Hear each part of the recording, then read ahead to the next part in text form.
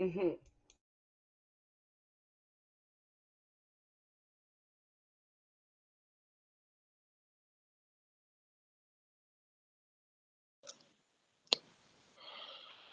Yeah, I never.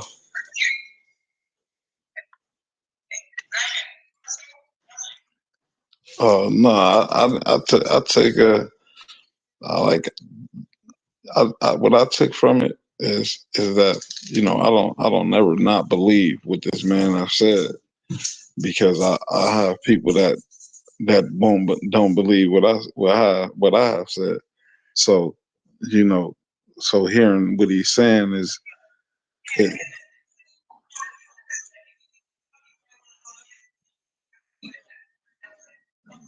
no, no, I believe it because it's called astral projection. It puts you in the spirit, puts you in the spirit, because or souls.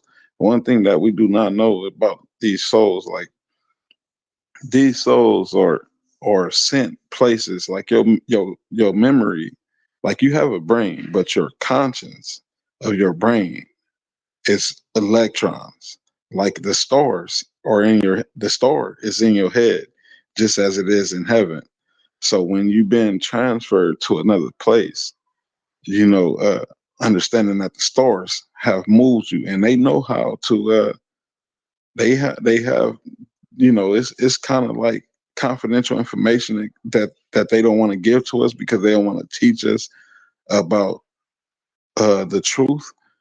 But when you start learning the truth and things like that, that we are people of conscience, like we these and the only thing I didn't agree is the movie thing, because like I said, the movies are only created, you know, they make these movies and they make their money, whatever.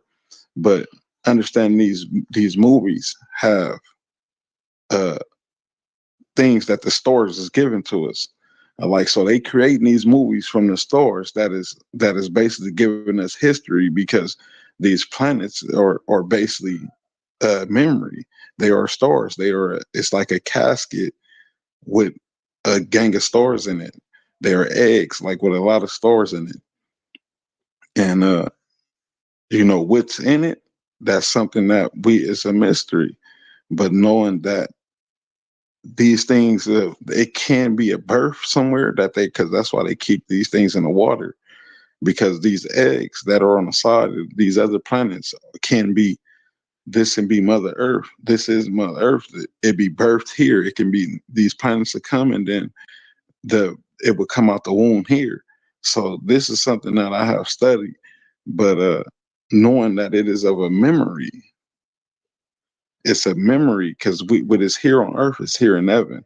So once we start understanding that Earth or mine is in heaven, like, so all when they came with this Yahweh mean you all here, we evolve here. So understanding that God have sent us this message, because you wasn't hearing people saying Yahweh, Yahweh, oh pray Yahweh.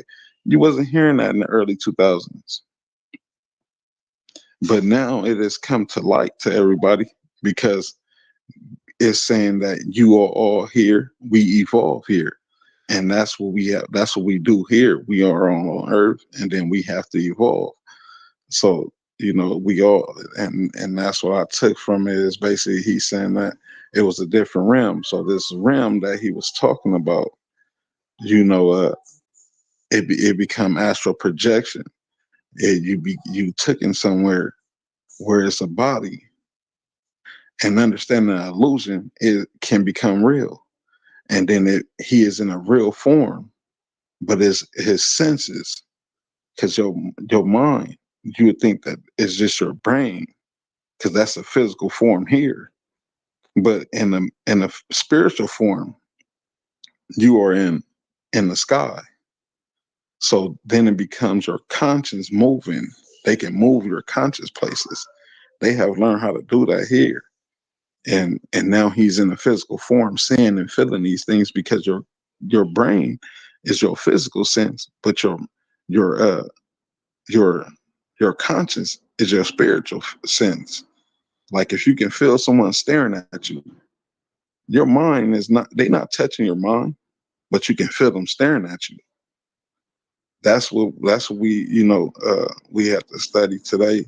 And that's what they try to take away from us, or connection to the spiritual realm, or connection to the spiritual realm. That's what they was beating us. That's what they call Gish Gallop, magically and physically uh eh, putting spells on us to get it out of our head, because we don't they don't want they wanted to disconnect us.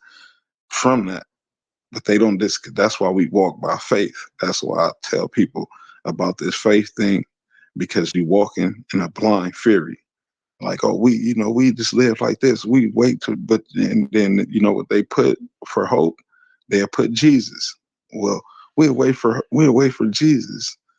You know, what put those Jesus in there? We already took everything of the facts away from them, put Jesus in there and make them hope, and let everybody else across the world walk by facts. So if we join this army, who control these borders and these things like this, and the oceans, military, navy, these people control that. So let's put our people in there. And they did the facts while we was still listening to what they gave us. And that's where it is kind of sickening to my people. It's kind of sickening to me that my people still dwell in his faith, because we stuck in his faith, and it's a sick thing, because you hear people be like, well, listen, that see now, and then you be like, why are these people coming with this new information, or these saying this? They have a new information because the stars, the conscience is giving them to them slowly. Understand? Like if I pass a message, it's gonna take a long time for that mail. If I pass mail, it's gonna take time for that mail to get there, and it ain't gonna get there fully. Like if I send all these packages off, all of them gonna come at a different time, but it's gonna take time to get there. So imagine through the skies of a message being passed, it's gonna be passed a certain way, but it's not gonna come fully, because they are only a conscience. They are not the physical form, and they only get delivered a message. And that's what I took from the story. It was a message like, this thing is real. This is your conscience. Your conscience can be put into into a celestial being, and then you will understand. You will see some things, and understand something that people think is fake. Like I know that there's another realm. I know that there's, out of our conscience, we go into another physical body. I know that some people goes into animals. Some people turn into different things. You never know. But but some people goes into the egg, which is hell. Hell is a burning. That's the definition of hell. They goes into that planet that creates a planet. It's a planet called Nubra that was just created. It was created in the early 2000s. Well, in 2000, the egg is a gas. It's a burning gas, but it was collected with a bunch of stars. An alpha star collecting a whole lot of beta, and it burned, and it delivered. That's how the sun was created, and it burst into a great light. That's the sun. But these other planets became just as that, but they became stone, and which was like a coffin, and it holds power of us, of the people of matter, the people that breathes in that air, the matter, the laws, and deliver. You know. Oh, it's the favorite people. Hi, y'all. What's going on, honey? You're supposed to be sounding excited. Oh yeah. We was talking about she showed a video of hell, and the dude said that it was like a astral projection that he went through, but he was it was real. He can smell. He had all his senses, and the senses is of your conscience. They think that how you able to feel is only from the mind. They think that about the brain. Like that's the only, you have a star inside your head, which is a conscience, and they have a lot of videos about your conscience. That is your senses. Your mind is the physical. Your brain is the physical form. Like if someone hit it physically here, it take away from your physical form, but in your conscience, it will move on. That's where we get the soul thing from. We know that it is real because people have had their soul transferred and moved to different bodies before. But they talk. That's what we was listening to. We was listening to the guy talking about he went through this and he seen hell. People was burning. It was giants. It was midgets, and they was it was really hell, like how they say it is. A lot of people can put your now imagine your conscience, his conscience going into that. So imagine the energy that is of a matrix, like how they show the movie Matrix. They this egg, this planet, they put you in, and then they can project anything, any creation. They can make any creation. So understanding at the core is hell.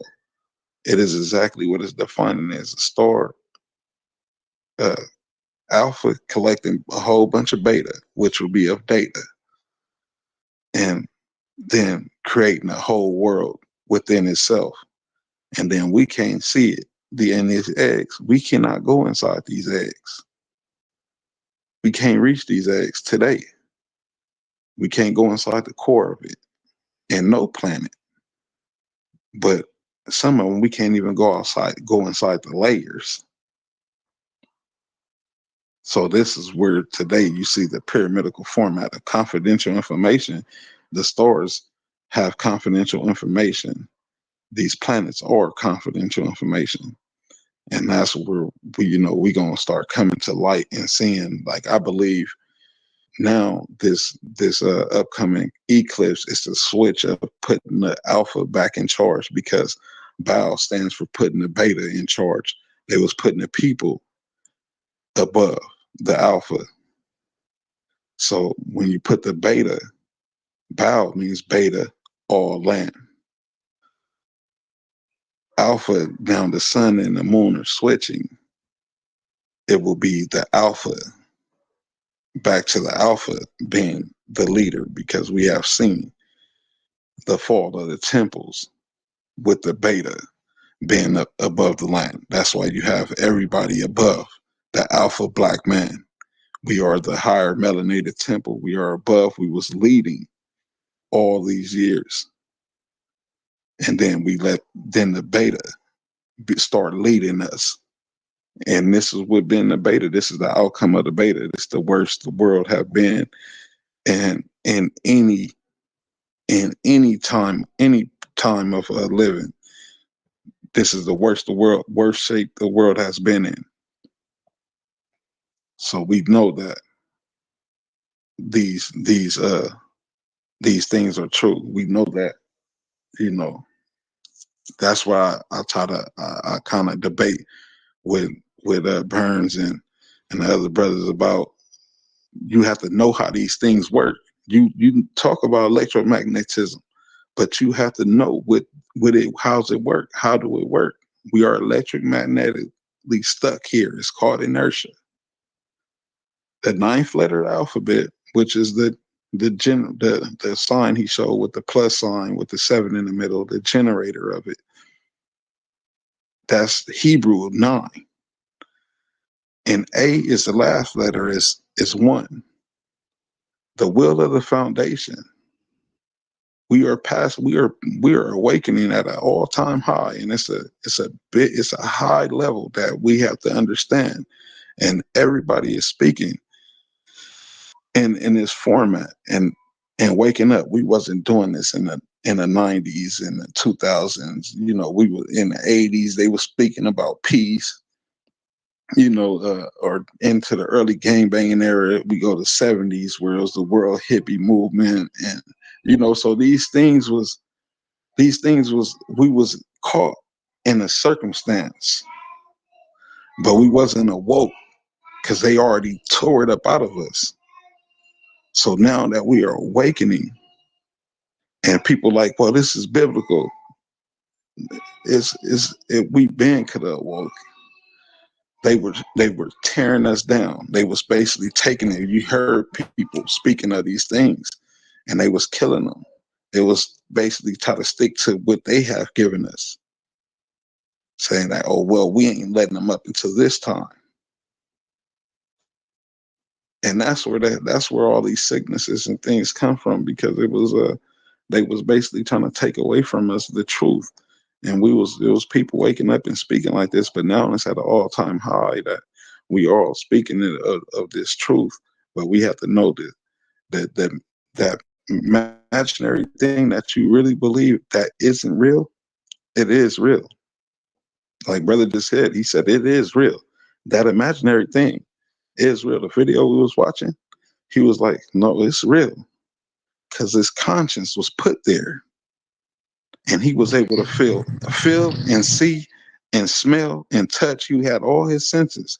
His senses is his conscience. They have a movie about the conscience put into a robot, and he had all the Okay, but senses. how do you not know that wasn't just his reality? He said he went there. That was Right. So how do you not know that that's not just his reality, yeah, his imagination, his thought process, and his whatever happens with him? yeah. No, no. It was Not something that is universal or that would happen with any and everybody. it was universal. It was his conscience, But how understanding would you know? So that's him thinking in his imagination and his shit. So how is that universe? Like how does whatever he's thinking about because have to do with because me and what I would see and what I experience? because understanding that these, like I said, these eggs are all alpha stars. They are, you understand, like the Matrix, like how he was plugged into something and then everything became real. But he was in the Matrix. His body was somewhere else, but he was in the Matrix. And then everything it was real. He could have died in the Matrix. Like some people have died in their dreams before, which is a form of Matrix. If you dream, you are in and you feel like it's real, and you then it felt so real that you then peed on yourself, or that's the Matrix. Now, understanding the levels of the Matrix, he was put somewhere where these things, God, because God is real, it makes it real. I can put you in hell because you didn't listen to my will. So the things that when they put him there, it was that this is real. Everything that you say, everything that you believe in, everything, your worst nightmare, I can make come true because I am an alpha star that generates all things. What the heck I, is this alpha star that you keep talking about? alpha, Where is that coming from? the alpha star is like someone that draws a whole lot of attention. Like, so if like on Earth, we say someone that is of a great attention. Today, they have the peasants, not the kings. They basically praise the peasants. They have a lot of attention. This is a part of Baal. That's why you see so many people praising Baal. So you have to, when you talk about spirituality is a star. It is a conscience. You have to know when you start studying something, you have to know about the powers of it. When we start understanding that alpha star can attract a whole lot of beta, and then it can create a deliverance. Now let's put it in alphabetical order. A can collect a whole lot of beta. B, and create. C, deliverance. D, and what the deliverance will be of evolution of what? The mind, body, and soul. That's why you see the three lines in the E to what? The fetus. And this is a fetus. Where is the fetus again? The fetus is understanding a fetus, the mind and the body. Your soul is collected. So that's why it makes a F, a capital F. The soul is already here because your feet, that's why when you're a baby, they put your feet on the white paper and say that we have sold your soul. Your soul is already gone. The fetus is the mind and the body. So you see two lines in the F. So the F is of a fetus. Your body be fed here, we feed your body, and then we give you knowledge. We feed your mind. So as an attribute, like if you have in a game before, and then you raise the attribute up of it, like this is your attributes. It goes up. That is what it's showing as a fetus, that I'm raising your attributes. I'm putting you here to grow. And that's what fetus means. So we feed here. It's where our feet are at. And That is not what fetus means, bro. Fetus is, listen. So let me tell you, I'm putting a word of mine that you think. So you a can't fetus. put it in mind that I'm thinking. All right. Listen. You'll be So going all over the place. so Lose for you losing me here. because you don't want to know. No. Because you're making stuff up. I don't know. No, that's what you. That's a key word. You said I'm making things up, so you don't want to know.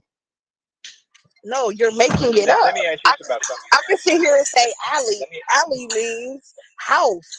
So alley, when we go to the alley, I can do that all day, but that's me making it up. So how can I expect for everybody on the phone to understand what I mean? Now watch this. When it's just something I'm saying. So what does a baby do? Just understand what is a fetus to you? I'm finna show you right now. What is a fetus to you? Well, I think she's asking the question: how do you come up with that word? That alphabet only represents that word. Because it's the highest definition and the meaning of everything that exists. No. Listen to the question. Listen to the question. If you say alpha, if you say A means that, somebody may say A means apple. Somebody else may say it means Applejack. Somebody else may say it means Anthony. So how do you get us to understand that the word that you're saying is the only word that alphabet can represent? Like you say fetus, somebody else may say it means feather. So if somebody's going to repeat what you're saying, they have to have the understanding as to how it only means that. Okay, so this is how I defined it. I put the A. I start from. I'm gonna go to your point. So we start the A from the 12. 12 is 3 together. 3, 1 plus 2 is 3, but 12 in the clock is the highest number. So when wait.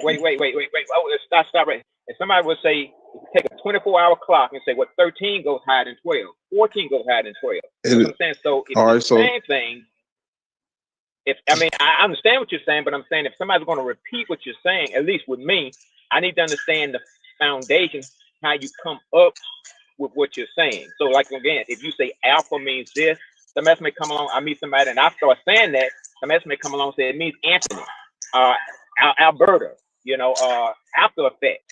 So how then do you definitely get us to understand that it only, when you say the alphabet means that, it does mean that and not something else? Yeah, all right. So I'm gonna read about the letters because 1 means foundation. 1 is foundation. 2 means creation.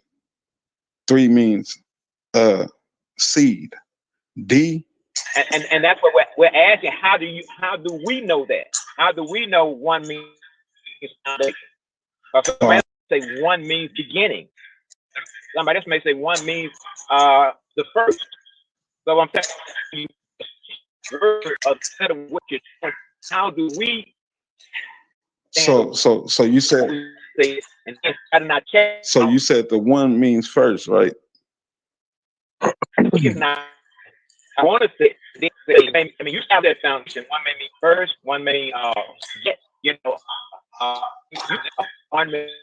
Hey, hold on, Shalom. Hey, can y'all keep it to a level where regular people can understand?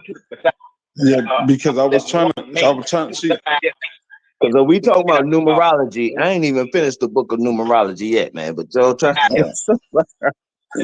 Yeah, that's what I was trying to explain to her. I'm trying to explain to them numerology, but understanding numerology is a direct. Hey, we got to keep it to a level where everybody understands, right? All right. So we gonna go to the fetus. She said, "How do F mean fetus?" So the fetus, she would understand in her mind would be of a baby. It'd be of a fetus. So we say Babylon or Babylon. understanding that the fetus and the baby in the egg, it gets fed nutrition. But first it was a fetus and as a sperm cell, it was a seed. So it was delivered. When it was delivered, it was to give evolution to where it becomes a fetus. From the foundation to the blossom, to the bee blossom, the seed was delivered, evolution to the fetus, where it fed at in the egg, and it fed, and it gave it deliverance from the mind and the body. The mind and the body. So that baby was moving inside that egg. So understand how the alphabet worked. The foundation did it to the blossom, which is B. The atom did it to the blossom, which is B. Gave it a seed, which is C, and then she delivered, which is D. Don't that D, capital D, look like a pregnant stomach? And it gave evolution from the mind, body, and soul, because it was fed a soul. And then to the fetus. What is the fetus? Her egg. So when I call this land of fetus, the world of fetus, it is a fetus. It's just a different format. So when you learn the female, you learn. That's why we call her goddess, because she everything God is. That's where I call it a fetus. That's where fetus come from. It did the same thing. It does the same thing. It gives nutrients to the baby to develop his mind, body, but not his soul. So that's where fetus come from. It's delivered to us every day of the day, but they never teach us this. They gish gallop. They gish galloped us, and when you think what I said? They gish galloped us. They beat us physically and magically to strip us away from the spiritual realm that we once dwelled in. We knew this. That's why we didn't create weapons. That's how they was able to conquer us so much. We wasn't worried about weapons. We were so connected into the spiritual realm. We was like, we know who God is. We are one with God. They were more like, oh well, we with God, but we were facts, and we gonna hurt you physically until He take us. That's why I tell people, a lot of us, stop walking by faith. We have to start computerizing these facts, getting into these places of hierarchy, so we can understand that we hold ground here. We stand on that, because the spiritual realm, we know where we go when we die. We gonna go somewhere blessed. Y'all gonna go somewhere y'all never gonna return, but y'all gonna understand. That's that place where they was crying, getting burnt, and things like that. God can do that to you. It can put you in a place where you hate. It knows your worst nightmares.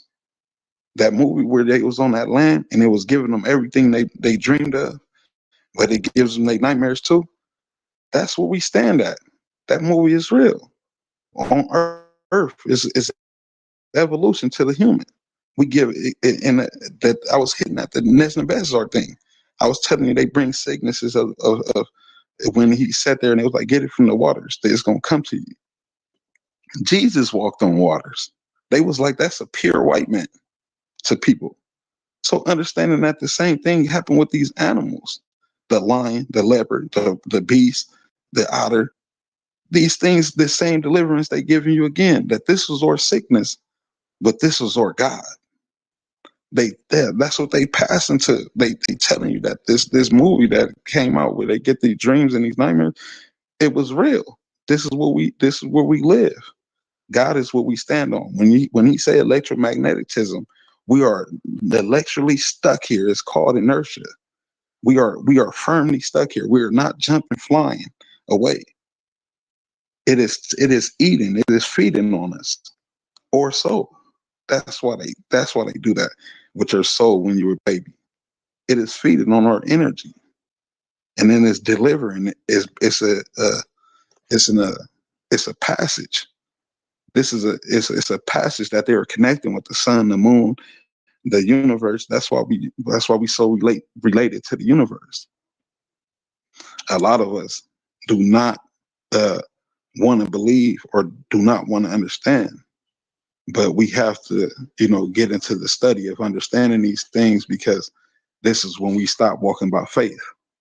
This is the time where people are waking up and we are stopping walking by faith, because that is our destruction. We walk by faith all that whole time. While they was killing these people trying to walk by facts, all the people was like, well, we still finna walk by faith. When Jesus come and take everybody, they put towers. It's only in 7 countries that there is no towers. They all Middle Eastern countries, solar towers. This is a passage of energy. It's changing our air. So when you feel like you're feeling a different way now, because we are getting a higher frequency now. We are breathing a higher frequency. We are breathing in electric air. We are dealing with power. We are generating something different. So, people, you've seen a lot of people be passed on because it was a rapture. And we not even understand, like, well, it's in the air. It's gonna take over the whole world no matter how it's gonna come. Now people ain't dying as much because it took the people and delivered them already. And it's gonna keep it's a different type of we in a whole different realm. We in a different type of brother. Hold on, brother. Do you mix your truth with Bible truth or what? What do you do? I study, like I take everything. I do the math on everything there is to study. Anything you study, I study it and I do the math and put it together.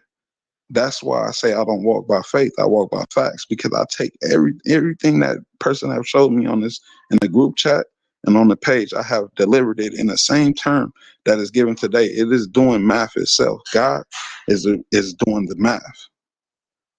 So anything that you have, I can take. Like I was reading the temples with them and things like that, and I was reading. I was telling them, like, these things, I read them. I didn't study these things, and I put it all together, and then delivered the math. This is what it means. I'm not taking what I said. I take from everybody else, because it is left here for me to know. Once I was enlightened, when I became enlightened, I started studying, and I started doing math. I ain't never felt math in a sovereign mind state. So when I was enlightened, when I was unsovereign, understand, I became way more lethal with this math. So I did this math, and I started telling people I walk by facts. I done the facts. So that's where I got these things from. The brother showed a picture of the plus sign with the 7 in it. I tell them that's the generator. 7 is G. 7-letter alphabet is G. 9 mean the will in heaven. That's the sign that is shown. The will in heaven from left to right. From both sides, from wherever you want to go. That this is the will that I have generated. That whole symbol gave definition of everything that has been, people been posting in different languages. And I studied it. So I'm not gonna tell you nothing that I believe in. I'm gonna tell you everything that you believe in. Everything that you believe in, I know it, and I'm gonna try to decipher it the best I can. So I do understand a lot of people not understanding what I'm getting at or what I'm saying. I understand that clearly, because it's hard. I know a lot of people are sovereign. They call you sovereign Americans and sovereign people. Like, sovereign is a sovereign Lord. Like he said that he was God over everybody, in which they was calling Jehovah. You understand? So he was saying that he was God over everyone. That y'all all gonna be sovereign, and hope that through y'all deliverance, it was a curse. He was telling you in the Bible that hope through your deliverance that y'all be saved. Not that Jesus died for your sins.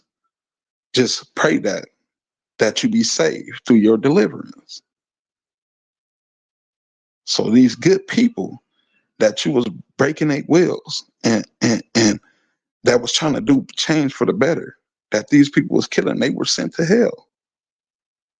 He said, I hope that you be saved through these times of y'all severness, through the sovereign Lord. You understand? So that's something that we have to come to an understanding. These people praise something that told you that they gave you and said that you might die. I mean you might go to you might be saved. Not that you will be saved. They said you might be saved. Hey, brother, are you? Go ahead. I can't hear you, brother. My bad. Are you claiming to be like a Messiah or something? I'm not claiming to be anything but Ali, my core. That's my name. That's who I am. I am Ali, my core. I'm not claiming to be nobody. I speak the truth. A Messiah was a messenger. I was getting to the understanding of my deliverance that stop being a Messiah.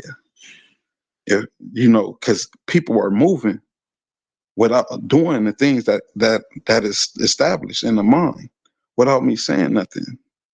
They are doing it. They like, that's where you get the grace. Grace means have patience. I'm just moving it faster. I'm just not walking by faith. I'm just here to speak because I'm not having grace.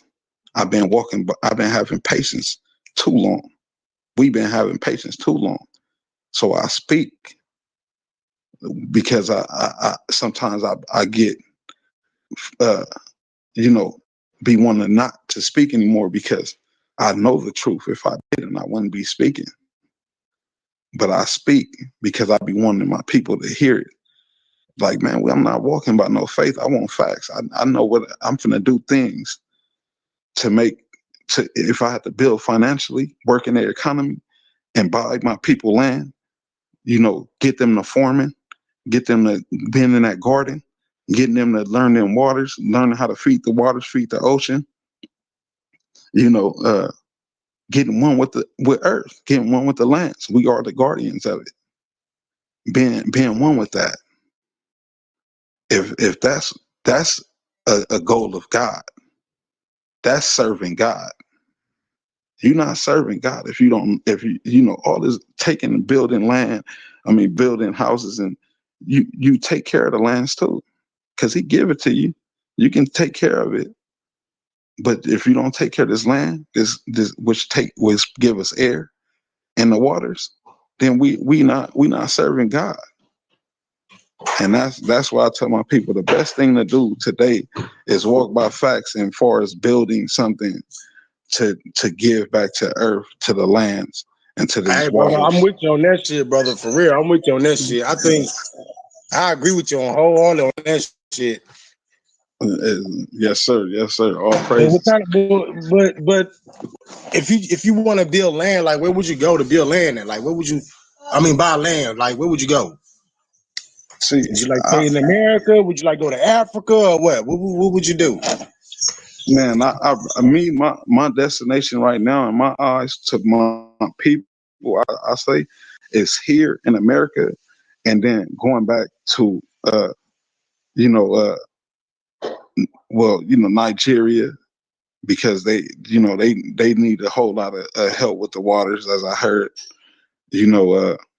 but in America, this is our land, so building at Mexico is cheaper, but if you got a certain funds, like building anywhere, because we are a power of attraction.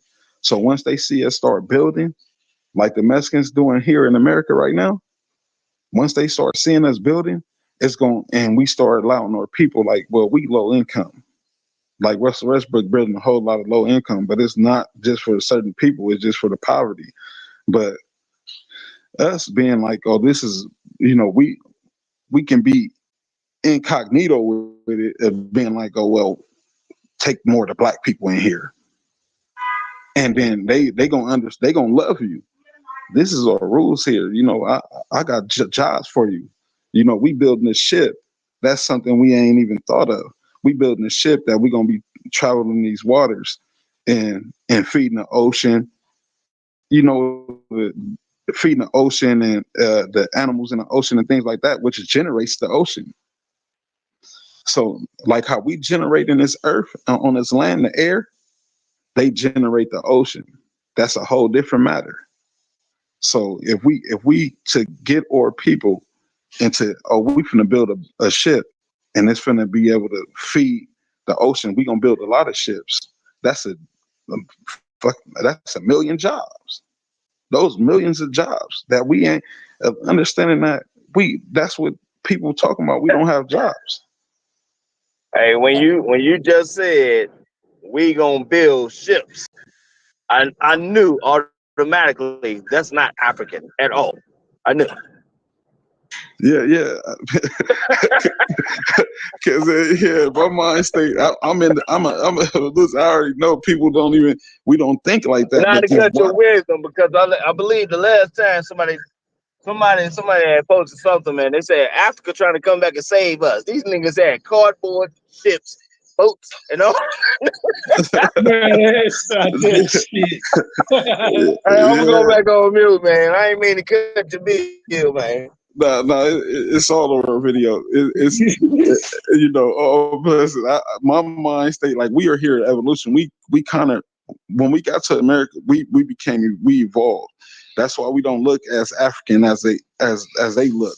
We evolved into a whole different being. And you can see, they see us and they look at us as gods. They be like, oh, these are the gods. Hold up.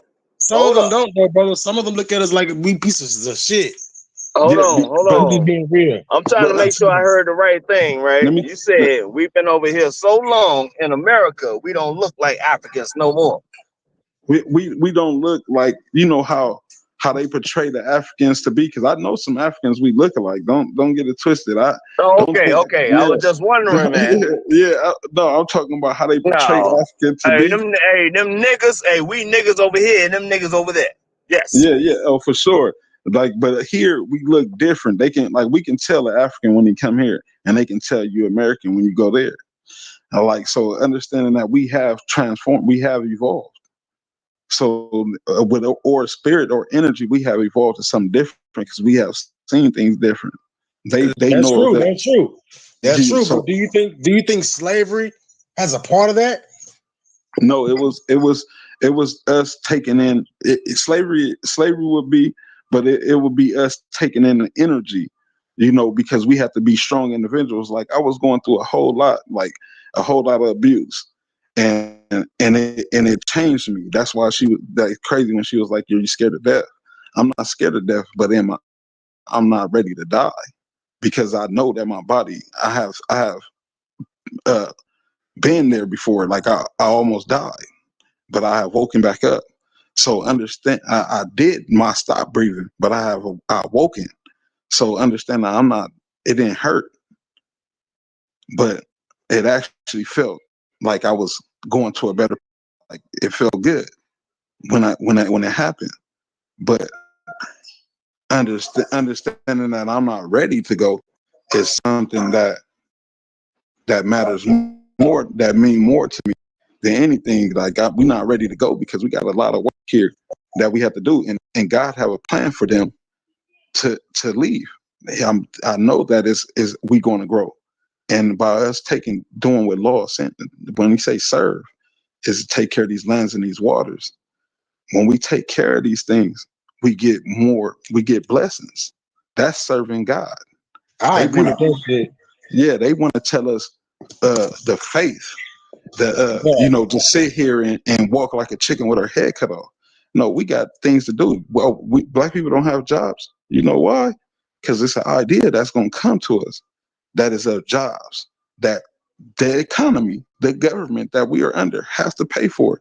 So knowing that this is a government, it can be a government program that we have to take care of these waters. So black people black people don't love taking cruises and across the world, cleaning the waters and feeding the ocean. You know, who don't love the aquarium? A lot of black people got aquariums in their house that they feed these little fish. Like, who don't love to take trips and chill? You know, so understanding that these are something that we love to do. We don't have to. I partially agree. I partially agree with what you just said, man. Yeah, and the these garden. Niggas, hey, look, we do think we in paradise. Yes, we got to go. we in heaven already, nigga. Yeah, right. But if you're talking about navigating spiritually or through a spiritual realm, how can you then say to walk by facts when you have to walk by faith because it's a place you've never been? Faith, we've been in faith for centuries when you're now. talking about spiritually, though, how can you walk by facts? There's no fact. You can't walk by facts with that. You're tore away from the spiritual realm. You've been. That's where you, when you use the words Gish Gallop, go look it up. It said that we beat it physically. It says physically, and it didn't say nothing about verbally. Verbally was made after Gish became in the mid 1940s. He was in his mid 20s. Sir, if you're talking about Gish Gallop as far as a fallacy, then all of that other shit is irrelevant because you know the context in which you're talking about it. So any other way that it could be used is irrelevant. Yeah, when you understand the context. No, understanding that you trying to rephrase it. It meant beforehand to physically and magically put into you. What did they physically and magically curse us with? They have. I don't know what the hell why you're trying to turn a fallacy into some other shit, or why that even just came up. When I'm talking about, if you're talking about spiritually, how can you walk by facts? That doesn't make sense. You spiritually, you can't factually walk. If I get placed into a city or a country that I do not know, I've never been before, I can't walk by facts. I don't know this place to do that. Because I have to walk it by faith. Period. So if you're walking by faith, what are you doing in this country that you're going to? I'm walking. But that's facts. I'm walking. I have to walk. I have to observe. I have to, you know what I'm saying? I have to go, but I have to go by faith. I can't go by facts because I don't know anything. Now, everything you just said is facts, though. Everything you just said is facts. That's why I tell you that. She just said I gotta walk by faith. Yeah, yes, because you don't have to walk by faith. You have to walk by faith. You can't walk by facts because you don't know shit. If you drop me in Cleveland, I can walk by facts. I know factually where every motherfucker is. All right, but listen. You just said everything you have to do is everything you have to do. Now you putting a level to it. Is saying that, oh, I have to stop here. What do you have to do in that country? You just have to walk. You have to do whatever it is that you want to do. But you still have to just have faith that something is not going to just fuck you up, that you're not going to walk in this landmine, that you're not going to walk straight into some bullshit, that you're not going to walk. Like, you understand what I'm saying? Because you're somewhere that you don't know. So do you see bullshit? You wouldn't know because you're not from there. So if the same way the Africans didn't see bullshit coming when they encountered the Europeans, because they didn't know them. I don't know you. I don't know what you about. I don't know where you're from. I don't know your language. I don't know your religion. I don't know shit about you. I don't know you. So because I don't know you and I don't know anything, how am I supposed to know that I'm walking into bullshit? I don't know. But understand now, let me tell you about that story. The facts was that God is going to get you. So they have turned against each other as they doing today. That we have evolved as we doing today. But they seen that the things that happened, the curses that was put up on them, because they were cursed when these things happened. Don't think that they weren't cursed. They were their skin was breaking, things was happening to them. So God is real. He did send plagues on these people. You understand? So that just understand that it is levels. That is in the spiritual realm that we are connected to. And understanding that that's where they beat up out of us that true story of what happened. And they fed you a story that is of tainted. That's what they don't want to tell you. These Hades Hades was a country that conquered their country from the Europeans because of with the spiritual and the physical realm, but the majority of the spiritual things that they know. So we have countries and people that they don't tell you about. They don't tell you about these things because they don't want us to know that we are. That's why people look at us from different countries, the black people, because we ain't one with the spiritual realm. So understanding once you one with the spiritual realm, you'll understand that the spiritual realm is facts too. Because facts did happen. After they said what was going to happen to it, it happened to them. The only thing today, now, that God still, it's like, I'm gonna fight for you, but you're gonna have to fight for yourself. You can't just always want me to fight for you.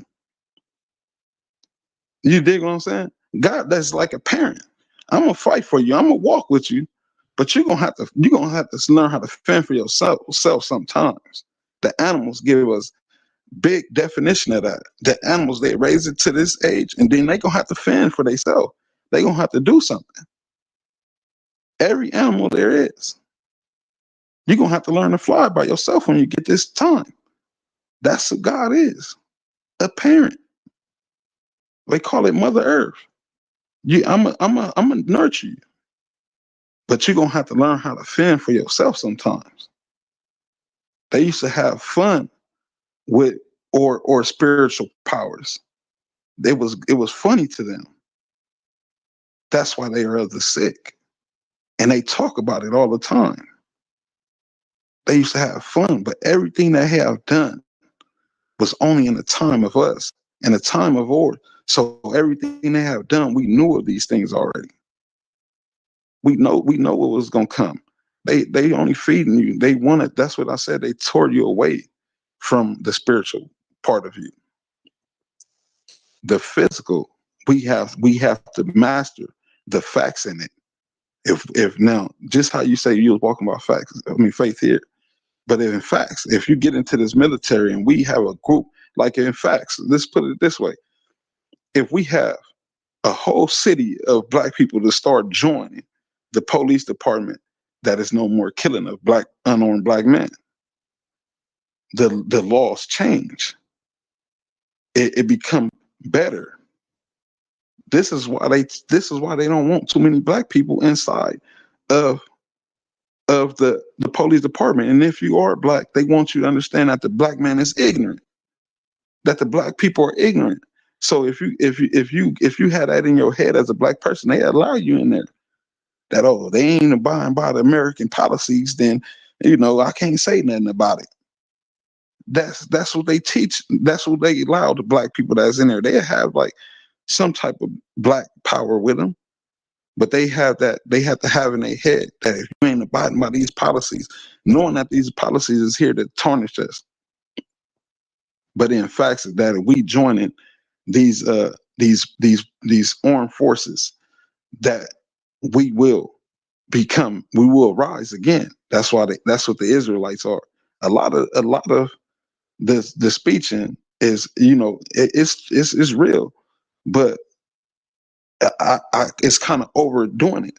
But the main thing what an Israelite is an officer, and that's what they have starting away. You are an officer.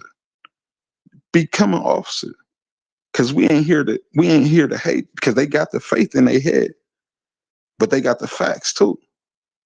And the only thing they know is that if they become officers, that they will stand on the truth belief. You're not going to do any wrong. And that's why they start calling each other officers. And I never told them that. I never said anything about it. They just start calling themselves that because they knew they're righteous in their heart. Even though they speak about, oh, these people are this, these people are that. They know not to harm nobody unless they've been harmed. If they be touched, then they attack. But if they not being touched, they don't attack. But their job is to guard.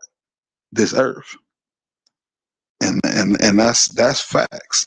That's why I said that we are awakening at a high rate, and no matter how you put it, anybody that to speak, they'll be talking in circles, trying to convince me that faith is a righteous thing. That was the only thing we had patience with is Jesus, and we have lost everything. I have lost my property. We have lost everything. We had black segregated land in the 60s, and we had it was black people in the area where they owned business. They was buying from each other. They had their own grocery stores. We don't have that no more. You rarely see that. They have a business, but they go into these other people to go buy their meat, to go cook and make food.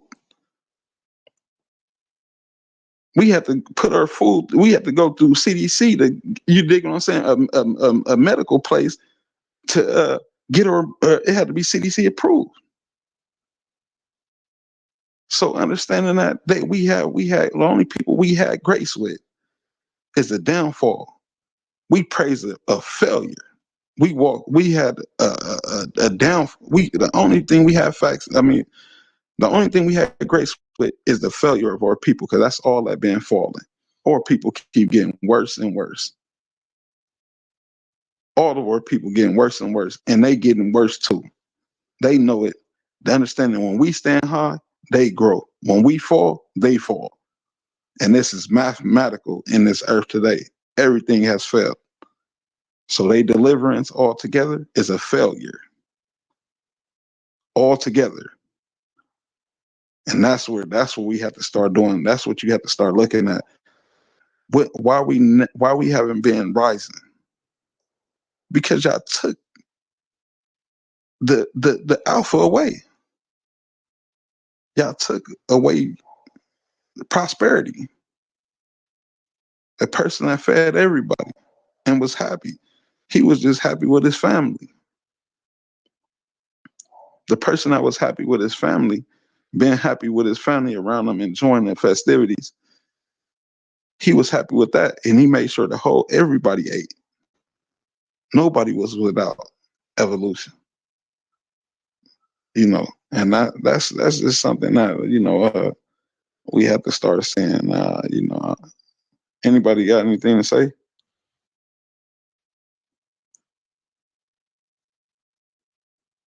No.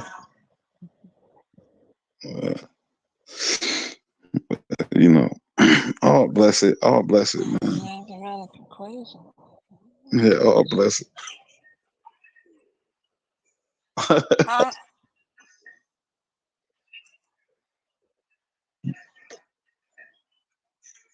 Go ahead and feed it to me.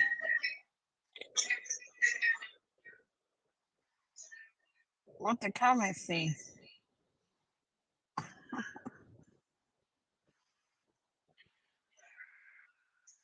Did you blame Jesus? Do you blame Jesus for losing the land? No, understand. Y'all already came to the fact that this name wasn't Jesus. Y'all say his name Yeshua. So understanding that what you've been fed. So when y'all came to the fact, say, oh, his name is Yeshua, and then say his name Jesus, y'all saying two different names. So it's already a. But you said Jesus. I say Jesus because the people say Jesus. Understand? I speak for all. Right, but you just said that we had grace with Jesus. Understand? Y'all had because we had patience with Jesus. Yeah, grace means patience. Grace means the grace period to have patience with someone. That's what grace means. That's what's written. I speak for all. I don't speak for one. So when they said, you understand. So me as a parent, I understand why they coming. Don't say Jesus. Don't say Yeshua, because black people be like, that's our God. Say Yah God. Don't say that we said it. So or Messiah. He said this. The way y'all put Jesus there. So understanding that the people as a parent, as a people, what would y'all say? No, don't put, y'all can say y'all's. Don't say or said it, because that's where y'all got it from. But y'all don't say his name is, don't say he gave it to y'all. Y'all want to manipulate them people, manipulate them with somebody else in somebody else's name. And that's what, in Jesus' name.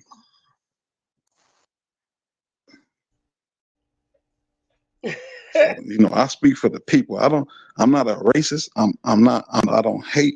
I don't hate people. I have a common understanding of what's been delivered. Y'all have y'all delivery. Now have y'all evolution. That's all I'm saying. Hey, Brother Ali, where do you get your mathematical equations from? From everything. I didn't read so much. I didn't read pyramids. I didn't read Bibles. I didn't read ancient books that I like, the Book of All Ages. I read that book. That's a good book. I done read so much and studied so much, even heard some of the people today and listened to their teachings. And you know, even in the chat, I learned some things that connects with the English language today and numerology. Numerology is a part of the English language. That's why every letter is numbered. And a lot of people don't understand that. They just go off of that. Oh, well, this is English. We ain't. No, it's these letters are symbols. They are not. They are just understand that the language was just brought by sound. You know, which is a frequency. You know, so for people to, I learn it from everything that is given to me. So if you was to give me something, I will sit back and study first before, even if I never seen it, because it's a lot of things that I never seen. But I will study it first, and then I will, you know, do my math, and then I will present it. I don't just speak off the top and be like, oh, I don't know this and that, because that's speaking in blind. That's walking by faith. That's speaking with faith. You know, you have faith that you have, yeah.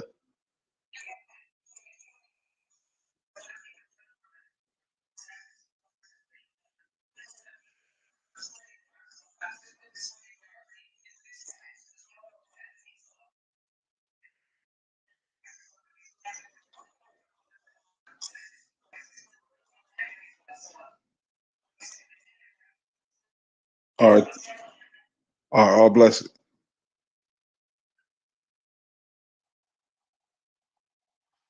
All right, I'll be there.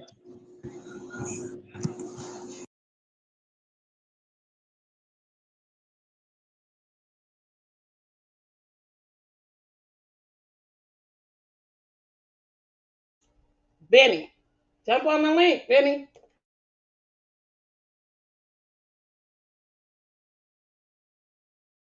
And the other brother,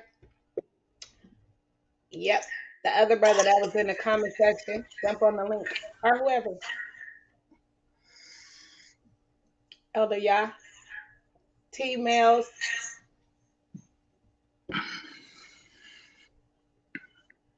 Or Miles, sorry. What else? Who else? Mario.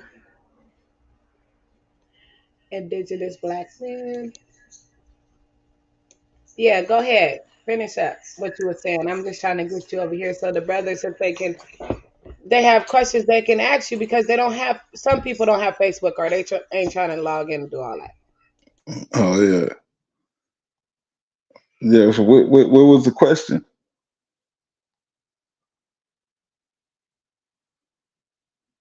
I'm gonna let the brother come in and ask himself. There you go. Oh, Benny. So would you act like you don't know who it is? What's going on, brother? She didn't say your name, brother. What's going on is all these lies you up here telling. Oh, here go the negative. No, this not negative. This has nothing to do with negative. What we doing up here is we speaking all facts. You saying a lot of things, man. You talking about they, them, our, y'all. Who are these people you talking about? Where's your information at? Why haven't you sourced up yet?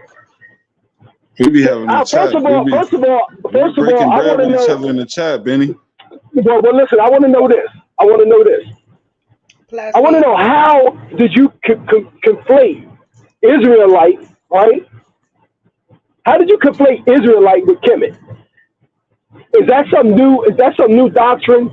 Because that's nothing I've ever heard of before, and I need you to show me where that's at biblically.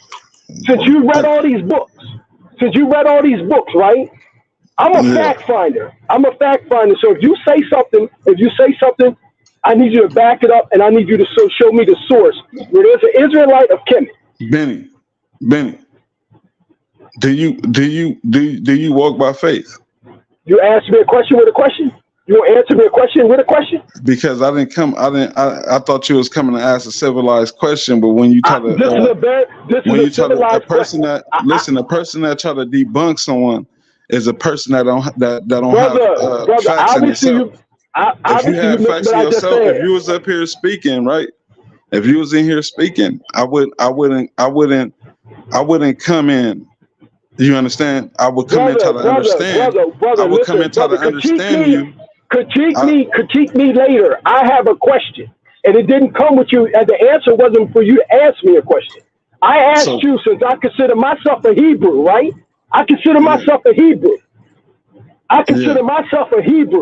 You said you're Israelite of Kemet. So what is that? Where do I find that at?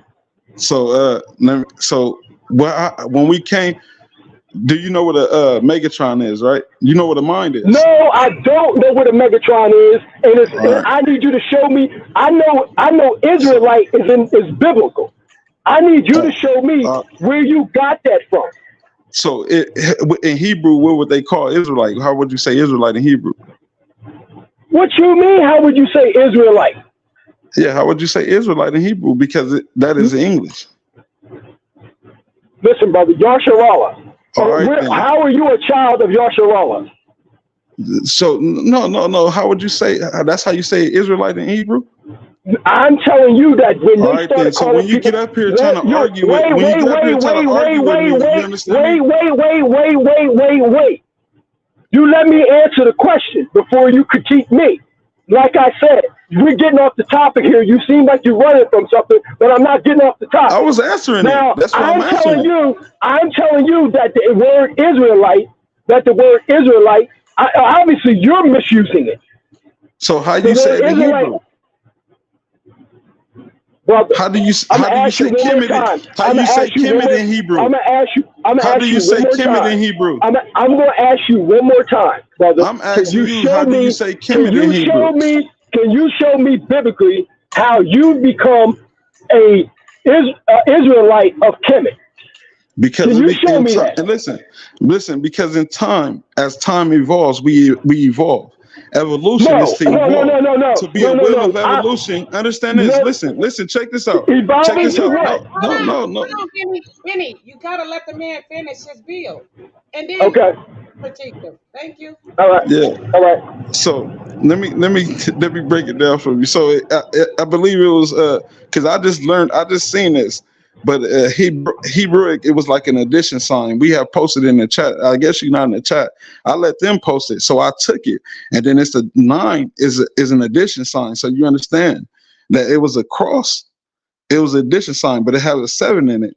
But understanding that 9 in the letter alphabet, meaning the will in heaven and earth, the will in heaven and earth from left to right. I in the alphabet is a line above left and right from the strips.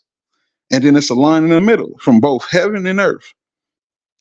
So the relation I've related it back to from Hebrewic to today. So when you get to talking, how do people bring in this? Like, how do they be like? How did they get the word from this language? How did they be able to transfer the? Because it's numerology. So once you start learning how to read these numbers and understanding these numbers and get to studying facts, because numbers don't change.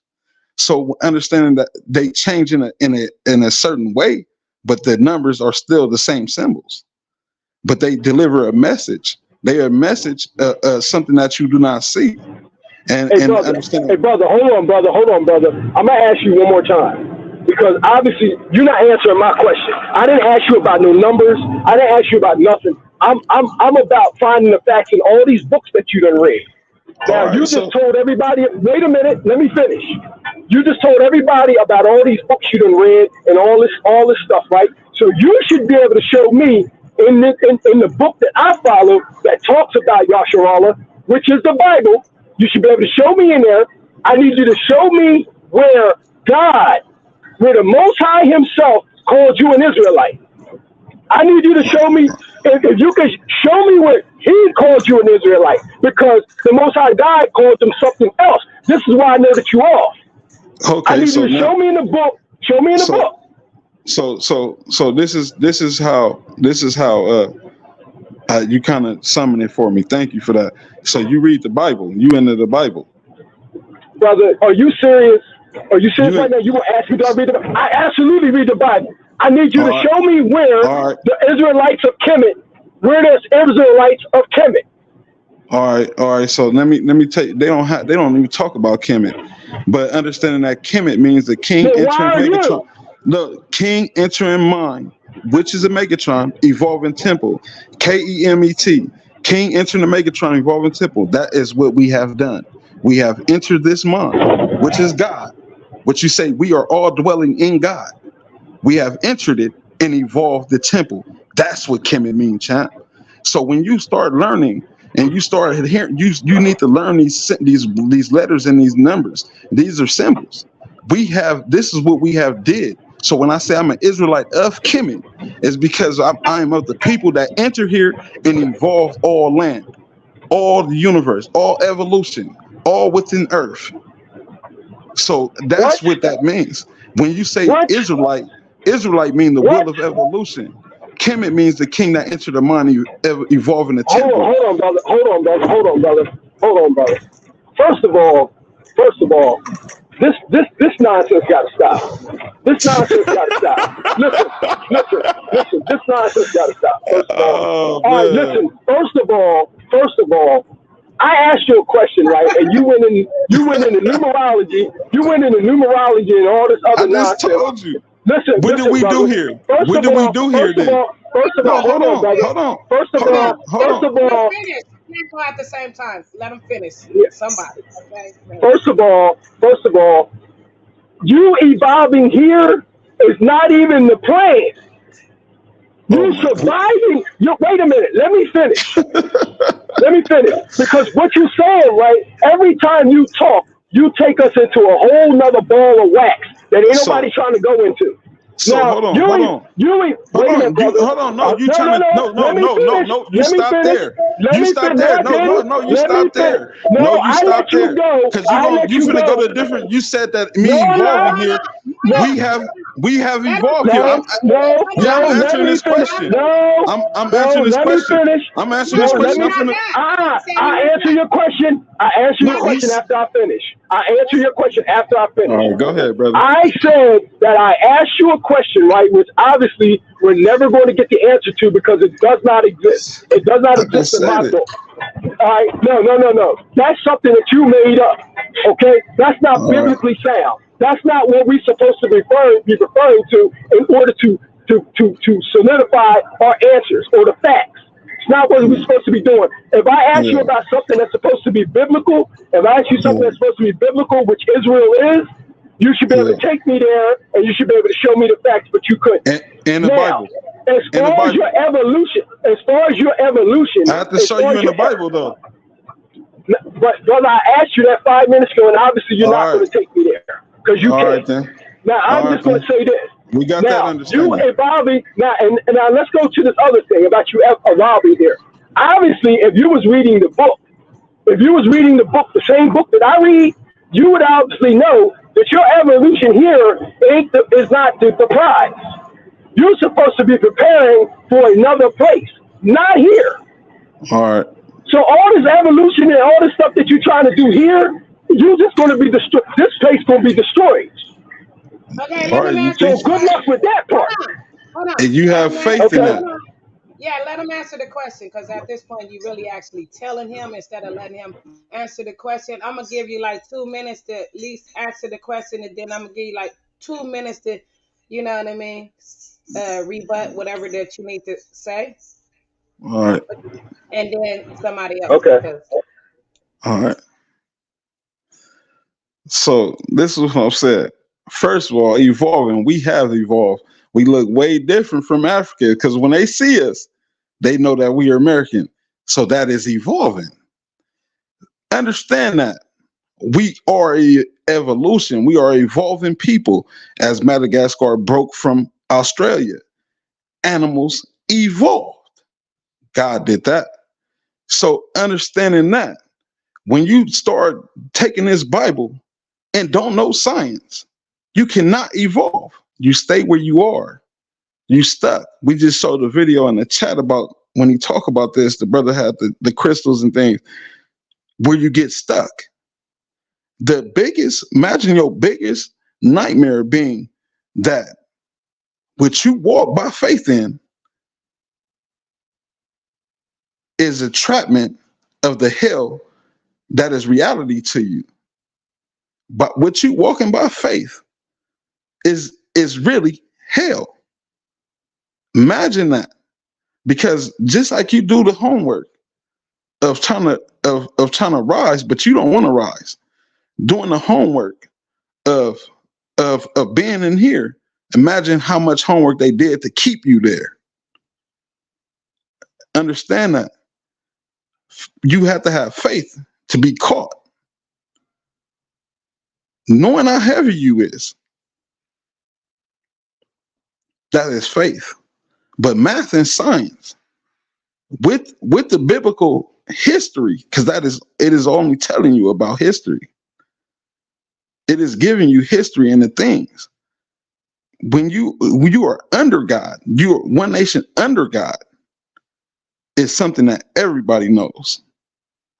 You are in matter. We have evolved in the temple. Okay, brother. Okay, brother. That's your time right there. I smell bullshit. I'm going to say this, first of all, just because you're not in Africa anymore and you're able to take showers every day and you're able to put lotion on your skin every day and you don't require the tough skin that some of these homeless people have out here on the streets that can build tough skin like leather, does not mean you could be devolving. It doesn't mean you're evolving. You're just adapting to your surroundings. That's all you're doing. Until you start growing another finger or these monkeys start talking, that's evolution. So don't tell me about you being able to adapt to your situation, because that's not what's going on here. Now, I've asked you several questions here. that I don't seem to be getting an answer to none of it. Now, if you want to talk about evolving into something, you're supposed to be evolving into your understanding and your relationship with the Most High God. Okay? If you're talking about that type of evolution, then growing closer to the Most High, then that's what you're supposed to be doing. You can't put a definition on my hell. I don't feel like I'm in hell. That's your assumption. You just put an assumption on me that I'm walking around here just because I'm walking around here faith, that I'm walking around in hell. No. I'm doing very well. I'm doing better than a lot of people. Thanks all praises to the Most High. Brother, I'm all about the truth. That's what I'm fighting. Like I'm fighting devil. You yelling? I'm fighting, brother, I'm fighting devil. What you hear, brother, what you hear is me. Hold on. You don't. Yeah, he's talking during my time. Yeah, I stopped it. Right. I'll do that, please. See, brother, let me tell you something, brother. What you hear is passion. It really was my time. What you hear is passion. What you hear is passion for the Most High God that I happen to love, brother. Ain't no living in no hell here. I'm doing very well. You can see the fruits of my labor.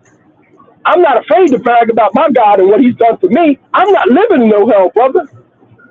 I'm doing better than some of these white folks out here.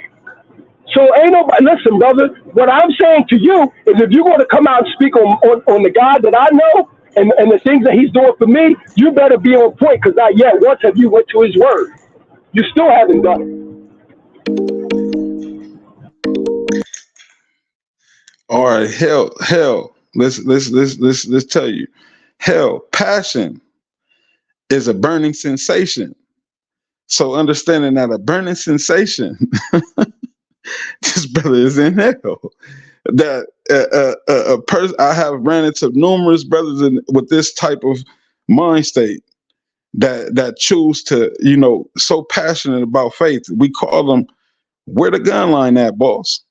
Where the gun line? We had them brothers before that was so much into facts of this white man that he'd shoot that nigga down. What's his name? I forgot the brother name. Uncle Ruckus. Imagine with the intent. I didn't heard brothers say that I wish slavery never ended. I heard people say that we was more organized when slavery didn't end. I mean, we was organized when slavery was in. So understand the entrapment of the mind. It's called Gish Gallop. I never even use this word, but look up the definition of Gish Gallop. Physically and magically beating it into you. It don't say beat, but it says putting it into you. What did they physically and majestically do to you? You understand? They put faith in your head and they whipped you and they tore you away from who you are. So to tell me that this is who you are, this is who you became, because who we are is something you ain't seen. So understand that, like I'm dealing with, I know where I've been. I've seen the things that you think that is of imaginary. I have been to these places. So I'm not speaking by no faith. I'm speaking by facts. What you read and everything else. Okay, brother, that's your time. That's your time. I'm going to go ahead and put it on record that you don't know what the hell you're talking about. I'm going to say this, brother. Listen, you're the one that sounds hurt. You sound very hurt. You sound like somebody that's done something. You sound like somebody that's been going through something. I don't care nothing about this. I clearly understand why we, the nation, are in the position that we're in right now. We've been in disobedience to the Most High God. But I know what's on the other side of that as well. Get rid of the student teaching that you're telling everybody about. Until y'all understand.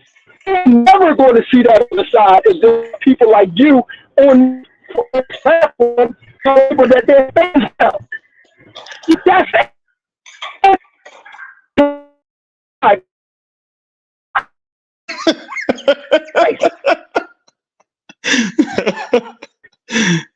God is real. I don't have no burning system. Okay. I don't have any of that. I don't have any of the things you're talking about. What you hear is somebody that has read what you hear is somebody that has read the book and listened to you just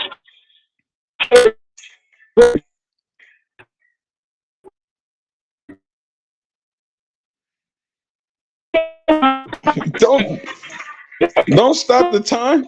Don't stop the time. God is working. You hear me? No, I ain't about to do that because people got to hear from both sides. So but is it you on? No. You stopping God's will. Are you interrupting my time right now? Yeah, I stopped your time. No, are you interrupting my time right now? Is what I'm asking you. No, see what I'm talking about?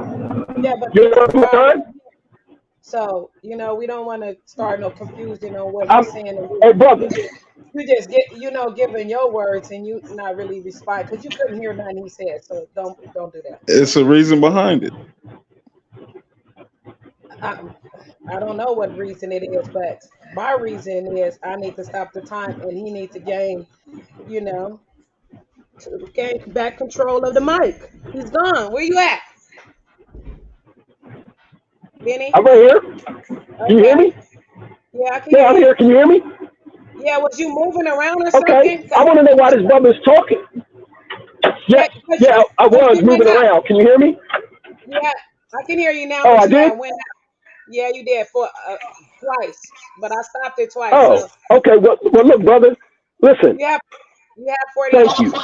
Listen, brother. Ain't nobody's in hell, brother. The only. Can you hear me now, Karina? I can hear you now. Can you hear me? Yeah. God is real. Okay, listen, brother. Nobody's in hell. Listen, nobody's in hell, brother. Nobody. God is real. But we listen to you speaking this blasphemy, brother.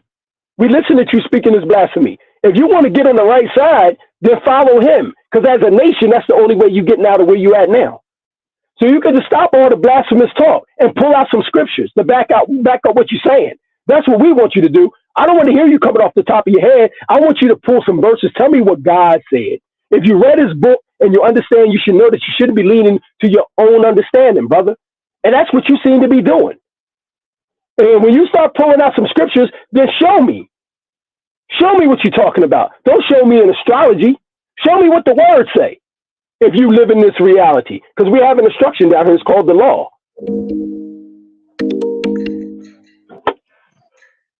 Now let me give y'all something of Genesis. Gen is a genetic. Cis is of a genetic mutation of a genetic mutation of a sickness. King Nebuchadnezzar, they will read it in the wrong format. They said, put him by the waters. What it brought. Same way Jesus came by the waters. How they said he walked on waters and things. So King Nebuchadnezzar brought a lion, a leopard, a rhino, an otter. The lion was of a beast. The leopard was of leprosy, which we call leprosy of diseases. The rhino was of power, which is unableness, because it's not able to do so many things. An otter, which came of evolution. The beginning of the white is W, where, and is evolution. The otter, it said it was ribs in his mouth. Those were sticks. He clogged up the waters. He was the biggest killer of all time. Who's the biggest killer of all time today? So the metaphor that was given in the Bible is some people cannot understand. These was metaphors. These were things that was given in code. A lot of people today do not understand that. When a Neanderthal rises, it has sicknesses. And it's genetics. It has sicknesses. It was a Neanderthal. That's why they said the diseases came from a monkey. Through the mind that you deliver a sickness. When you say, God, to relieve me from this sickness, where do you think it comes from? So when I read the Bible, I look at it, the difference. I look at reality. I do the math of all things. This is what Genesis means. You are given that by a white man. Okay, brother, that's your time. That's your time. That's your time. I call bullshit people. Let me give you a code. First of all, the very first book of the Bible is not called Genesis. It's called Bereshit. Okay, so is Israelite. They're both Greek words. That's why you're calling on Greek gods right now. That's why you keep going back to this old Geno and all this, that, and the third. You don't know what you're talking about, buddy boy. The word, the actual word that you're actually using to get to your premise is Greek. It's Greek. The word of the Bible, of the Hebrew Bible, the name of the book is called Bereshit. You don't know that? See, this is what I'm saying, brother. This is what I'm saying. You don't know what you're talking about. And it's not nothing wrong with that. But you're going off of a lot of things and you coming up with a lot of information that you pass off to the people here that's going back to Greek gods. That's why you're in all this numerology. That's why you're all in all these numbers. But let me tell you something, brother. That's a devil on you. That's a spirit. That's a spirit of confusion. That's a spirit of false Christ.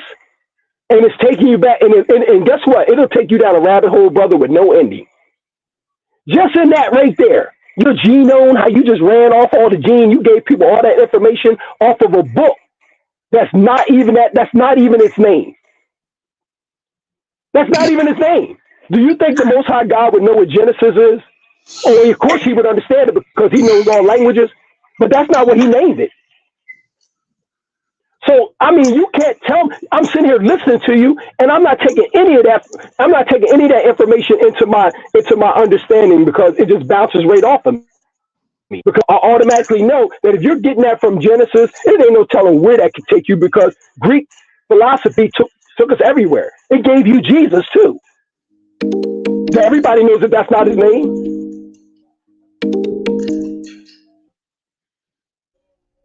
Israelite Williams, do you want to say something? Yeah, I need somebody to take over for like a couple of minutes. I'll be right back. Unmute your mic if you're trying to say something.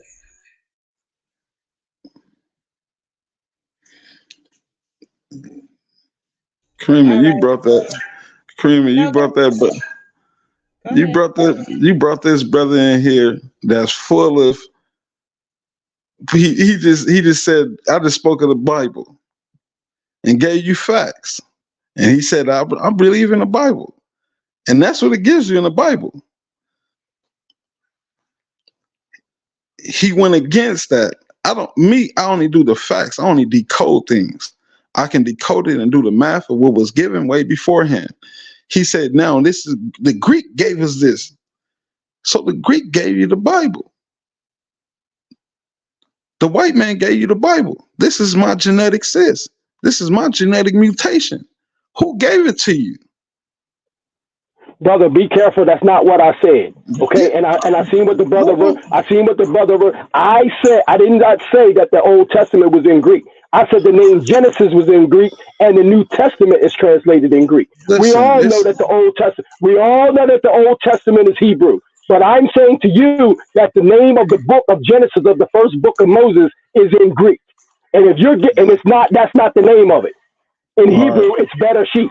In Hebrew, it's better sheep. So tell me a story. Tell me a story. You can take my turn. Tell me a story out the Bible.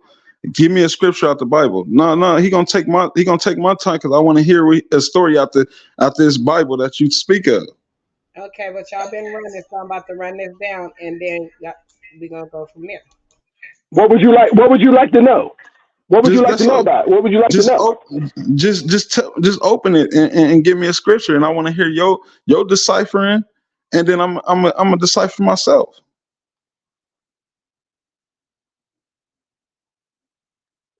Okay, give me 2 seconds. Let me put something away. Give me 2 seconds. So this is the reason I'm doing this is show you the understanding in the Bible and how who reads it. And when they say don't kill the messenger, sometimes you have to.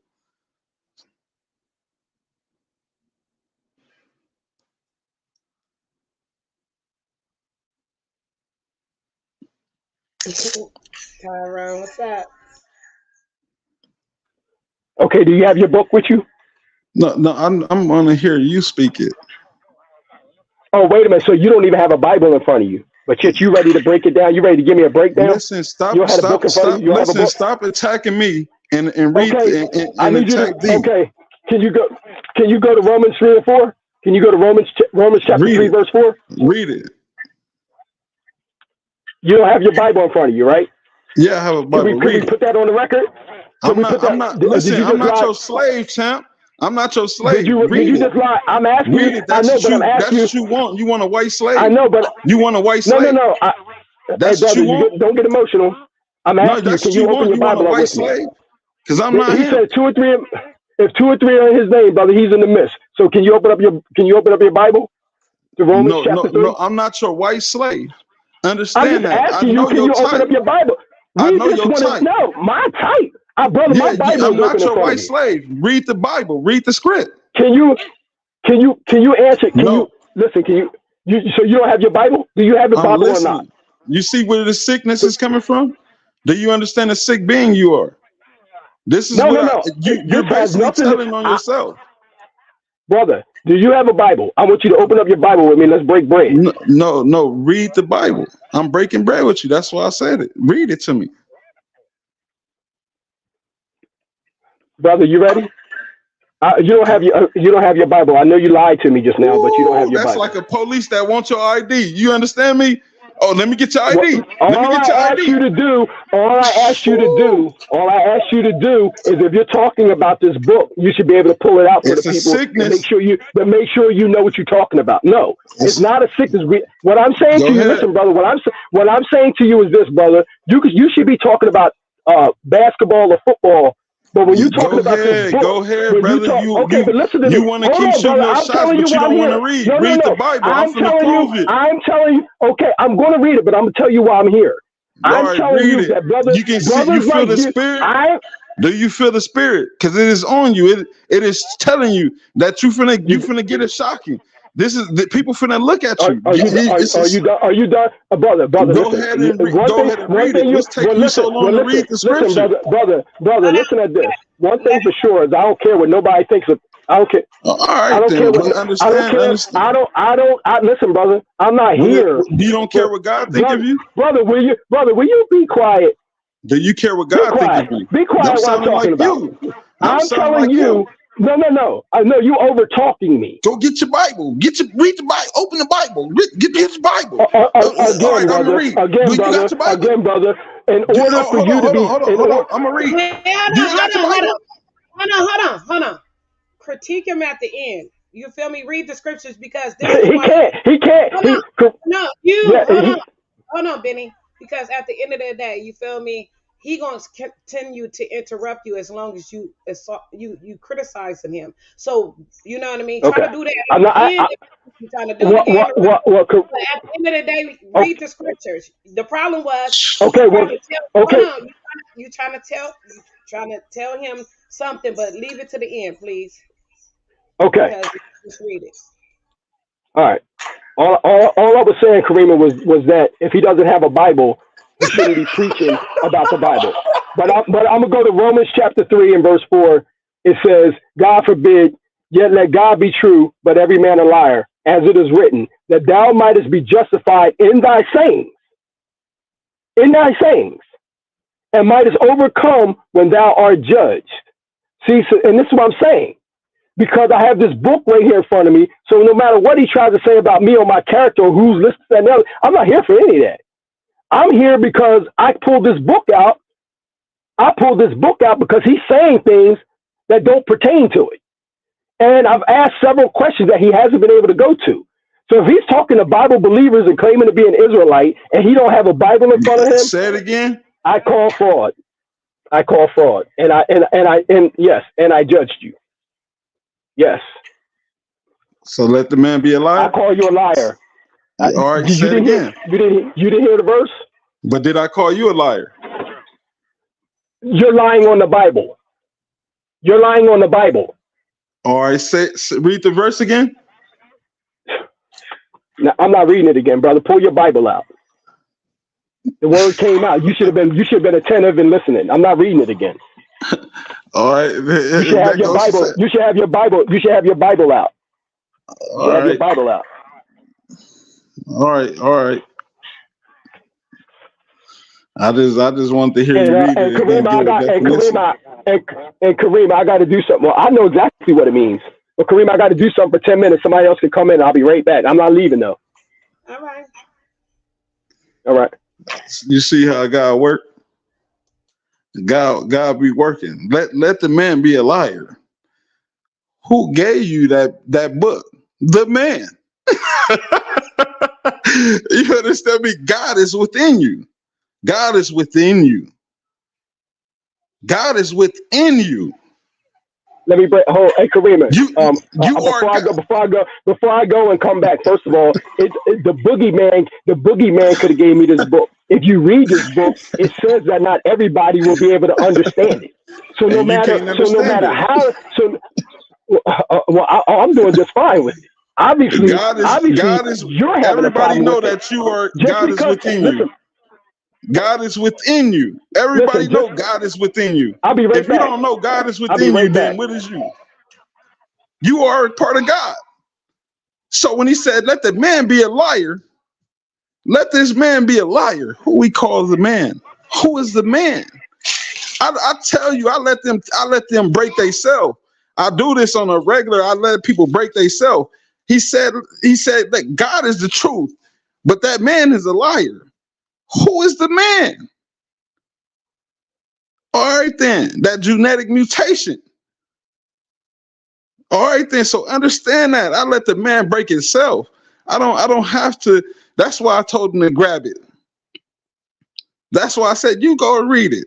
I don't have to, because I know it. I don't have to no more. One of the brothers in the comments on one of the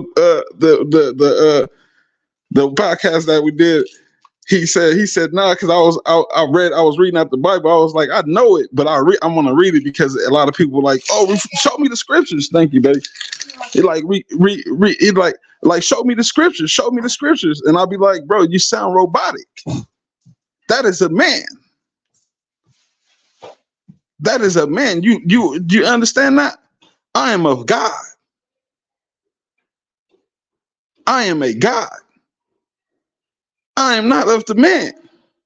So the man is giving you, and you basically, so that man is a liar. Let the man, and he said it himself. So he broke himself.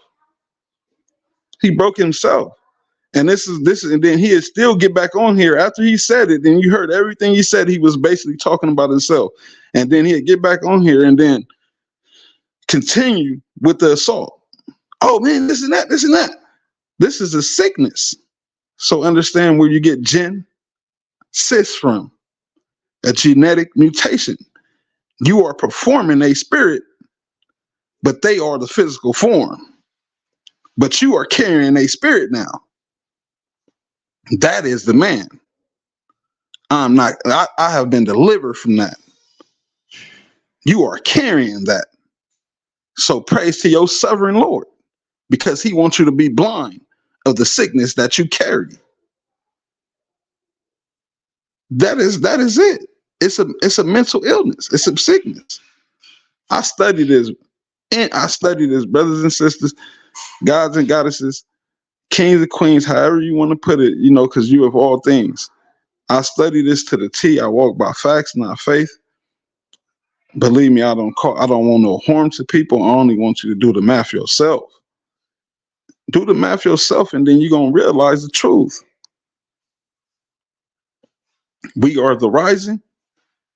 They are the failure. They have proven their failure. We have shown our rising, and they have shown their failure. When are you going to come to realization that we have to start putting our foot down, standing on business? When you going to come to realization? You have to stand on business. We have to rise as a people. If we don't rise as a people, we have to do everything there is for us to do to serve God. A man that still reads law and believes that that is the commandments, because that's the formation they put it in, is an ill man at that. Law is for the lands, the air, and the water. I got a question, Ali. Do you believe in the Bible? Like, do you go by the Bible, or is it a different doctrine? That's why I take everything that people gives me. That's why I just showed you what I do. I let him give it to me and let him break himself. So you dig? I don't never say, oh bro, you wrong. I only give the right. I'm not gonna attack a person because he can have some type of message for me. Yeah, but I'm asking you about you. Do you believe in the Bible? Like, do you go by scriptures? I have read the Bible. I believe, yes, I believe in the stories in the Bible. I believe in a lot of stories that I have did science and math on, that which is, like the Nez and Bezar story. I really relate to that story. I really relate to the story of them dragging them in the desert, which will bring snakes and things to eat their body, because the carcass is of attractive energy. So when they took them to the desert, all them people, it became, and then they said that a rock came down, but it was of an attraction because this was of a desert. But when a whole lot of bodies is put somewhere, it's going to bring a attraction of something that is of earth. And that's what people don't understand. Like in these Bibles, these was of deliverances. And so when they say you believe in the Bible, I believe in the Bible. I believe in Quran. I believe in anything that is given to me because it is a message. What? Yeah, brother, let me ask you something, brother. How do you believe in the Bible and the Quran? Because what do you mean by that? Because what do Kemet mean? Kemet means king entering the Megatron, evolving the temple. So when people question Kemet, it's like you basically saying that we didn't evolve. We didn't evolve the whole world. Like understanding like we landed under God in the matters that which we dwell in today. Like if a group of people was to come here and we land here and we took in the matters that was which dwelling here, that is God. We take in the matters of God, and then we are delivering. It delivers everything that we need to cater to us. Brother, when you say that little acronym of what Kemet means, where did that come from, brother? Did you create that? No, I took the highest definition. I actually letters are symbols, like the ancient symbols before even a writing. There were symbols in the tombs. So if you start looking at the symbols and of the letters, then you know the symbols of the tombs. That's how I'm able to read tombs and all this ancient writing, all this ancient heritage. Nah, brother, that's confusing. I'm asking you about the Kemet thing that you just said, brother. Yeah, I took it. You said Kemet means, and then you said a little phrase. Like, where's that definition from? I'm saying, did you invent that definition yourself? So where do it come from, brother? Who teaches that? It is symbols. Once you know numerology, who teaches it, brother. I'm just asking you who teaches specifically what you said about Kemet. I'm just asking you who teaches that. Is that your original teaching? Math. It's math and science. So you made it up, brother. That's what you're saying, right? Because you didn't hear that from nobody, from nowhere, brother. It's not math and science, brother. It's called a backronym. It's called taking a word and applying each letter to another word. That's called a backronym. That don't have nothing to do with math and science, brother. And it definitely don't have nothing to do with the Bible. Listen to what I'm saying. So, in the Bible, it says that we have dwelt in the matters. So we have taken the air. Brother, it does not say that in the Bible, brother. That's not in the Bible. So how do we? What do we do? How do we do Bible, brother? Not to cut you off, brother. If you say something is in the Bible, let's go to chapter and verse, because that's not in there, brother. All right. Study that, brother. All right, listen. I'm gonna tell you. Listen. I don't walk by faith. Listen. If it's in there, can we find it? Listen. All right. Listen. Israelites are police officers. Y'all are officers. Y'all are not you understand? Y'all are labeled. Brother, you understanding y'all are. Brother, you changed the subject. Y'all are will of evolution. But y'all are labeled. The evolution that y'all are evolving in is an evolution that you are becoming an officer. That y'all are coming in numerous forms to police the people that has took ownership over your mind. Because these people have took. That's what they have done. That's your own teachings that you made up, brother. If you go into the Bible, why don't you go into temples? Do you know how to read temples? No. We're not talking about, brother. We're not before it was Bibles. There were temples that was left here. Brother, no. No Bible, according to no Bible, is telling you there's temples that was left here, brother. That's not what the Bible tells us. See, when you talk to people who don't know the book, you can say anything. But you talking to somebody who know the book, I'm telling you that's not in there, and we could bet money on it right now. You said it was You said it wasn't temples before writing. I said the Bible does not say there was temples left here. That's what I said, brother. Like you just said. If you're gonna quote the Bible, brother, we gotta go to chapter and verse, brother. It's temples in Antarctica. That's cool, but what are you talking about? I'm not disputing whether or not there's temples. I'm saying the Bible does not say there's temples left on the earth. You can't keep saying the Bible says something that the Bible Earth don't say. is a Brother. temple. Earth is a temple. Do you understand that? Do you know what Earth is? No, it's not. How brother. do you listen? That, brother. Listen. Do the Bible say that? Do the Bible tell you that you are electrically, magnetically stuck here? That's why you. No, exactly. It tell you that, you are though. You are though. It's called inertia. That's science. That's your belief, brother, and that's cool. You're entitled to that belief, brother. But let's not put that on the Bible, though. You heard me? When we say something in the Bible, let's only deal with things that's in there, brother. Because you're saying a lot of things is in the Bible that's not in there. So who you have? So let me tell you. Now you know who your grace is. Now you know why you've been under slavery, because you've been having faith in this Bible. No, I don't know that. Now you know, because you have a great mind that want to understand something, but you understanding the wrong thing. So now you know what your entrapment is. That is called hell. You are entrapped. You are entrapped in a mind state that which is given to you by who you say is your entrapper. So when you speaking, listen. So when you speaking, you're basically trying to drag me in with you. That's called misery company. Listen, this is the same thing. It's called misery loves company. Let's talk one at a time, brother. You said you believe in the Bible, right? And you tried to equate the things that you was just teaching with the Bible. That's my only thing I'm talking to you about. If you want to believe all those things, that's cool, brother. But I'm just saying, let's not apply that to scripture, because because in the scriptures it say that it talks about King Nebuchadnezzar's story. It talks about that. King who? Who's that? Nebuchadnezzar. Nebuchadnezzar. You mean Nebuchadnezzar? Are you talking about Nebuchadnezzar? No, Nebuchadnezzar, the one that they said the beast came from. That's called Nebuchadnezzar. That's what you're trying to say?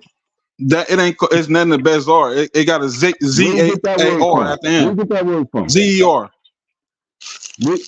Nebuchadnezzar, brother. That's his name, brother. All right. Now, what we talking about? Nebuchadnezzar, what about him? So what you get from his story? What do I get from his story? You mean the book of Daniel? You mean the prophet Daniel's story? Yeah, how it go? What you mean how it go?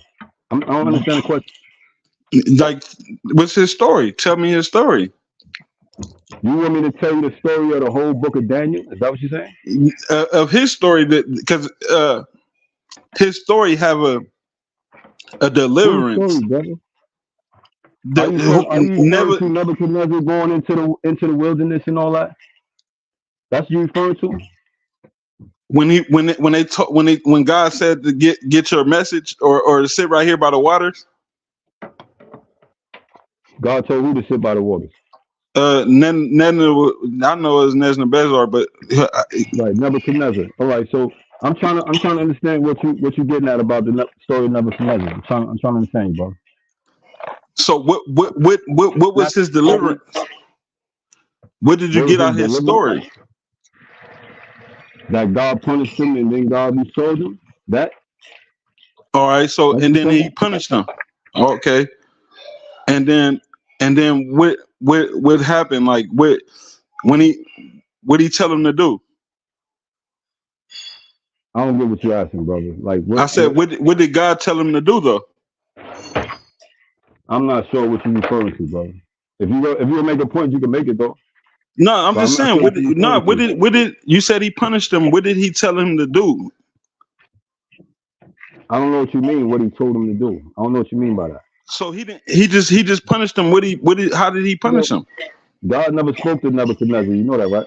All right. So who was it? Samuel? He's speaking to the prophet Daniel, brother. Oh, Daniel. That's in the book of Daniel, yeah. So Daniel told him to do what? Told who to do what? Listen, brother. This is what I'm saying, brother. Y'all are lost children of Israel, brother. He told him to sit by the waters, brother. And he told him to get your deliverance the same way Jesus came when they said this is a pure white man. Don't cut me off because I try to get it out your mouth. I try to get out your mouth, but you can't. But you just did it again. That's not in the Bible, brother. God never told Nebuchadnezzar to get deliverance in the Bible. I don't know what you're reading from. He told him to go by the waters. Let's go to chapter and verse then. Can we do that? Can we go to chapter and verse and prove what we said? You go to the story when he got his deliverance. So when did the beast come out his mouth? I mean, the beast come out. I'm not out of his mouth, but how did the beast rise? This story. How did what beast rise? Like he said that he said he seen he said that he seen. He said that he seen a beast that looked like a lion that had wings on his back that came out the waters, and then it was a leopard came out with wings on his back, and then it was a. All right. So you referring to all right, brother. You referring to right? Right, brother. You referring to the vision that Daniel had, brother. That still had nothing to do with Nebuchadnezzar. Nebuchadnezzar didn't see that. Daniel saw that. Okay, so it was Daniel. I'm staying corrected. See how I'm able to admit, even see what I'm saying. I'm not a person dwelling in hell, but I'm able to admit that I'm wrong because I'm not in there. But I do read it. I do read it for the deliverance. The deliverance is key. So Daniel was his Messiah that told him. I respect that. That's good. So Daniel. He had this deliverance. Look, so Daniel had this. So Daniel was who? A black man or a white man? Daniel was who? No, he wasn't his Messiah. That's not in the story either. He wasn't Israelite? Of course he's black. He was black? Of course he was an Israelite. Israelite is black. Of course. Okay. Sure. So this is how they delivered the message in code for you. This is something that I love to give to you because it have happened to me. I have had this deliverance of basically saying to sick people here on earth, you are the will as in earth and in heaven. I have had that will delivered to me in a different form than you would ever believe. So to see it, well why don't you share that with us? Why don't you share that with us? Because I would love to know who you came in contact with. Hold on, I know you sound like it. Hold on. So in what you saying, his deliverance, his vision, right? It delivered a beast, which is was like a Neanderthal, but they say it was a lion. It was. Listen, brother. That's way off. That's not in the book at all, brother. I don't know what you're reading, brother. That's not in there. Listen, a lot of things that he's been talking about is not in the book. But I have been having a question for you for about a week now. Did he say that? Hold on, I'm speaking. Did he say that the animal came out with wings on his back? To the other brother, did he say that the animal came out with wings on his back? It was a beast that came out with wings. Huh? Yeah, for sure, brother. That was a vision, though. That wasn't a literal animal that he was seeing. It was a vision, and the vision was a metaphor for the different kings that were supposed to rise up. Champion. Now let me give it to you. So the beast being the meat eater, the leopard being of leprosy. You understand? A disease of sicknesses that he carried. Listen, hold on. No, I'm finna finish. I'm finna finish. The one with rhinos will be an unableness, but will use weapons of power. The otter, which will be the ones with the ribs in his mouth, that he said he had ribs in his mouth. It will be of a deliverance of an otter. You will bring an animal that will cut off your air, that will cut off your water. I mean. And that was the deliverance. So you basically just said it. And that's why I tell you have to know that. You have to know these things, brother. When you read this Bible, you have to know the metaphor that you just said it. You just said it that it was a metaphor. This ain't nothing but it was a metaphor. You said it was an illuminated metaphor, and then now I just delivered you the illuminated metaphor it is. Who am I? We don't need no animated. I just delivered you the illuminated metaphor that you said that it was. We don't need no animated movies. What we need you to do is tell us the name of the person that you came in contact with. Listen. What being came down here and taught you? One thing. Don't worry about it. Well, how could he be so ignorant to not introduce himself, but to start teaching you things? Didn't your mom tell you not to talk to strangers? Did your mom and dad tell you not to talk to strangers? Who came down here and gave you this information, and you gonna tell us don't worry about it? Hey, listen, if you're gonna be ignorant, brother, you can go. I'm talking to other brother and we getting understanding, but you sound ignorant as hell, brother. You could have been told us who gave you this esoteric information, but you haven't sound done it ignorant. yet. Listen, you sound ignorant, brother. It's a blessing to talk to me. It ain't a blessing to talk to you.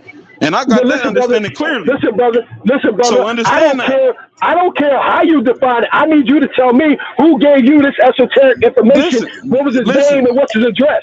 It's a blessing to talk to me. It ain't a blessing to talk to you. We understand that because you understand that. You can be. Wait, hold on. Because it was going smooth. It's the back and forth. Y'all can't even understand each other. The other brother was actually giving them a breathing room. So at least Ali and Benny, give each other a breathing room to talk, okay? Because I really don't want to get the clock out. I feel like, you know what I mean? Yeah, it is. I'll say my question. I'll say my question till he's done. Okay, thanks. So the brother said it out of his mouth that it was an illuminated vision that was given to him. I have seen it I have seen these things. So for understanding that the illuminated vision, it was something that to prophesize that this was coming because of him. These things have came because of who? Because of the white man. Daniel was not no motherfucking black man. Excuse my language. Daniel is not no Israelite. He can be. No, I ain't gonna say he's not an Israelite. I'm gonna say Daniel is not a black man. We didn't produce them things. It was an illuminated thing coming from him that God gives us. God stands for generator of deliverance. It generates a deliverance to give to the people of this earth. That's what we do. That's what happens. That's what we dwelling in. He just told you that it's illuminated deliverance of illuminated vision.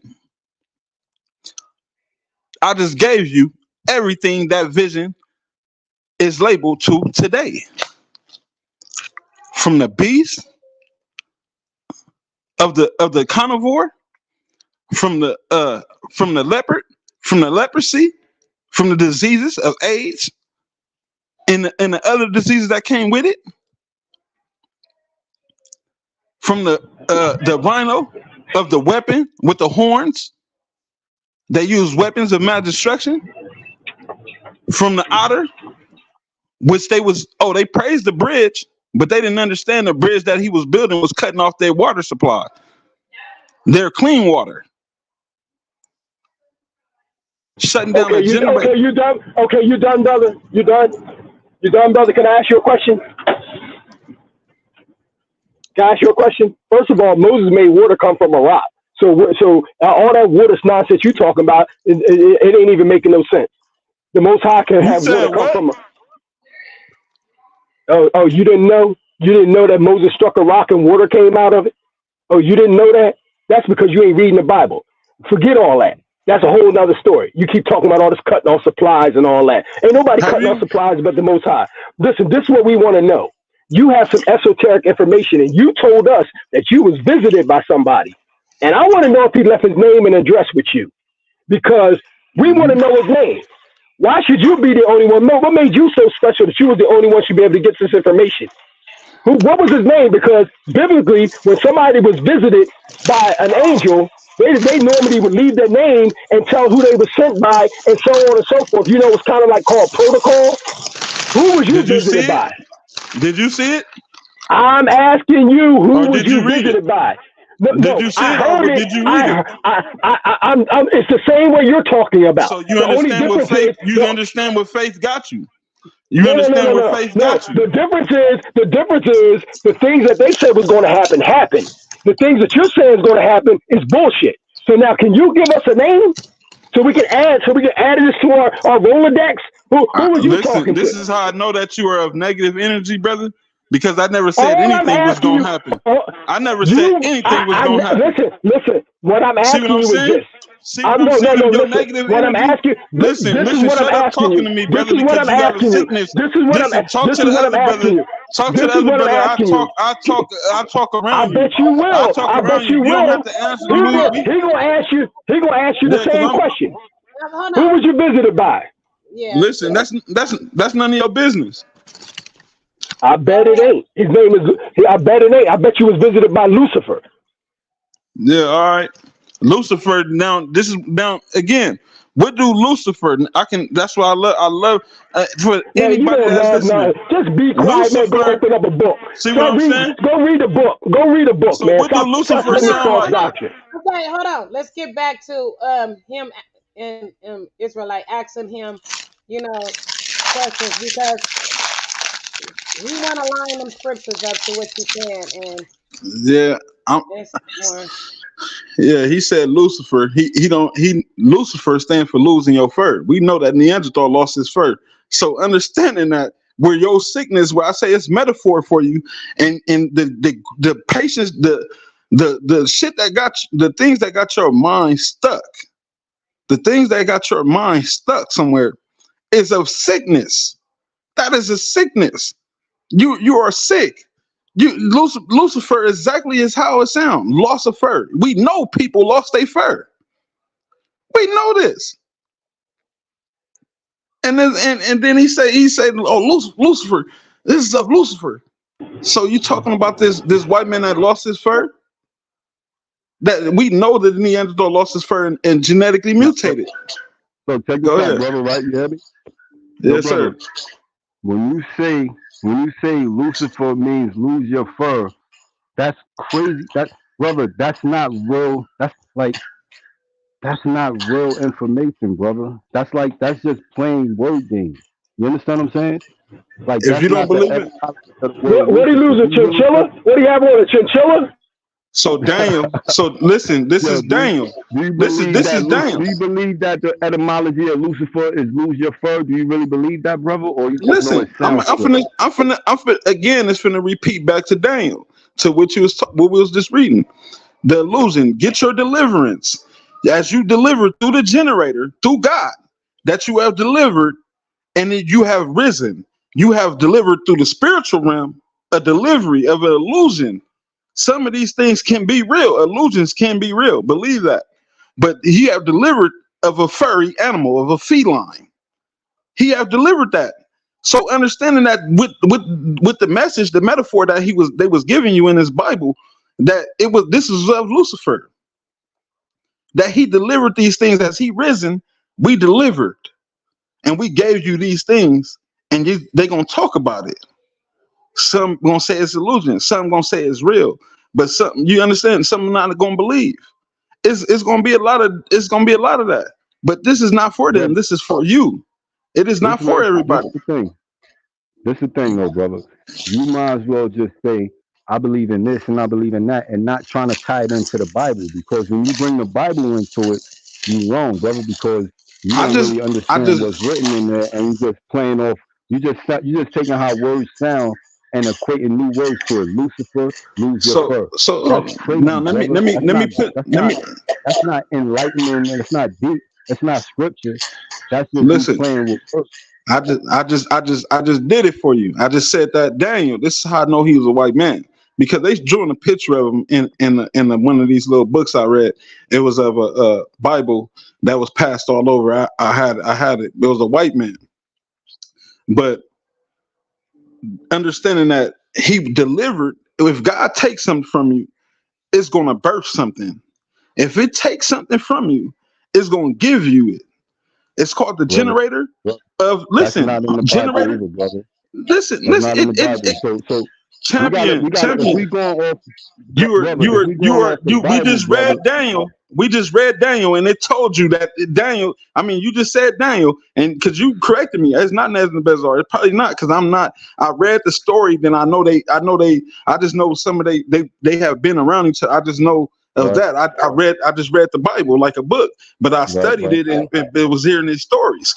So I was getting the metaphor. I was like, oh, this is a cold story. Oh, this is a cold story. And like I was reading the stories, I was just getting the whole story, but I was decoding it as I was reading it. So I'm not too hipped on chapters and verses and things like that.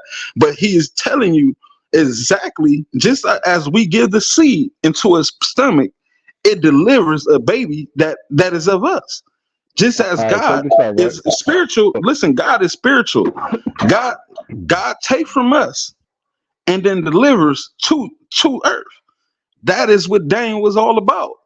That's what the story is about. Right.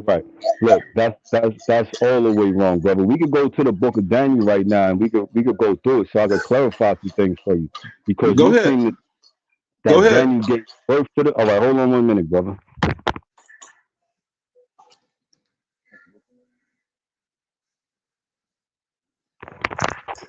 Yeah, you can talk. I'm gonna get my information for you, right? Yeah, yes, sir. Yeah, in a mind state that is of understanding, knowing what I'm saying is that God is a generator of deliverance. It means that the electrons, everything that we breathe in today, that is coming from God. No matter how. That's why they keep walking in circles. It's a bigger circle than what their mind is capped to. It's a bigger circle, that it is levels to this. A lot of people are not. You have to understand that you are stuck on a level, and it's just like the universe is. Your mind is just like these circles, these planets. It can be stuck in that circle.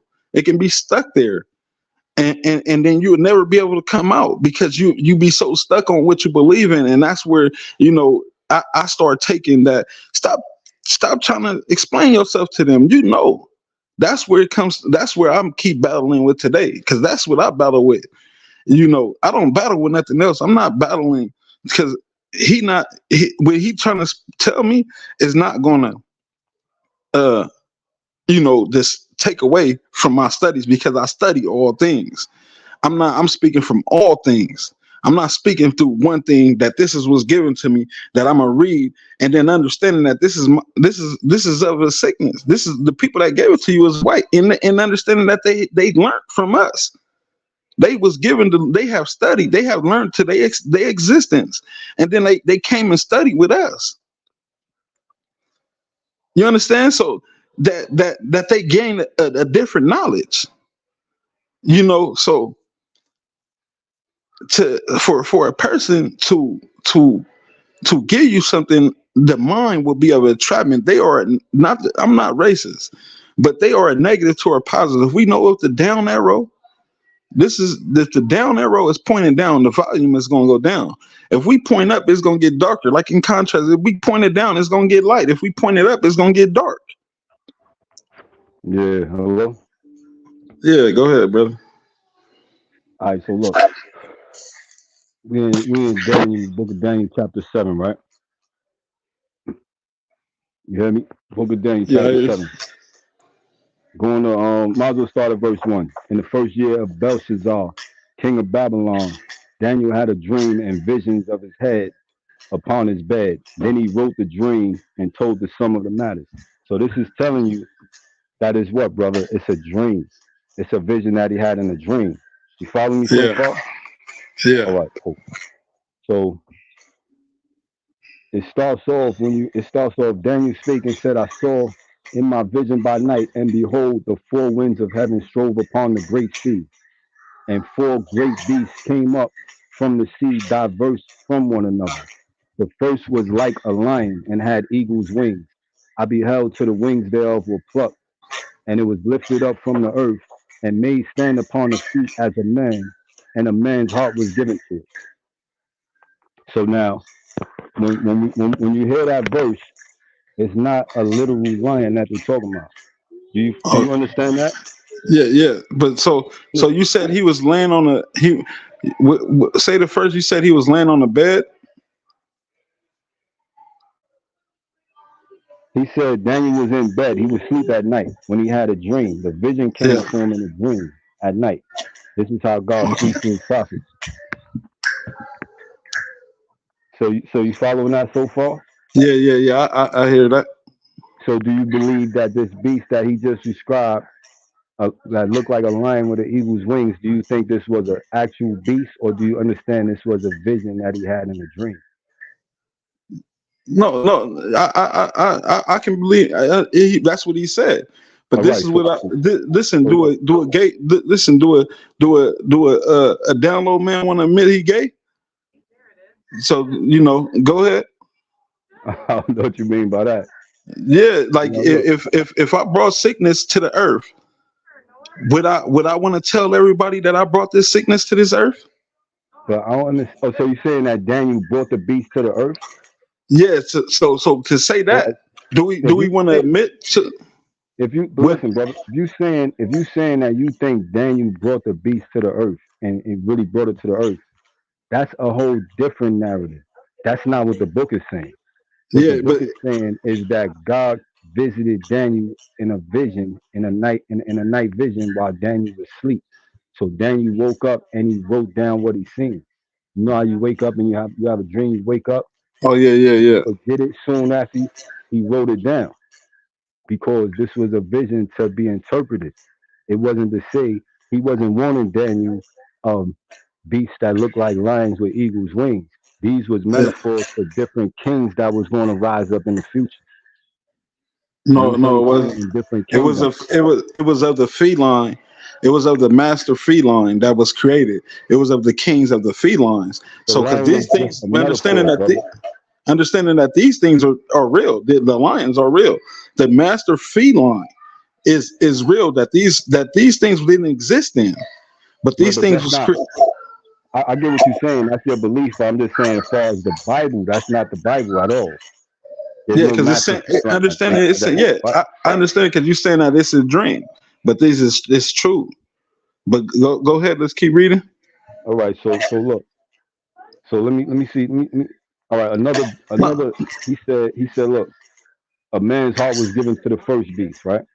And Yeah. behold, another beast, a second like a bear, and it raised up itself on one side, and it had 3 ribs in the mouth of it, between the teeth of it. And they said thus unto it, arise and devour much flesh. So this is another nation or kingdom that's rising up.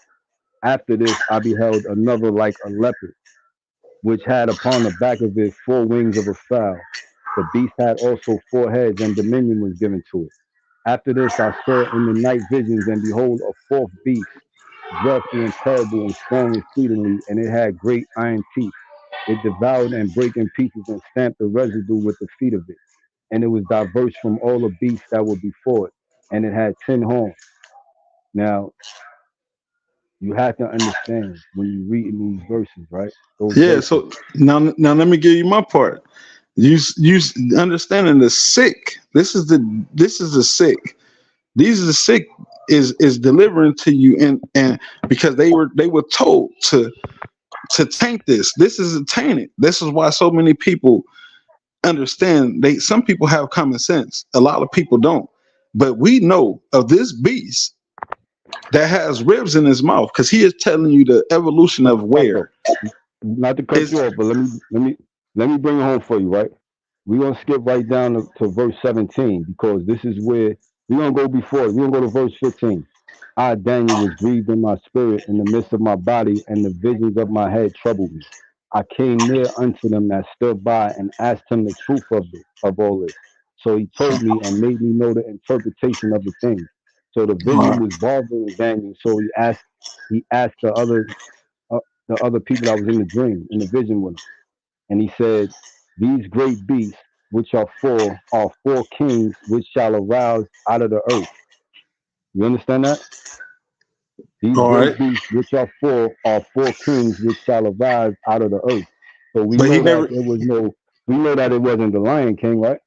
Yeah, but we know So it wasn't a lion, right? So the king had to be a person, right?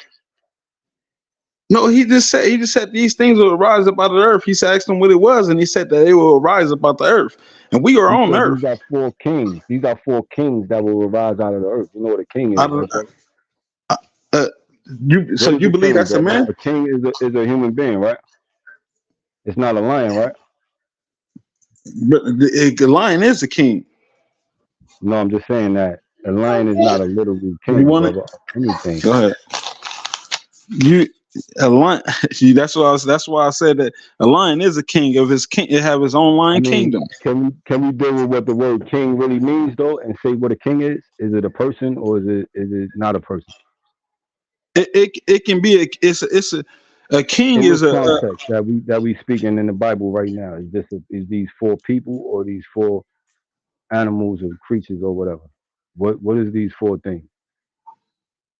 These four kings that arise out of the earth, are they lions with eagle's wings, literally, or are they people that was described metaphorically? That's what I'm asking. These is things that was rising out of the earth today. But understanding that it's in a form, it's a pyramidical format to people. Like I just explained to you when that's all I wanted to hear is say earth.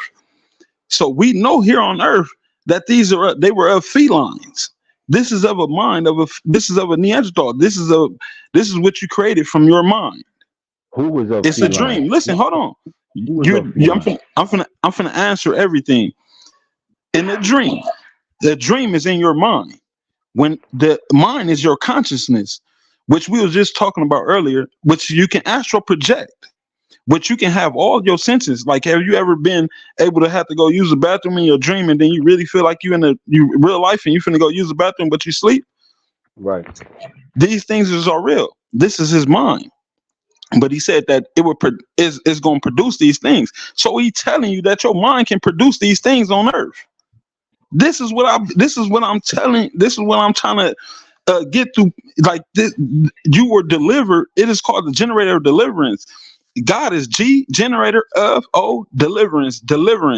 That means that is in your mind that you can deliver things. So when he said that it delivered these things, understanding it had a metaphor to people today.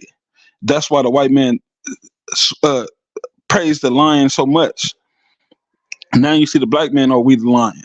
But understanding that is of a feline. There a lot of them animals. If you in a house with a whole bunch of cats, you're going to be a sick being. You're going to be nasty. You're going to inherit genetic mutation sicknesses. If you got a whole lot of cats, that person is not to be touched. If you sitting there inhaling all the air that they breathing in there and they feces, and even if you clean it, you are going to be of that. You're going to be of a sick being. Let's get back on track, brother, because I don't know. All right. So as he said in the dream, it was to be delivered to earth. These things, these kings, and why we call them kings? Because they was of dominance over the people at a point of time. Was they people?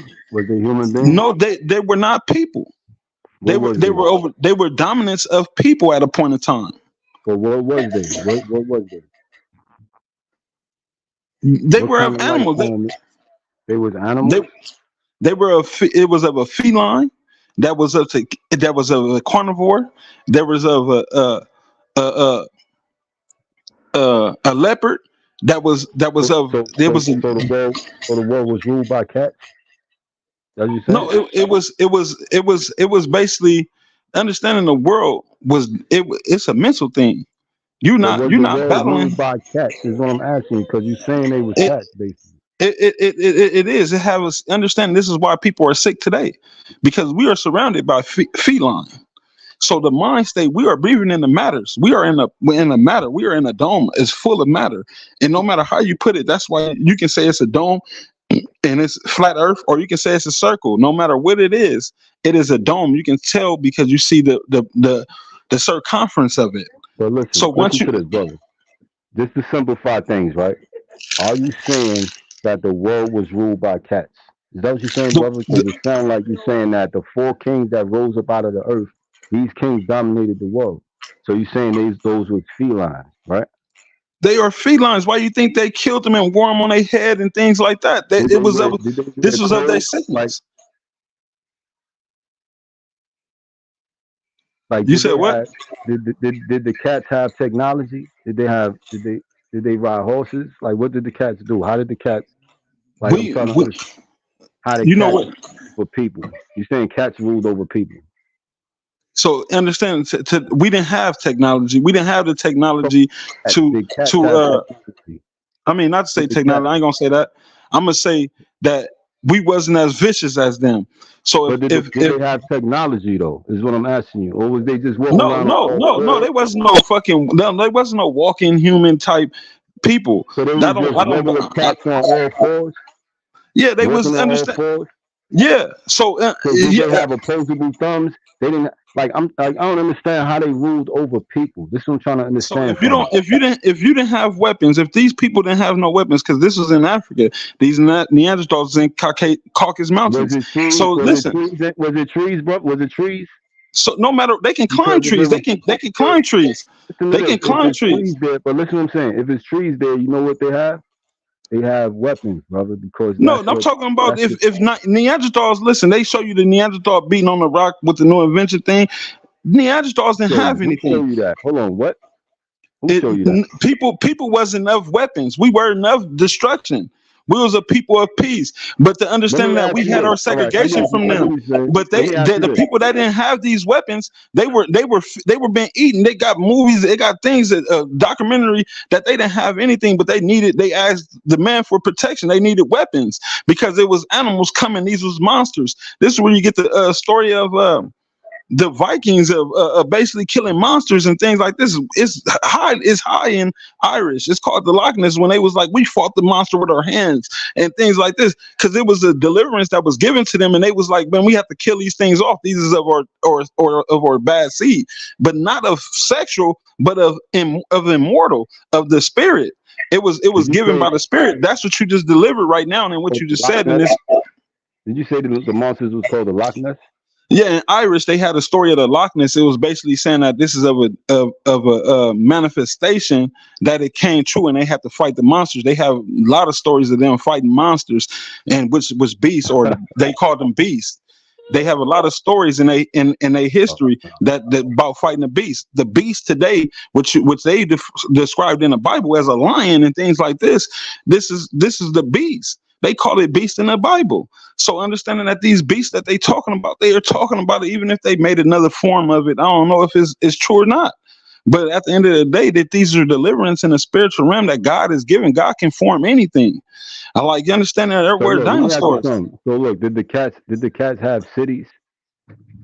See, now you getting into you read something, and we gonna what you read listen, what you read has delivered that. It said that I have delivered these things in your head are going to be delivered to where earth was not in it, brother. It was the word delivered wasn't in nothing I read at all. So these things are, listen, this is where I tell you the circle that you guys were stuck in. These things are to enter earth, or to come to earth. To come to is to deliver. So when I tell you don't know how to you listen, hold on. That's not true. Hold on. So to come to is to deliver. How is that? So if I'm coming to you with something, what am I doing? You coming to me with something. You're not delivering me. All right, then that's why I tell you how naive your mind is, because I'm coming to you with something, so I'm delivering you something. Uber is coming to you with something. What they do? If Uber Eats bring you some food, what are they doing? They delivering you something. That's what I tell you. Your mind. That's why I tell you your mind is stuck in hell. Y'all are entrapped people. That's what I tell y'all. Y'all are entrapped people. And I try to wake. I'm trying to wake y'all up. Look, brother, I understand you. Look. This is where you made a mistake at, right? Listen, how you gonna tell me I made a mistake? Listen, hold on. How you gonna tell me I made a mistake and you don't even know the definition of deliver? You don't even know the definition of deliver. How you gonna tell me? Listen, no. How you gonna tell a brother of great intelligence that listen? No, because hold on. You just hold on. Let the brother finish. Just because you don't like what he's saying. No, Creamer, listen, check this out. Check this out. I'm gonna let him talk. But no. So let him finish. You ain't gonna let him do anything. All right, I'm finna. All right, let me finish what I have to say. No, he gonna finish first. You're not Brother, gonna you're interrupt him. emotional, man. We was doing good, man. This is the time to learn. It's not time to get mad, brother. It's not time for that. Now look, the problem is that you mixing the two different meanings of the word deliver. So if I deliver something to you, that's not the same as me delivering you. You see what I'm saying? Me delivering you is me saving you from something. Me delivering something to you is me bringing you something. So that's where you made the mistake at, brother. But don't get emotional, man. We've been doing good. Now, I'm not emotional now one bit. I don't know where you get the energy of the emotional. That's what tells you. Numerous times I keep telling you, it's like you talking to your kid over and over again. And this is where I take from God that basically saying, like, why are you still talking to these people? And like understand, like I know this people, I know people that are on my level that speaks that knows the science and math and the spiritual form of things. But it's kind of easy to tell. You just sit there and said, it deliver, no matter how it come to, is to deliver. If I'm coming to you, I'm delivering myself. If I come to you, I just delivered myself. If I come with something, I'm delivering something. Like it is. You dig what I'm saying? So understanding that, if I order some pizza right now, right, and the pizza delivery person come, they're not delivering pizza, they delivering themselves to me. That's what you're saying? Understanding he is the deliverer. Are they and the police, listen. Pizza? Did you understand? He is the deliverer, which means that he's delivered, and then that is the delivery. I'm come on, bro. That's basic, because I don't want to make it seem like I'm just so super smart. Like, but I feel like that's basic. Like, he is the deliverer, and that is the delivery. So you understand that where your knowledge is come to, your knowledge only comes to a level. Bro, I got a question, man. I've been saying this. I got a question. Oh my God. Man, you so crafty. You You trying to deceive even the elect. This brother been being patient with you. He been listen. You ain't fooling me, because I know you the devil, and I ain't being nice. Because you up here telling lies. He trying to be all patient with you. Listen, I can get to disrespect. You listen to what I say. Listen to what I gotta say. Come on, brother. Hey, I guarantee you. Listen. I guarantee you, I can buy a ticket to wherever you at, and I'll come and whip the dog shit out of you. That you talking to me like I'm your bitch, bro, and I'm not. So you better understand that, and we can put it on this Lions Den, and I guarantee you'll get more views than it ever got, nigga. Let's understand that, boy. I am him. I understand. I am him. I am confident. I ain't gonna overtalk you. Y'all about to get mute at the same time. We're not about to do all that.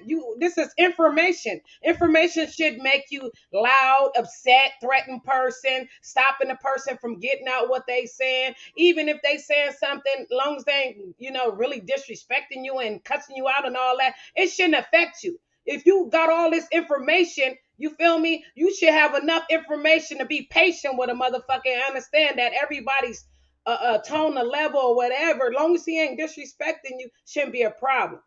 You know what I mean? Like, at the end of the day, have patience and stop trying to tell each other what to do. Like, just bring out the information, please. So can I read a scripture, Karima? Can I read a scripture, Karima? Oh man, brother Israel. Israelite to go.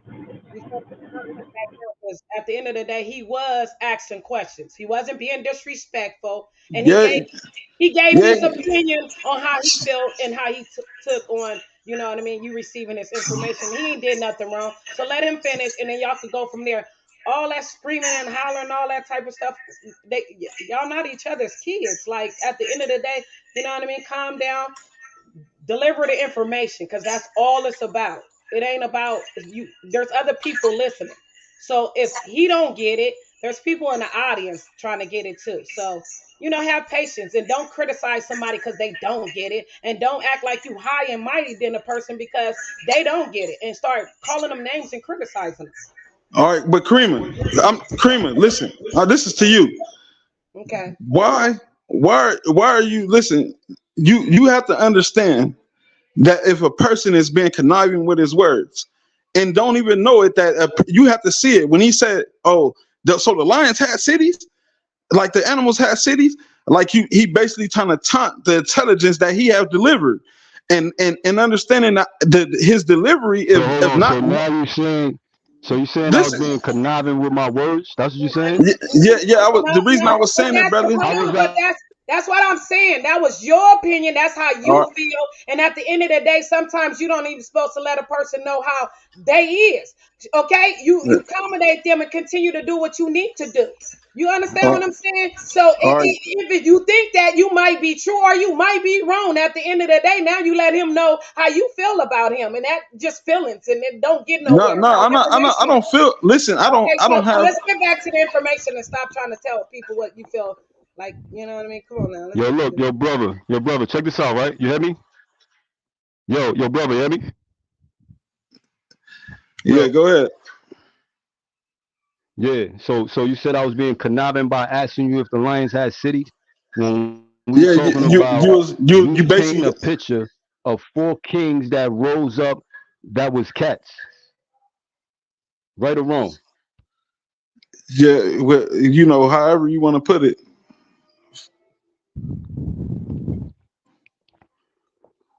However I want to put what? However I'm talking about what you just said.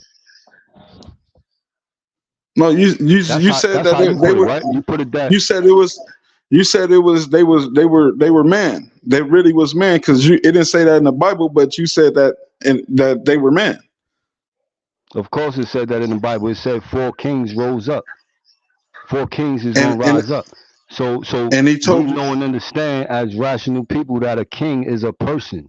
It's not a lion, all brother. right, That's crazy. So you saying that I'm being conniving by pointing out the crazy, irrational things that you're saying, brother. Come on, you saying nonsense. That's what's really happening right now. So it's not me being conniving, brother. It's you saying absolute nonsense, brother. No, it wasn't about that. It wasn't about that with conniving. That was just basic knowledge in the Bible. But what you were saying afterwards, it was basically being like, oh, so you saying this? So you saying this? You were starting to sound like somebody else. You was like, oh, so you saying this? Like that's when that's when that's when the conniver comes out. When you get the key question after the basic conniving in me.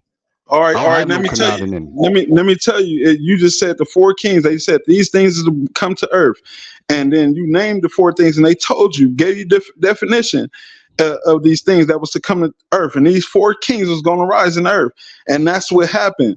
These things risen in earth, and they gave you what they look like, and then you said that these are men. No. That's where you're wrong at. They didn't give you what they look like. That's not what you're not understanding. All right, read it again. Can you read it again for me, please? All right, listen. I'm gonna read verse 17 again because that's the one where that you really need to understand. Yeah, the one where you said now, the 4 kings. I want to hear that. We in Daniel chapter 7, verse 17. Now look, we already heard that he's seen the beasts in these visions, right? Now he's asking what these things are. Let me know the interpretation of these things. Meaning that what I'm seeing needs to be interpreted. So what that means is what I'm seeing. No, read the Bible, brother. Come on, brother. We not finna do all that. I'm reading the Bible. No, brother. Don't interrupt me, man. Don't interrupt me. All right, read the Bible. Brother. You went on and on, brother. Can you read the Bible? Brother? Brother, let's talk respectfully, brother. How about that? I know, that's why I switched my words. I said, can you read the Bible? Instead of saying read the Bible, I said, can you read the Bible? I have to check myself. I'm already reading the Bible. I'm already reading it.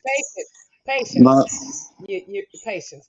That goes a long ways too. It's not that you're impatient, brother. It's that you're unraveling right now. You're unraveling because what you're saying don't even make sense to you. See what I'm saying? And I got to tell you this because of the fact that you said what I'm saying is conniving, and that's crazy. What you said, you said to your own self. You said come so to the No, I'm saying you said come to. I'm saying give you enough patience to get the scripture out, okay? No, because he's trying to explain in his own words what he told me not to do. Okay, that's what I'm saying.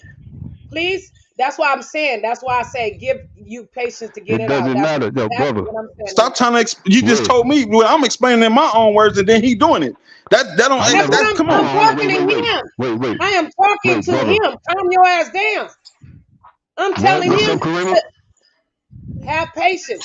and then read the scriptures instead of trying to, say what you're trying to do. Come on now, it's you doing too much. Like, who doing too much? I'm doing too much? No, not you. Fuck you, Kima. I'm trying to explain to you, and I'm trying to have patience, okay? I just want the brother to bring the scriptures out, and I'm asking him to have patience with you, okay? All right, cool. So look, so check this out, right? This verse 17, these great beasts, which are four kings, which shall arise out of the earth. So what that's saying to you that these are not beasts. These great beasts, which are four kings. So that's the interpretation of the things that he saw. Oh, can you read it again? I'm going to read both verses again. I came near unto one of them that stood by and asked him the truth of all this. So he told me and made me know the interpretation of the things. You got that? Yeah.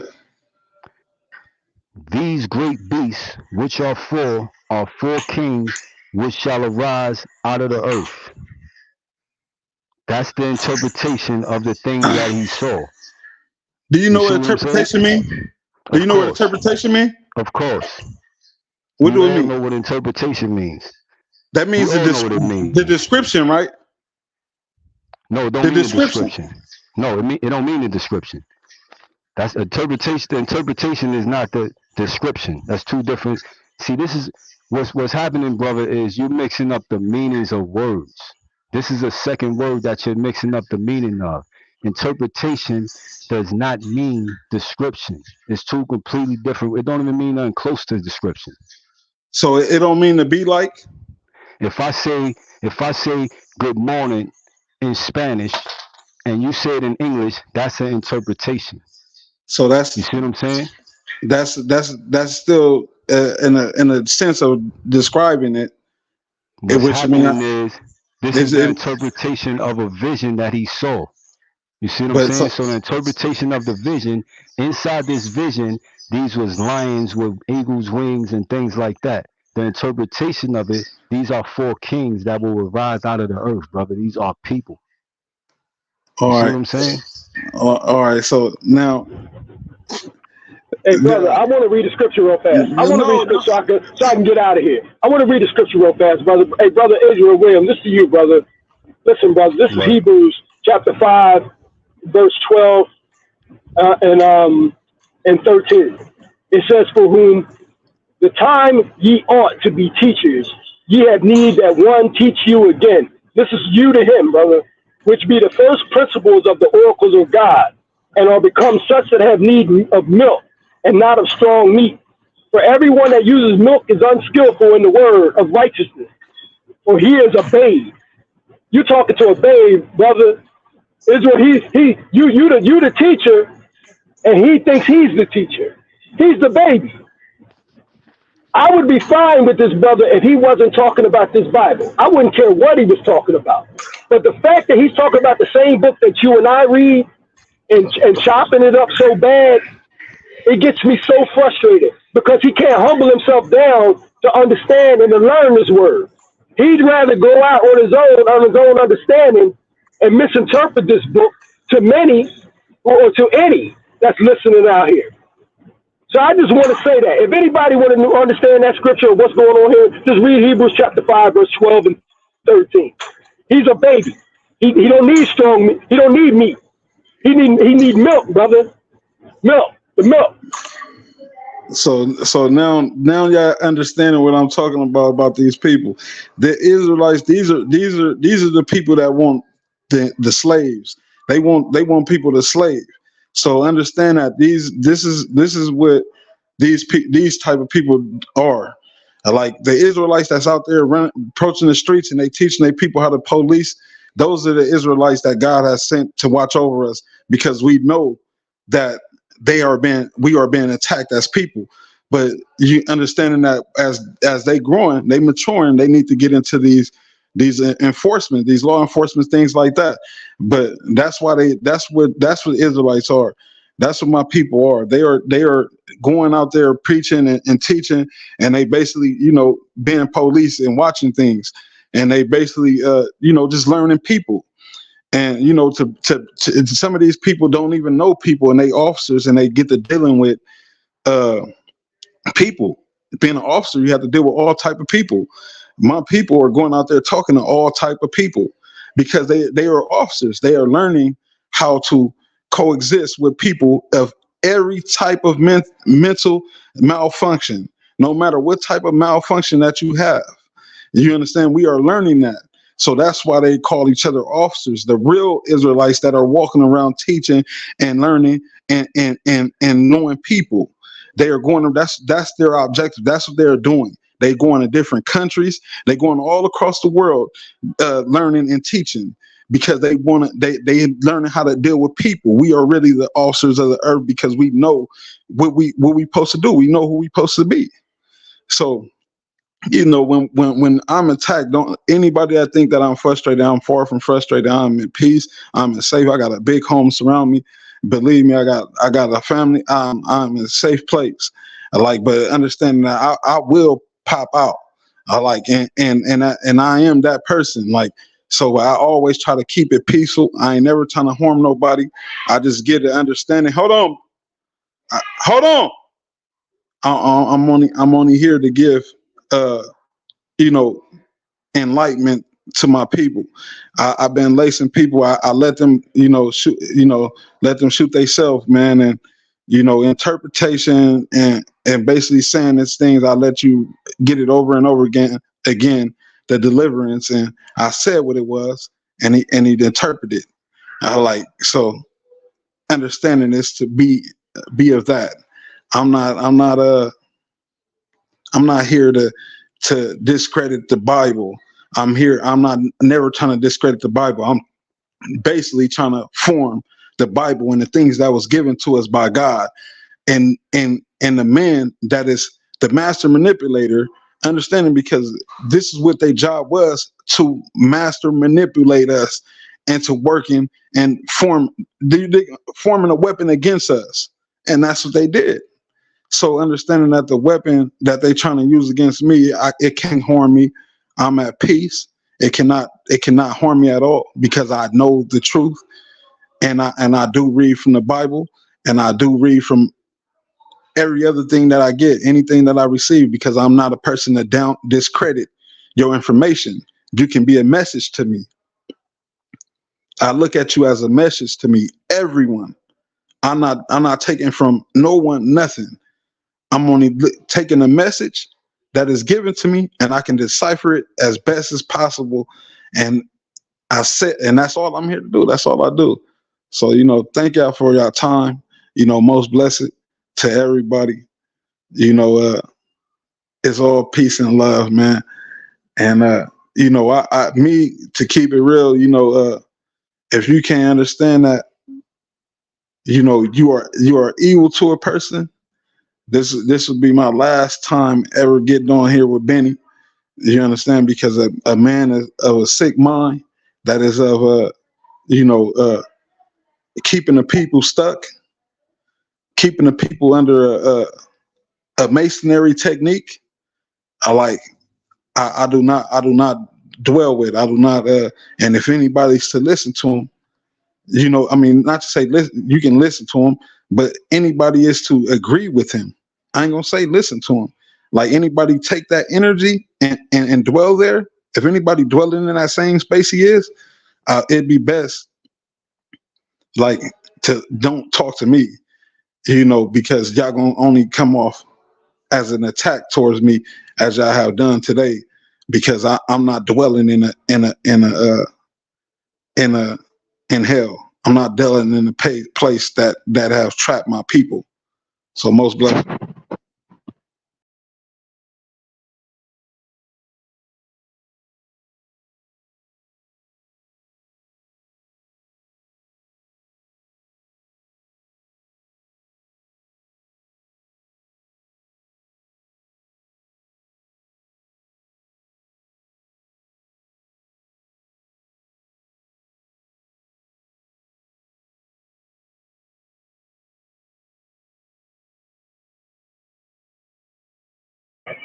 I'll be right there.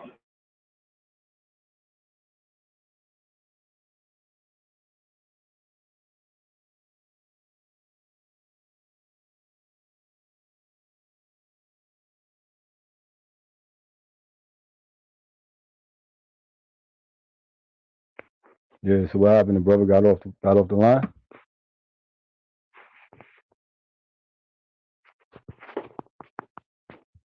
I'll be right there. What happened?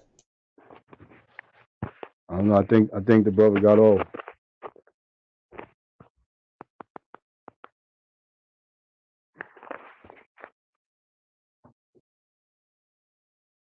He got off or he ran off? Like what? I don't know because my phone was messing up for a minute. Oh, okay. I know he was talking like he was about to get off though. He was saying peace is all love and things like that. Then my phone went out. But yeah, but that was interesting though. And it's just, you know what I'm saying? It just goes to show it's 1,000 different ways for people to interpret the Bible. You understand what I'm saying? If we don't have that faith that these words that we read are true. So that's why using all these lexicons and all these other things, that's what opens the door for people deciding that they want to just interpret the Bible for themselves. You know, and that's what's gonna happen. You're gonna have people saying all types of different things. Just like the brother was just saying. And he's not the only one. It's like almost everybody got a whole different, you know what I'm saying, interpretation. Right. And then you got the people that's following the camps, and then they got one little, you know what I'm saying? So it's just we don't. The problem is we don't believe in the words that's written that we could read. So when people start saying the Hebrew this, the Greek that, the Aramaic and all that, that's where the confusion come in at, because none of us really know how to read those things. Right. You know, that's why just strictly the Bible that our grandparents had.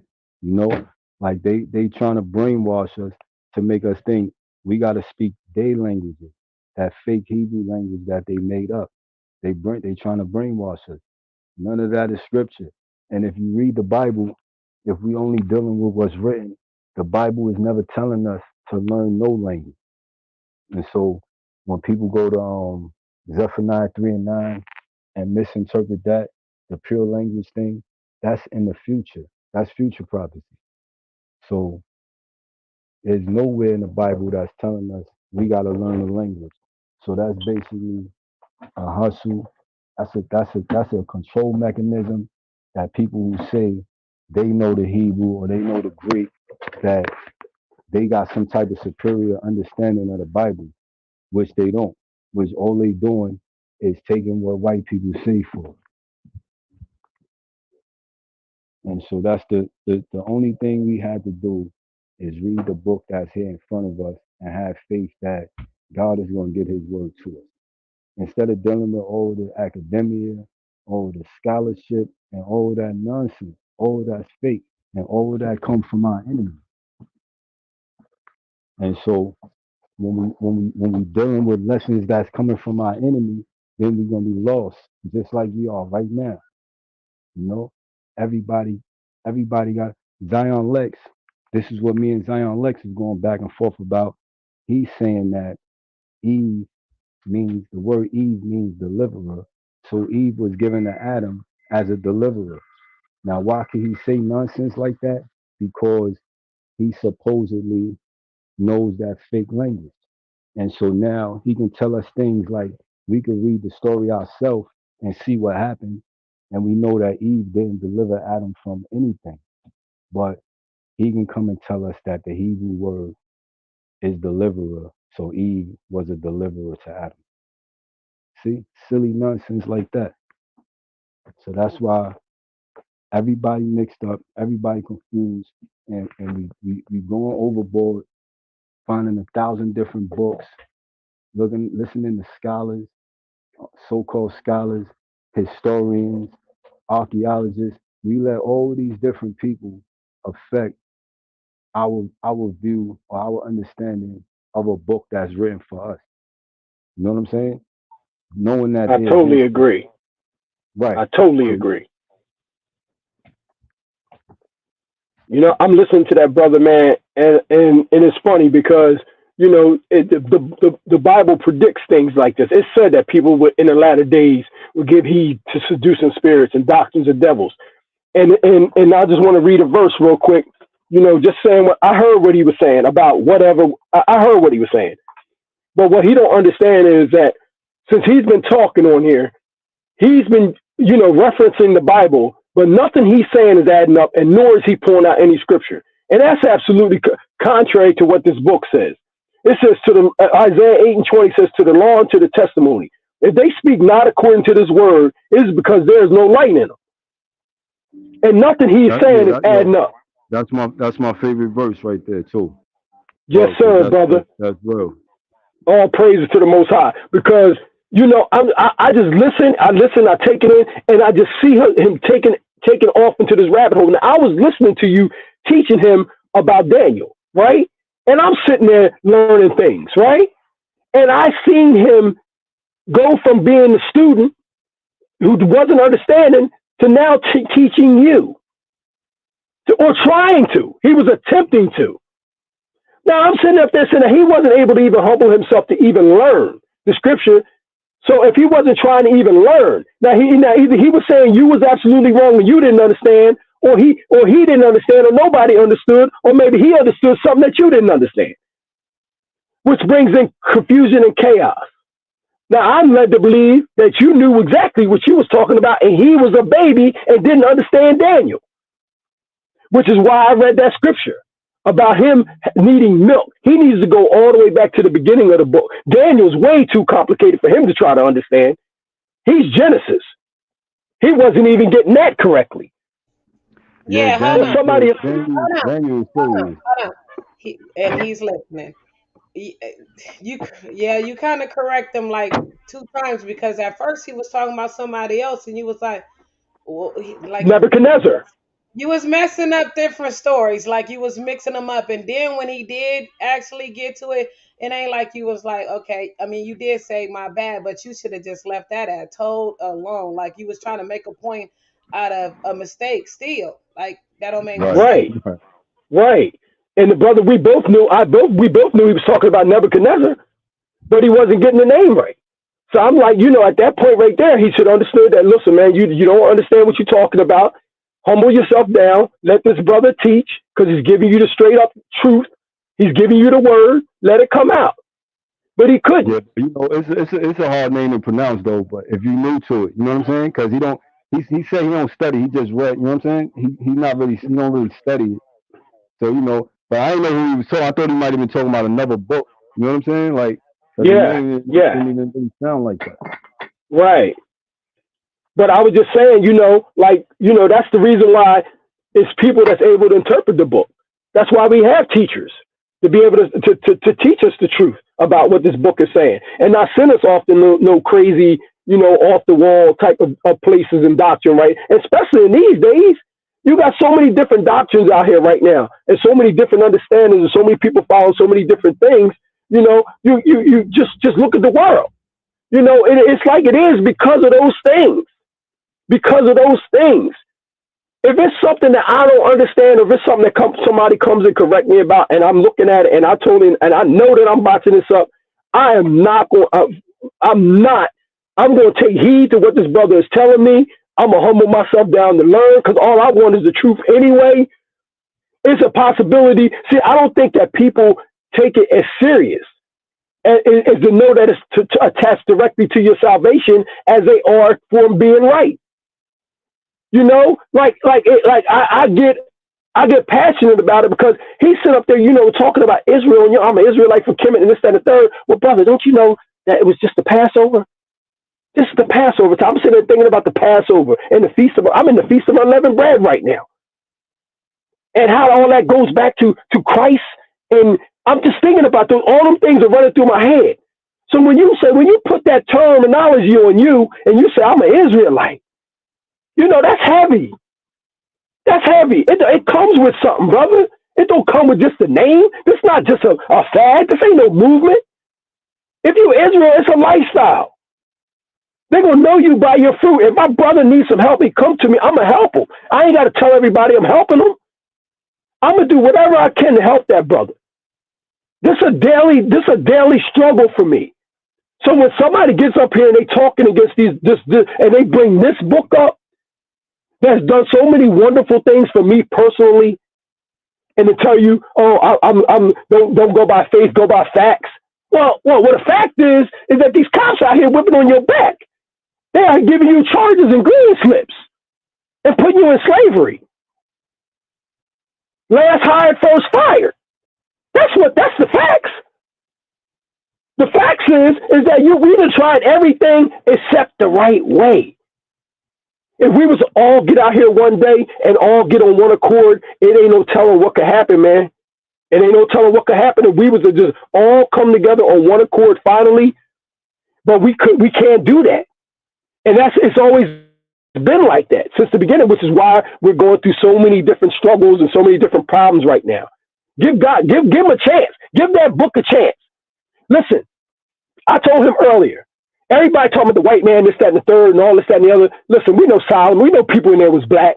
Ain't no white man giving you no book that's going to be about themselves and going to try to uplift you, and then they're going to just go ahead and hand over to you willingly. No, that book is put there. It's sealed to some people. It's some people that ain't going to be able to understand it. When did that come in? That maybe everybody's not going to be able to understand it. I never thought I would. But if the book, I don't care who gave me that book when he gave it to me, I saw some things in there that wasn't pertaining to him. So if he gave me this book, he's a damn fool for doing it because it was about me waking up to who I am. The Most High will make a fool out of he make a fool out of certain people. You know, he'll make a fool. He'll make a fool out of you. So just because he's using that man to give you the book, you saying that God's not capable of doing that? He's very well capable of doing that. I just want people to, like, you know, if you're gonna knock this book, at least be factual about it. Okay? If the book is prophetical, I mean, damn. What's more powerful than that? Show me another book that's prophetical. All the books that's coming out, and you want to knock this book. Oh, it's supposed to be that. No, Israel, this, that. Show me another book that's prophetical like this one, that can tell you what's going to happen in a couple of years from now. That can tell you about the Euphrates River drying up. That can tell you about where Noah's Ark is. Why are they hiding so many things? Why are they hiding all these relics that they're finding? Why nobody ever bring that up when they knock the book? When the book says the Noah's Ark is in Mount Ararat and they found the ship up there, why ain't nobody talking about it? Why did it never come up in discussion? See, the prophetical things about the book never come up in discussion. Only they see what this is. They try to contradict what he said and not even understanding what he said. Oh, look what he said here, and then he just did this here. Oh, look, he's killing babies. Well, damn it, if you read the book, it tell you that them babies wasn't all just regular babies. Oh, God is a God. God killed this and the third. Look, guess what? Bro, I told some brother the other day this, brother. Listen at this. I want everybody to hear me clearly. You know, it's so crazy that our species, right? And I'm talking about mankind. We're the only ones left here. We're the only ones left here with all these things that's inexplicable. We can't explain them. We're looking at those pyramids and, we see 10-ton rocks that was built. We don't know how they got there. We don't know how people etched this. We don't know what machinery they used to carve it in there. We don't know how it got to the perfect structure. We don't know how that paint's still on the wall. We don't know what paint they use. They ain't here talking about paint and black like this, that. What kind of paint on the walls have been in there for thousands of years? Brother, we're the only species that's still here. Why is that? See, that's because in the other books that that Rome took out, it tells you about these things. It was things here that turned on mankind, that had to be destroyed. And I got to believe that some of them babies that he was telling us to get rid of to make sure that they was wiped out was some of them things. Imagine some of them things running around here right now. You going to tell me that them things wasn't around here? There's pictures on the walls with men that was tall as damn palm trees in Egypt right now. What you going to do if something come out here right now and start chasing you? The Most High was trying to protect his people. That's what he meant. He said he didn't love you because you was the most. We was the few. We were the few. You got to pick up those books and read. And it would answer those other questions. But all people got to do is give the Most High a chance, man. Give him a chance to try to and do what he say do. What's the worst thing could possibly happen? If you already don't believe in heaven and hell, you ain't going nowhere anyway. So give him a chance. Give the Most High a chance. See what he got to say about it. See what things can happen in your life, and see if he won't give you a testimony to come back and talk about. I guarantee you, he gonna give you something that you can brag about, not boast about, but he gonna give you something that you can brag about him, that you can give his name the glorification. Try it. Now, if a brother pull up and all he talking about is a Bible, yet he don't have a Bible, and he ain't pulling those scriptures, how are we supposed to believe that? How are we supposed to believe in anything that he's saying right now? That's like walking into a burning building and somebody telling you that the fire is going to be put out. Oh, go right on up in there. The fire, the police are coming. They're going to put it out before the building falls down. That's what it's like when you're talking to somebody that doesn't have the scriptures right in front of them. And I'm not going for that. I'm not going for that because I read this book. I know what it says. I see what's going on in my life. I ain't saying it works for everybody. I ain't saying that everybody's not going through something. We all are going through something or have been through something. We all are going through something, have been through something. But guess what? If you keep kicking against the pricks, then same old things going to happen. People dying around us. People come out with all these masterful plans, all of this, that, and the third. And here we are in 2024, and we ain't got a pot to piss in and a window to throw it out of when it comes to something collectively. We ain't got a pot to piss in and a window to throw it out collectively. Oh, well, let's try this. This gonna work for us. I know how to build planets. Oh, you're God. Yet you can't get yourself out of a wet paper bag. Listen, man, all we got to do is do what we were we're told to do. Not asked to do, we were told to do something. The difference, you want to know why you're so special? You want to know why Michael Jordan is the best basketball player to ever live, and why we so good in track and field, and why the Jamaicans can run so fast, and why Mike Tyson can box. It's something special about you. Well, what could be so special about you? You think you was just born like that? No, it's because your ancestors came in contact with the Most High God and was put under a covenant. Were put under people. Go look up what a covenant means. Go do that. Don't even go look at nothing else. If you want to know what separates you from everybody else in the world and why women are so beautiful and why black women are able to produce a white child, what the hell? How can a black woman have the ability to create a white child? That's special. That means she is the queen of this earth. That means she has birthed everybody down here on this planet. She has the ability to do that.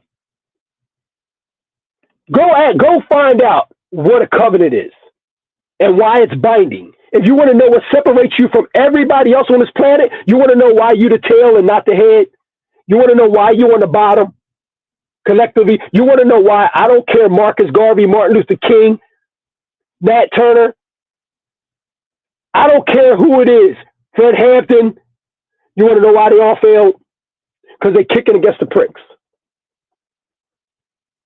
It's only one way out. We're knocking and banging on every other door, and none has worked. None has worked. And none of them are actually looking promising either. Everybody got the answer. Everybody got the answer, but guess what? We all individually are living our lives. I'm not in hell. I'm not in hell. I watch myself because I want to make sure I know where my blessings are coming from. I want to make sure that this is not coming from the adversary and got me, blessing me, because he's able to do that too, and blessing me to keep me in wickedness. So I watch where things come from to make sure they're coming from the Most High. Damn it, I've been in a bad place before. I've been in a bad place before, but I ain't there no more. I ain't there no more. And it wasn't by nothing. It wasn't by me. It was things going on around me that I considered a damn miracle. So I'm able to brag about that because I'm giving him all the credit, all the glory for everything he did because I didn't have to be here. I could be locked up right now. Easily. I could be doing exactly what I was doing 15 years ago. Doing whatever was clever. But I ain't doing that no more. And I'm trying to let him lead me and guide me to do what I got to do while we all try that. Why? Because we can't see him. I bet you damn sure could feel him. I bet you could feel him during a funeral. Oh, why this, why that? Why this happened, why that happened? Just because you can't see it don't mean it's going to stop happening. Give God a chance, man. Give the Most High a chance in your life. If you don't learn nothing else, you don't believe nothing else I say, just try it. Just try it like a bike. See where it can take you. I already know where it's taking me. We get on here and we talk about different things. And I'm not knocking nobody else's philosophy. Is whatever you want to do, I am in. It's whatever you want to do. That's your life. But if you say something contrary to this book that don't make sense, I'm popping out. I'm popping out and I'm calling you what the book says, which says you're a liar. Which says you're a liar. And if it's a possibility that it's something that you could be wrong about or may not understand, you should go check it before you stand on what you say you're standing on. Go check, go read, and go study to see if what you're actually saying don't make sense. Go find out. Or ask somebody before you just start knocking the book. But everybody wants to knock the book. Everybody. Every book that we got has been printed by a white man. He didn't give us these words. He printed the book. But those manuscripts was written thousands of years ago. He just translated it. And he didn't do a good job of that because he still left too many clues in there. So stop saying that the white man gave us this book and stop chopping it up, please. Please, if you coming in here and you believe in some astrology or something else, just leave the Bible out of it. Because the more you attack it, the more I believe that there's some validity to it. It has to be true. It has to be true because it seems like that's the only book that people want to chop up and come up with different doctrines. The only way you coming up with Israel is from the Bible. That's the only way. The only way. That's where it is. It's in the book. It was the name of one of our forefathers, Jacob. That's how the name came about. Now, if you coming up here talking about you're an Israelite from Kemet and this, that, and the third, that's not in the book. There was only one person named Israel. One. Make that clear. One person was named to Israel. One person's name was changed to Israel. When you have a name change in the Bible, brother, it's something special going on. That's another thing. That's why you got to be careful what you're running around here saying. There was only one person's name changed to Israel. His name was Jacob. Yaakov. Your name wasn't changed. You're of the stock of Israel, but your name wasn't changed. Abraham's name was changed. Yeah, Sarah's name was changed. Get on the link. Sarah's name was changed. Abraham's name was changed. Jacob's name was changed. Just do me a favor. If you go come up here and chop up the Bible. Don't talk crazy in the comment section. Come deal with your brother if you got, if you think that he's, telling a lie. Don't talk crazy. I ain't paying no attention to no comments or no whatever it is. If there's somebody that got a problem with what I'm saying, come up here, pop open that book, and let's talk about it. It's that simple. It ain't all is about getting to the truth, and that's something I ain't never been scared of. That's right. It's that simple. It's that simple. All that chitter chatter and all that talking don't mean nothing. All that is peanut gallery, and that's the problem with getting to the truth. Don't nobody want to pop that book open. I'm not coming from my own understanding. Let's pull them scriptures out and see what's going on. If you're going to talk about this book, other than that, it's all a lie to me. If you don't believe in God, fine. You don't believe in the Messiah, fine. It's whatever. You ain't leave the book alone. It ain't for you. It ain't for you. You can get up here and talk about 10,000 other things. 10,000 other things. Just if you don't believe in the Most High, this, that, and third, whatever, leave the book alone. You ain't got to worry about it. It just means that. Hold on. It just, okay. Hold on. You can't run off the panel and then run to the comment section and say anything. You know, your points are not being validated. Oh, that's somebody that's willing to stand trial or stand on business. You run into the comment section, you know, throwing shots. He ain't paying attention to nothing you saying. You feel me? At the end of the day, like, you did good, but you got in your feelings and you got emotional and you let the information consume you. And that's what normally happens. You know what I mean? When the rubber meets the road, that's exactly what's going to happen every time. If you get up here and start spitting some nonsense and you can't back it up, hey, listen, JJ was always about that, man. Source up. Source up. That's what it was all about here, sourcing up. Not coming from your own understanding and from your head. What the book say? Yasha. Yeah. Excuse me. Peace, Sister Hefa. Hey, a long time no hear from. I know. We're out here doing our little thing, you know. How have you been? I've been good. Oh, nice. Good to hear from you. That's for right. For real. Yes, I. Benny, long time. Peace, brother. Brother, is that you? I've been looking for you. Yeah, that's me, man. Yes, sir. Brother, I've been, oh, come on, bro. Yo, you been high. Yo, what's going on, man? No, I was out here listening to you, man, and I'm saying to myself, hey, Benny, man, what's going on? Why are you getting emotional? And man, listen, man. I've been looking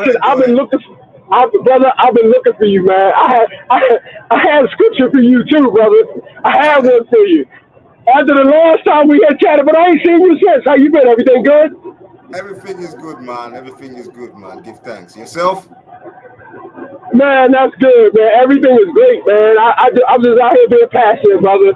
Passionate about the Most High, man. He's been good to me. So, you know what I'm saying? I've been trying to be obedient and doing what I got to do, and things just working out, man. You know, things are just working out. I hear you, my brother. I'm just trying to share. I'm trying to share what he's doing for me, brother. You know what I'm saying? I hear you, Benny. The refrigerator is full. You said one thing that kind of stuck with me. You're saying that we should give the Most High a chance. I mean, You're saying we should give him a chance. I mean, come on, man. I mean, look how many centuries we've been riding with this Most High, and we're still in this situation that we're in. I mean, how much more chances do we have? Where was he during slavery?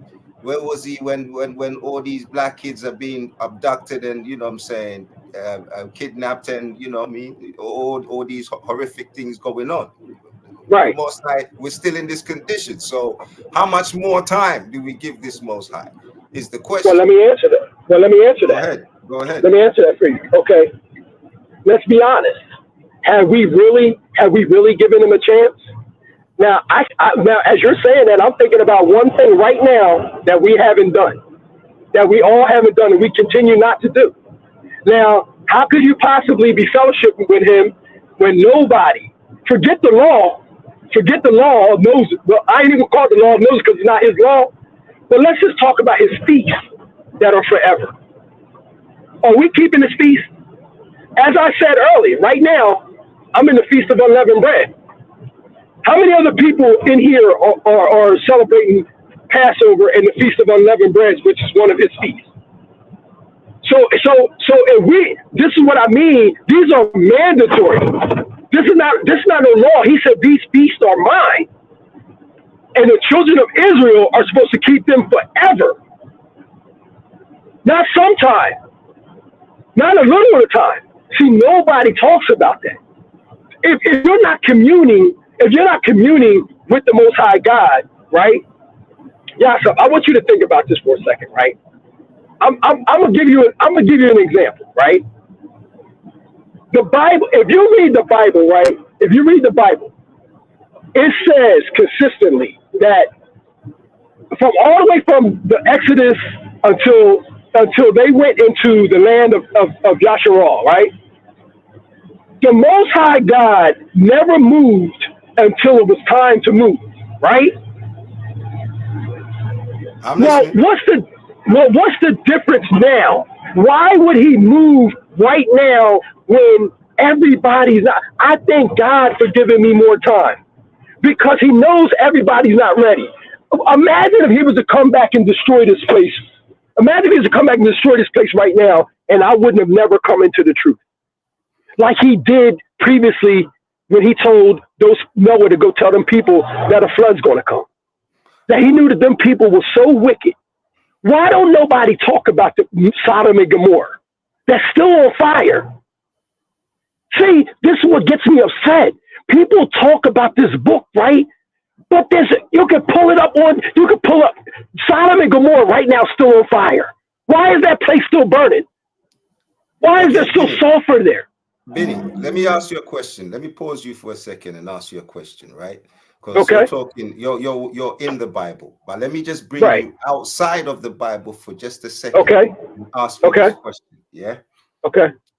The book says Genesis. You say Bereshit. Right. Whatever it is, it's still the same game, right? Okay. So that means basically that it's the beginning, right? Well, not really, because there's a Bereshit is a meaning in Bereshit. Okay, explain. Okay, so hold on 1 second, brother.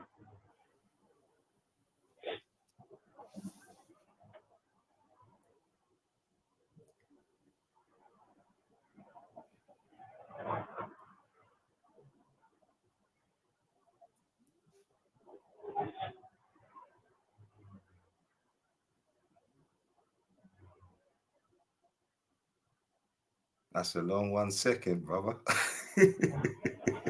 Now hold on, brother. Hold on 1 second, brother. I'm on the side of the road. Hold on 1 second. No, I'm playing with you, brother. Yeah, I know you can. Hold on, brother. I'm in a minute. Hold on.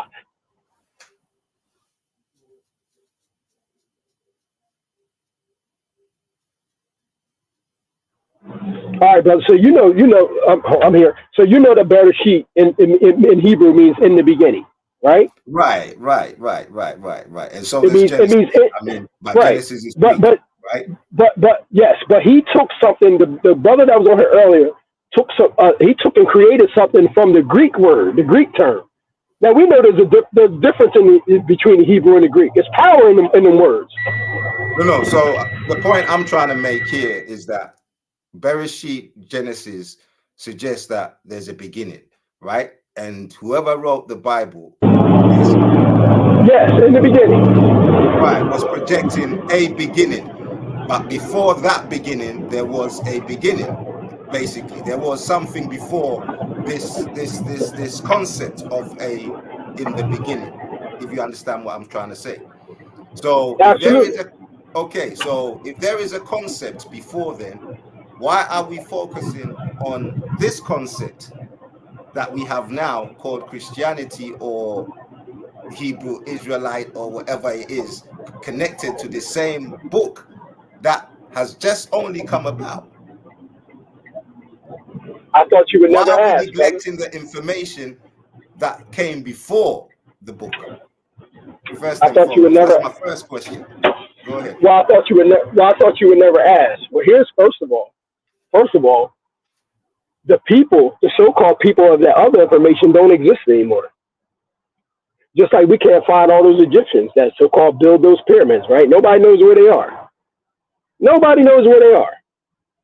See, that's the whole thing about it. This is what I'm saying. This is why those people back then were so wicked they had to be destroyed. And then our book tells us that God, after he destroyed all them people, he chose a people for himself. After they had to repopulate this place. Because he knew that man was so, hold on, listen, brother, let me finish. He knew that man was so wicked. You know how I know that? Because, sir, your race creates bombs. Your race creates diseases. Your race creates technology. We cannot be, as a whole, you and I both know, as a whole, as a race right now, we're too sick to have certain things within our possession and to be trusted with it. We can't even go to a party without a shooting happening, brother. No, we can't even go to a party. You're running away. No, I'm coming back to you, brother. Listen to what I'm saying to you. I'm telling you that he took a people and separated them unto himself by making a covenant with them and said, look, this is what I want y'all to do. I want y'all to go out and show and be a light to the rest of the world. Benny, sorry, I apologize, but you're still running away. You're not answering the question. You said that the people prior are no longer exist. I disagree with you, because there are people in Africa who are called Ethiopians that are mentioned in the Bible. There are people in Africa who claim to be Egyptians that are mentioned in the Bible. I mean, but let's forget about the Bible for a second. When I speak about prior knowledge, basically, to the Bible, I'm not talking about what AI has generated for us as history or their story. I'm talking about the practicality of the people who were living in a time period before this period, if you understand what I'm trying to say. Now, when we look at those people living in those time periods, they didn't have the Bible, first and foremost. So what were they doing? Are you talking about like our ancestors? Yes. I mean, can you give me like a period? Can you give me like a ballpark period of what we're talking about? Because I want to make sure you're not talking about, are we talking about here, or where are you talking about in the world? I'm talking about this world here, because no. I'm saying, are you talking about our history here in this country, or no? I'm talking about the history of mankind. The history of man. Right. Okay. See, you're feeding off the history that you've been taught. You're feeding off. No. I'm not feeding. No. No. In the Bible. Wait. Hence why you're stuck in the Bible, because wait. No. I'm not stuck in anywhere, because the history of mankind, it has a resume. So it doesn't matter what part of the world or what era we're talking about. It has a resume, a documented resume. Documented by whom? Who documented this resume? What do you mean? What do you mean documented by who? We got books. We have documented history books everywhere. Benny, we got documented books. Benny, I'm saying we got documented. I understand. Let me Yasser. Listen to what I'm saying. Listen what I'm saying. Listen what I'm saying to you. Okay, go ahead. As a whole, anywhere that man has been, have they been successful?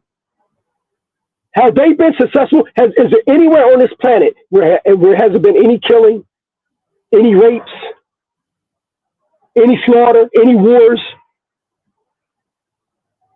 Is that a question you're asking me? Yes. Well, these are things that you know of, that we've been told of. No, I'm asking. Have you seen these things happen? Yasser, there's war going on all over the world. Have you seen? There's war going on all over the world, and now that we have nuclear bombs, there could be another world war. Are you saying that there wasn't a World War I, II, or III? Benny, let me ask you a question. Have you seen a war going on? I'm asking you. You telling me there's war going on. Where is the war going on? Where? Tell me. Are you serious? I'm serious. So okay, there's a war. There's a war in Palestine right now. Okay, you see, that's what they told you. Have you been there? Okay, so there's not a war in Palestine. What about the people in Chicago? What are the Palestinians in Chicago protesting about? Brother, are they lying? Are they lying? Hold on, brother. First and everything's foremost, not. I'm asking you a question, Benny. I'm asking you a question. Just slow down. Just stay with me. Don't run away, please. Stay with me. Have you seen a war? Okay, have you seen a war around you? Have you seen a war before? Have you seen anything about Palestine? Brother, you're saying things you've seen on the TV or you've heard. I'm saying with your naked eyes, have you seen any war? No. You asked me two questions. Okay. You asked me two questions. Answer both. Okay, I've seen Palestinians. I see Palestinians fighting for their rights here and asking for help. I've seen that here. So either they're lying about what's going on in their country and it's not happening, maybe according to you, just because I haven't personally been over there involved in the war, or it's really happening. Yeah, that is people being slaughtered. Yeah, there's war in the ghettos, war on crime. I was about to go there. I was about to go there. I was about to go there.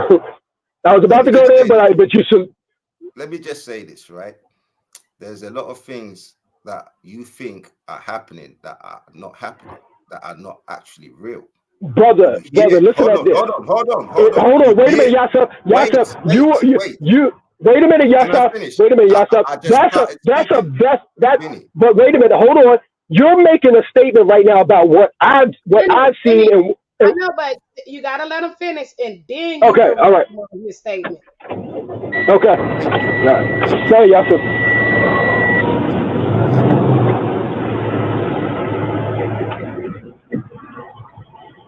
Now, I'm not saying that there's no crimes on the street, basically, where regular people are not dying. You know what I'm saying? But what I'm saying to you is that most of what you hear on TV or radio or whatever didn't happen. It's just stuff that they've made up. Because why? You did not see it with your eyes. It's like it's just the same as saying we went to the moon. You did not see it with your eyes. They show you a picture and you think, okay, oh, somebody died. Do you know that person? No, you don't know that person. So it's not everything that you see with your eyes, especially on TV, and what you hear is actually going on or is actually real. Some of it is just to scare you. It's just to make you think that shit is going on, but shit really ain't going on. Trust me, there ain't nothing going on. It's just pure hype and drama just circulating around, and that is it. That is it. So this book that you are talking about and putting your life on, basically, I'm saying to you, you never saw none of these people.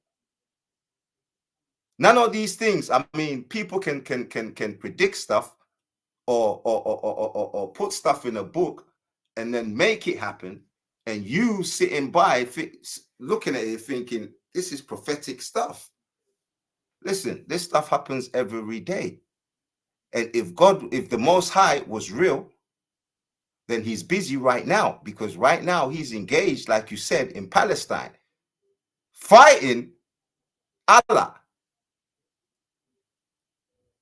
So what's he doing with you, Benny? He ain't got time for you, because right now he's engaged. And that's the God that's who you call in Most High. When your ancestors are telling you, those who walked before you, no, you don't want to believe them. You rather believe some book that some dude who was sitting somewhere wrote.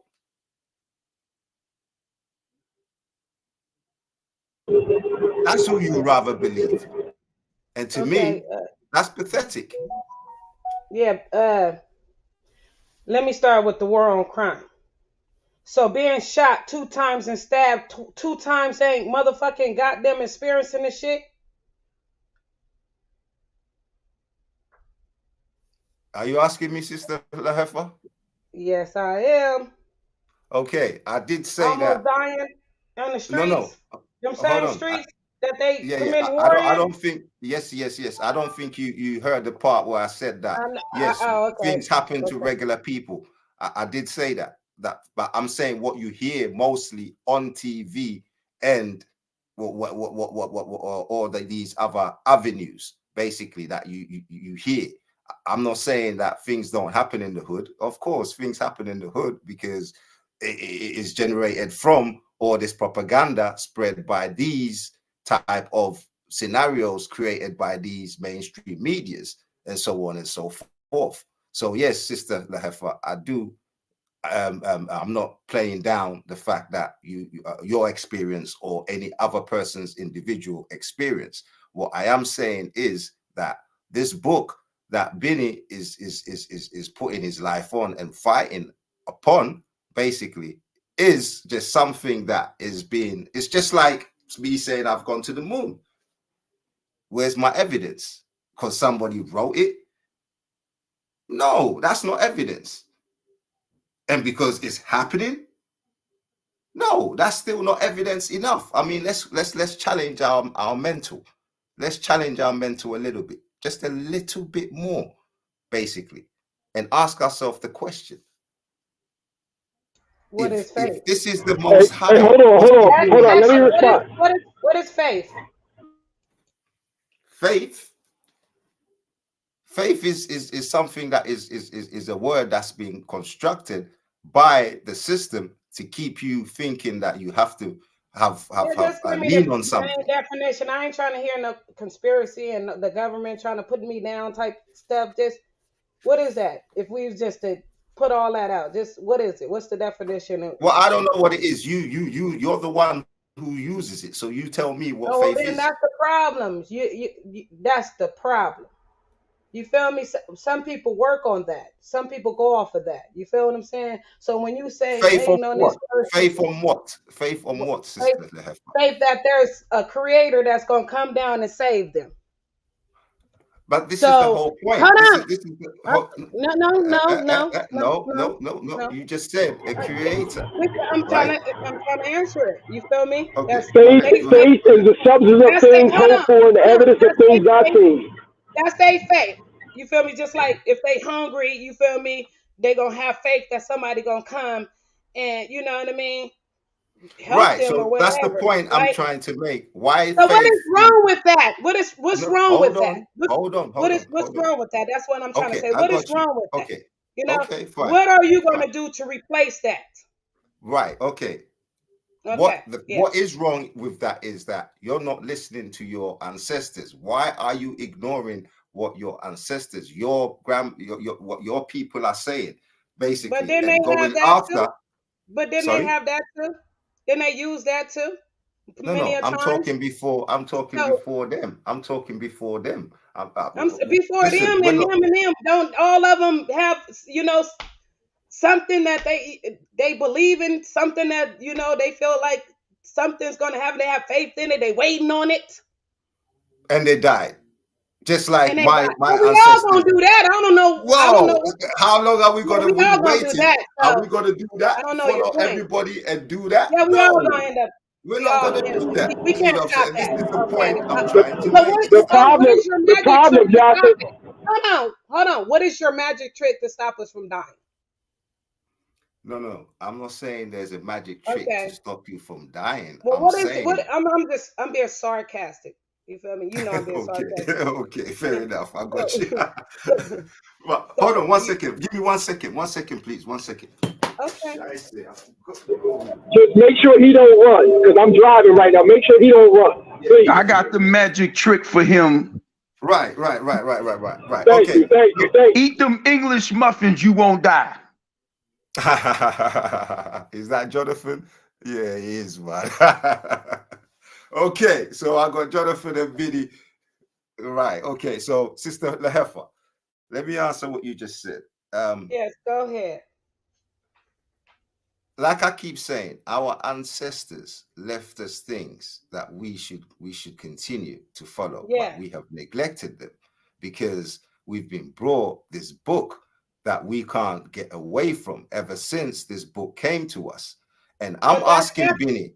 But that's not true. I don't mean to interrupt you, but you know that book go way back before them. You know that. Like, if you really doing your history and you stalking it, you should know that. You feel me? It even goes back before. You know, it goes way back before then. Okay. So tell me how, when you say way back before then, please enlighten me how far back. Are you talking the Ethiopians? Even the ancestors used it. You feel me? They used it. They used the tool. I understand. They didn't use anything. Yes, because everything wasn't in the form of a book all the time. I don't know what y'all so fascinated and just stuck on this book, but some of them things was tradition. Right. Okay. Now we kind of stuck on the book. Just because some people go to the book to, you know what I mean, be guided. No. Don't you like to read? Don't you like to read? I do. Okay, but it's like, okay. Do you like original? Do you like original stuff, or do you like fake stuff, or do you like imitation? I like all kinds of stuff. Do you like original stuff? Because okay, your preference. Some of the fiction beats true sometimes, and some of it all lines up. So that's not the I like it all. So. That's not the question I asked you. I said, do you like, what would you prefer, the real or the imitation? Everything. I prefer everything. Come on, Sister If I'm reading, Sister Lehefa, I hear you say that all the time. I'm real. I don't like no fake. I don't like no. We just talking about information. That's it. We just talking about straight information. That's it. I understand. Reading, going to find and search information. I like it all. That's why I allow everybody to come on and have their opinion and their point. No, I got that part. But at the end of the day, my job is to sit there and just criticize them and correct them and tell them they wrong or real. So no. But I mean, let truth be told, though. I'm searching for truth. Am I wrong? No, it don't have to be truth all the time. Why not?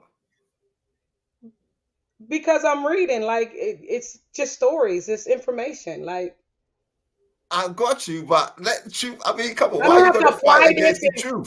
Why are you going to fight against what is? To apply it to my life, to everything. Everything don't have to apply to my life. Okay, like. No, I'm not saying that it has to apply to your life, but truth is truth. So I mean, I get what you're saying. That what is your point? You have a problem with people because I'm trying to figure out your point. You have a problem with people worshiping the book, right? Are you asking me? Yeah, I'm trying to figure out. Yeah, what's your problem? No, listen. I don't have a problem.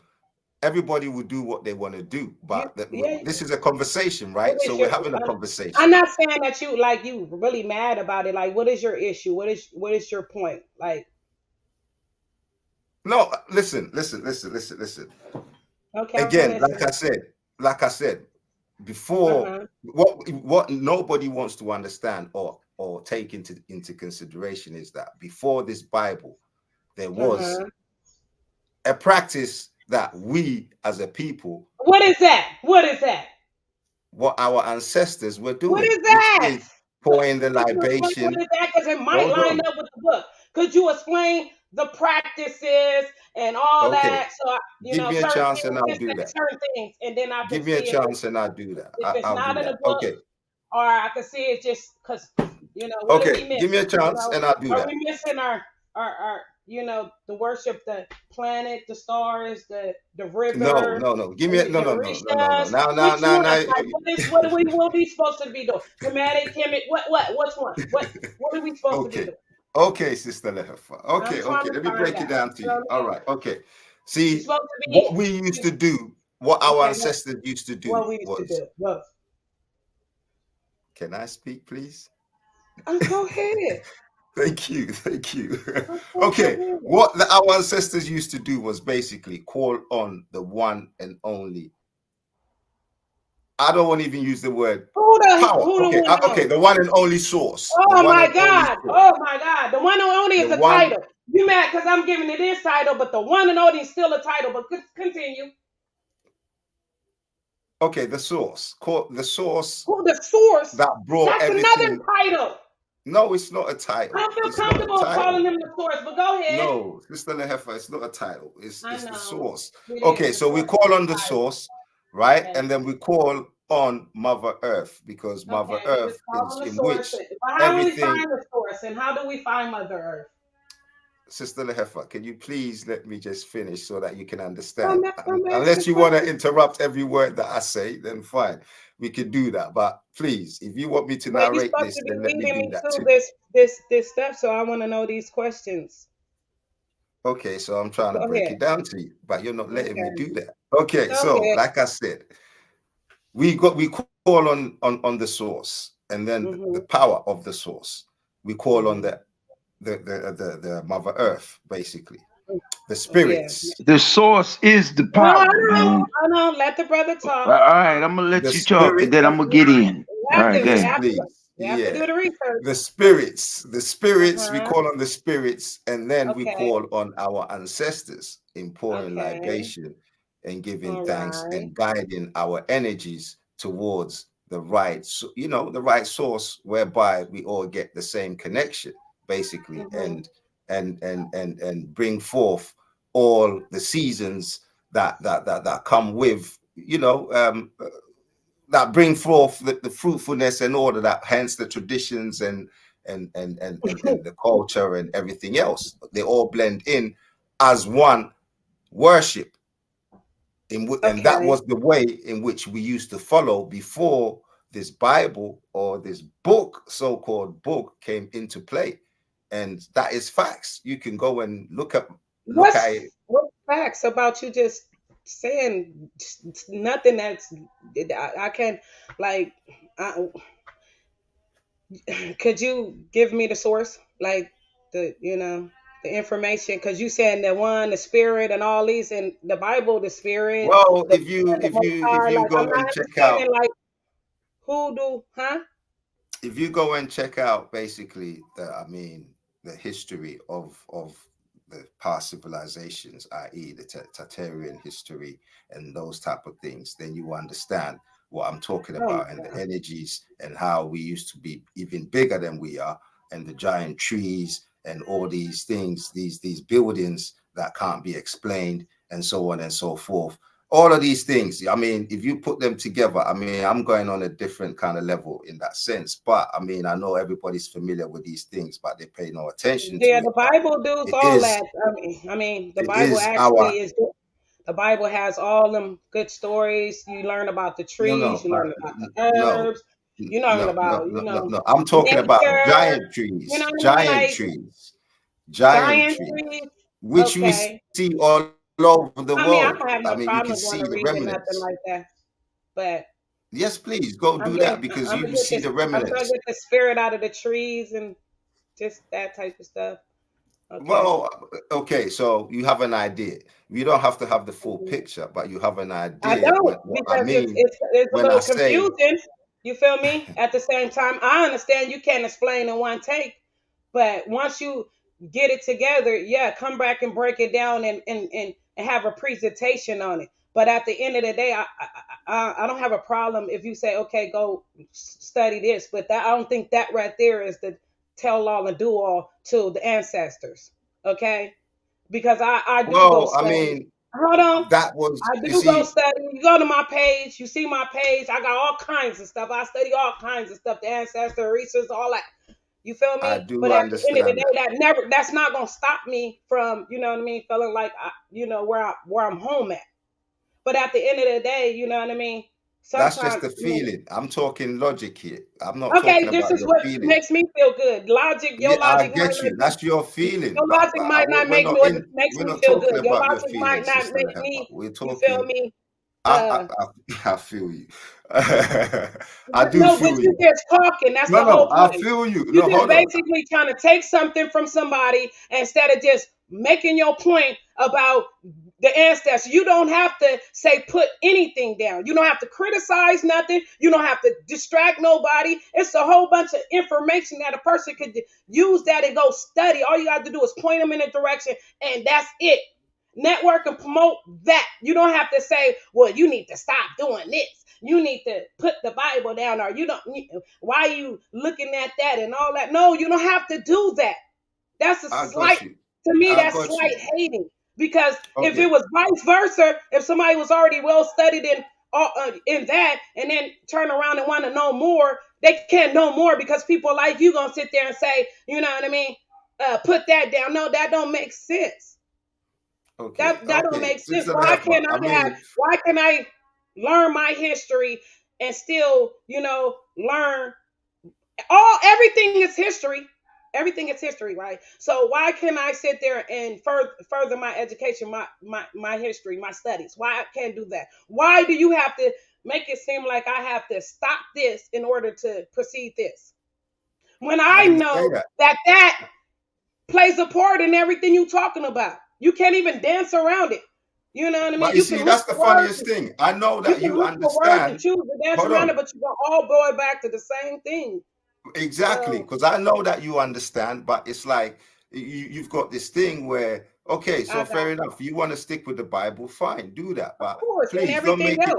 Yes, but please don't make it just because I'm challenging the Bible doesn't mean that you have to make it like I'm trying to say I'm criticizing and I'm doing this and I'm doing that and I'm doing that. No, Sister Lehefa, come on. You're doing too much. You're doing too much. Challenge your step. Don't say put it down. Like, don't say why you. I didn't say that. You can challenge things because can we both agree that there's beneficial things in that Bible, that book? There's a lot of beneficial things. You know what I mean? And can we agree that some people don't even live off of the basic morals of the things that's in that book? And sometimes they need people to reinstate it, redirect them and and guide them, or give them, But you can say that about Islam. You can say that about the Buddhism. You can say that about all kinds of different. I know. Right. So what is the point? You don't want to mix all of that. So let's build instead of tearing each other's stuff down. Why we can't? That's the problem. That's not our stuff, though. I mean, that's not ours. Questioning things. There's a lot of things, especially when people those things are not us, Sister Lehefa. That's what you have to keep in mind. That's somebody's philosophy. I already know you're about to argue. I'm talking to the other guy in the back chat. Go ahead. I'm not talking to you. I'm talking about the other guy because I know. No. I know. It's just I like the way you kind of bounce from one to the other, man. Your eyes are everywhere. No, he's in the back chat. I have to bounce there. He wanted to get on, and I ain't trying to argue with him. So at the end of the day, yeah, continue. Okay. Anyone else want to jump in? Because I mean, me and Sister Lehefa will go at it all day, and I know that we'll disagree. I'm not, I won't go at you all day. I'm just trying to make sure the chosen words that you use. You feel me? I don't have a problem with you questioning, having a problem with certain things, but when you say, put down, and you trying to, certain people trying to make that a problem, like it's a big issue that. And then try to, we have this and in competition with the Bible. Like that's in competition when you try to throw out other stuff and say this was before then, that's competition. You know what I mean? Why we have to do all that? Okay, so if it came across like that, then that wasn't the intention. But I'm just trying to state the facts that, okay, the Bible, I mean, we as Black people, the Bible is old. On to Bible. Oh, it's new. The Bible is a new thing. You're holding on to the Bible. Don't hold on to it. That's what you're saying? Well, I'm just saying it's a new thing. That's all I'm saying. It's a new thing. That. So why are we holding on to it like it's been we holding on to it because there's some truth in there and there's some morals and there's some laws and things like that. So what about what your ancestors are saying? Ain't there no truth in there? Don't you hold on to your I'm asking a question. The law of the land? Don't you practice and hold on to that? And sometimes you got to go back and check that out because there's new stuff added. Don't new you? Stuff? No, yeah, the new stuff be added, especially these new laws that they be putting up in there. You don't even know until you come across that law. Really? You just living your life, and then there's a new law that came in, and you don't even know nothing about it because we don't study law like that. But at the end of the day, certain laws that pertain to our life, we'd be familiar with it. Like driving, smoking, and you know what I mean, driving, drinking. Well, I would say this. Like, I would say this. All these laws that come into place, like it ain't just something that you just imagine it was gonna happen. You knew they came into place, and you have to know these laws. But you I would say this. Practice these laws. You will never forget these laws. You're gonna obey these laws because if you don't, you're gonna be punished, right? And you're gonna pay a fine, and you're gonna be punished, and You'll go to jail and you're gonna be crying to the same spiritual people and they're gonna be praying over you to get out. And I'm just playing. Go ahead. Funny.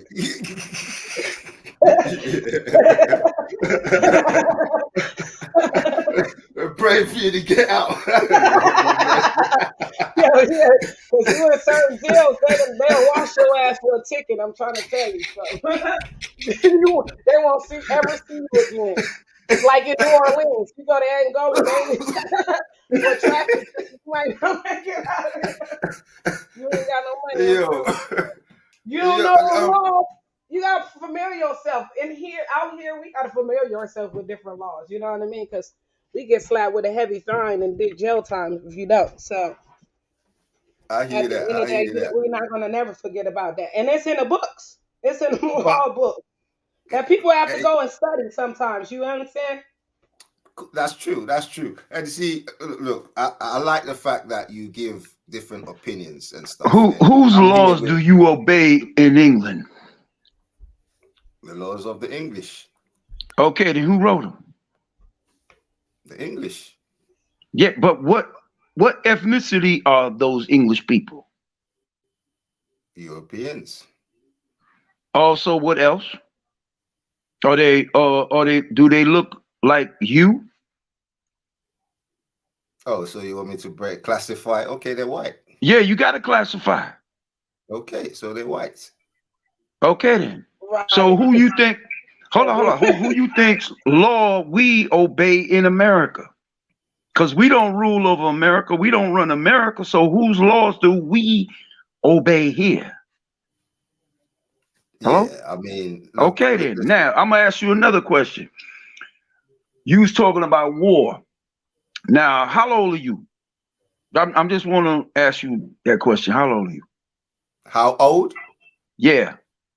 Oh, boy. These grays are too gray. All right. So you about 45 at least, close? No, I'm way over that, brother. Okay, then. Now, in my lifetime, there was a war that was on television every day prior to 1975. It was called Vietnam. The Vietnam War. They had film footage of it every day. America was involved. France was involved. Maybe some other places. Now, the last war I remember that was televised on television, Karima was alive. She could tell you. The Gulf War. Am I right, Karima? Remember that? Hello? Karima, where you at? Yeah. The Gulf War. So what you talking about? There is no evidence of wars going on. Brother, let me ask you one simple question, right? All right, what's simple mean on this one? Go ahead. Simple is simple. Okay, now, if you have two people shooting, right? Right. Each other. Yeah. Mm-hmm. And you have a camera, you know what I'm saying, filming these people. Are you afraid that you're going to get a stray shot if they're in a gunfight? Yeah, there's always a chance. Yeah, there's always a chance. So who's out there filming this film for you so that you can sit there and tell me that there was a war going on?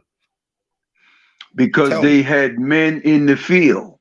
During the Vietnam War, there was actual men in the field. American cameramen that was actually over there. I seen the footage, man. What are American cameramen doing, filming a war? I'm going to name one of them for you. Dan Rather was over there in Vietnam during the Vietnam War. Well, if you ask he's me, dead now, but he was over there. Hollywood movie they were shooting. No, there was no damn Hollywood movie, bro. Yeah, just like like they said. They went. Do you have any? What is the war about? What is the war about? Hold on, Jonathan. Ask him. Do he know Christian Yamanpour? Christian Yamanpour. I don't know who that is. Hold on. You know? Hold up, Christian Yamanpour is from London. Yo, check it out. I got actual proof that Vietnam War existed. I got two brothers that was over there. Now you think my two brothers gonna tell me a lie? They was in Vietnam back in 1968. Hold on. Okay. Let me say this. I don't know what division it was in, where they was at, who they fought, you know what I'm saying? Because I know one thing for sure, basically. All right, let's just take this war here in Palestine, for example. Let's look at the amount of destruction that has been done, and this so-called amount of bodies dead under rubble and all these things. If you find one dead body in a house, do you know how badly that would stink? Let alone millions of bodies under rubble, and still people walking around. Yo, you guys are funny, man. You guys are real funny. People walking around and there's news cameras filming and all these things, and you think there's a war going on? Nah, brother, man, that's not how you fight a war. No, we don't think that. Going on, we don't think that. Okay, so what are you talking about? You didn't ask us, do we believe in propaganda and some of this stuff going on? But what is the reason for propaganda and there's all this other stuff? You feel me? It's bigger. It's a bigger master plan. It usually dealing with money, land, something. It's bigger than what you think. So now you're feeling me, sister. Done around this place. JT is not. I don't know if he understands what you understand. But yeah, it's obvious that you understand what's going on, and that's what I'm trying to explain to people, that unless you see something with your eyes, you can't go around just speculating because you heard it on TV, or you know what I'm saying, you heard it from somebody or XYZ. No, you got to see it with your eyes, basically, and make sense of what is being said to you or whatever, you know what I'm saying, before you can, yeah, that's all I'm saying. Yeah, say your saying then. Ain't nobody, we ain't got no problem. That's what I was saying, but JT was just questioning me, and he came up with this thing that he was saying, which you came in, and anyway. Yeah, JT, you're back. Go ahead. Continue with what you were saying. Yeah, there's always been war and chaos going on, man. It's always been that. There've been war in the streets, okay? Gang war. Back in the day, when I was living here in New York, there was street gangs. They were warring against, fighting over turf. Karima from California, there's the Bloods and the Crips. They go to war. And other gangs, they go to war with each other over turf. They done burned okay? Not that it's a major war. There are always small wars against other people, man. Small wars in the streets, man. We talking about a major war, yeah, where people are fighting to liberate another people, man. Okay? That's what we talk about. Now, the Vietnam War ended in 1974. And that was on, and I'm going to say this too. I'm probably the oldest one on this panel. Maybe you might be second. But you was over there in England, London, wherever you brought me on. What, you was born in what? Huh? No, I said I'm the oldest one on here. I can remember the Vietnam War. That's what I meant. That ended in 1974. Okay? Now, even when I was like 6, 7, 5 years old, that shit was on television every day. They were showing footage of that on TV, on all the major news stations here in America. Back in the day, it was only 3 of them. There was Channel 7, which is ABC, NBC, and CBS. There was footage shown of that every night. That wasn't no movie, man. That was actual film footage that was going on over there. They made movies about the Vietnam War. Okay? Because so the Vietnam War was real. It was a movie, and they made a movie out of a movie. I get you. No, it wasn't no movie, man. It was made about the story of what went on over there, what happened over there. Karima, do you have any Vietnam veterans in your family? A documentary. Huh? They got documentary. No, there's actual movies made about the Vietnam War. Well, I'm trying to name. Oh, JT, let me ask you a question because you say you have some veterans. What kind of stories did they tell you that they was out there shooting? They was out in it was combat, man, going on. They was out in the field, man. Them people. Yeah. You know what? Do you know? Let me explain something to you. Do you understand what these Vietnamese were doing? They had traps everywhere in the fields. Know that. And I'm talking some brutal traps. When I say brutal, I mean brutal traps. You know what I'm saying? In the fields. So these were like, listen, let me just say, when there is a war. What you think Muhammad Ali was protesting in 1967? Which was 57 years ago. That's all. What was he protesting? It's just. But hold up, what was he protesting? This whole thing. Let me just say this. What was he protesting? Ali was protesting against not going into the Vietnam War. They was trying to draft him. Listen, everything is against the citizens. If there's a war, like for instance, what's happening in Palestine and Israel, I want to go back to that as well because that's current. Anything that happens in that country is by that government. So if all these things that are happening in Palestine are by the Palestinian government, they're the ones orchestrating all this damage on their own people. Anything that happens in Israel is by the Israeli government orchestrating stuff on the people because the fight. But what is that war all about? What is it all about? Let me give you my breakdown quick. And I'll let you. Let me hold on. Let me. Yo, you've been talking for a minute. Let him finish because he better let you. Let me talk for a second. You've been holding it down. Let him finish because he barely even come on here. So let him finish. And all right, English boy. He don't take long. That was all. JT, you're funny. All right, okay. English boys talking. Yeah. So I kind of lost my train of thought for a second here. Where was that? Karima, can you help me? That was the idea. Karima, can you help me? You remember where I was? No, I came back in. I'm trying to search what indigenous black man was saying, but I heard him kind of talking over you. So, but, okay.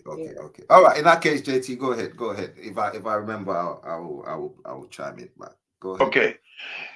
Israel and Palestine, they both fighting over a piece of land. That's what it's about, fighting over land. But here's the thing. The land that they fighting over does not really historically belong to neither one of them. You understand? They were actually placed in that land, both parties. Okay? The original people of Palestine, which was called Palestine or Philistine, were actually melanated people. And the original people that was in the land of Israel were melanated people. Okay? Now, both of these parties are fighting over land that don't belong to neither one of their asses. Okay? It's Ottoman Turks and Ashkenazis. You know why I know that's not true? How you know it's not true? Because there's so many lands on this planet here that we don't even know about. That is just who the original occupants? So many. We haven't even occupied even probably 3/4 of this planet yet. I mean, this. No, but who are the original native people of that land originally? Prior to 1948, those people were placed in that land in 1948 by the Balfour Agreement, which was written up by the Rothschilds, who live in your country. England is where you live, my mates.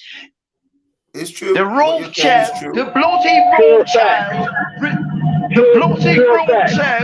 wrote up a document and made those people put on people in that bloody land. Right? That's true, Mike. That's true, Mike. But that's all politics. That's all politics, Mike. That's all politics. Politics, Mike. Politics. But ain't I'm right on that? Ain't where the Rothschilds live at, my dude? The Rothschilds live in England, son. That's all politics. But where they live at? Where are they? The main folk of them live in England, where you at, dude? And they control the whole world finances running out of England. Okay. Yeah, we're running away from the subject, which is the book. And that's what we have to stay. But with that, the book. But hold up. Again, who do you think is trying to control who's Jewish on this earth and who's not Jewish? Well, you was talking about war and stuff, so why go back? Nah, but this is all coming into that. I'm not talking about you. I'm not talking about you. I'm talking about him. Go ahead. Right. No, but I'm just saying. Wait, who? Yeah, go ahead. Indigenous black man. This one?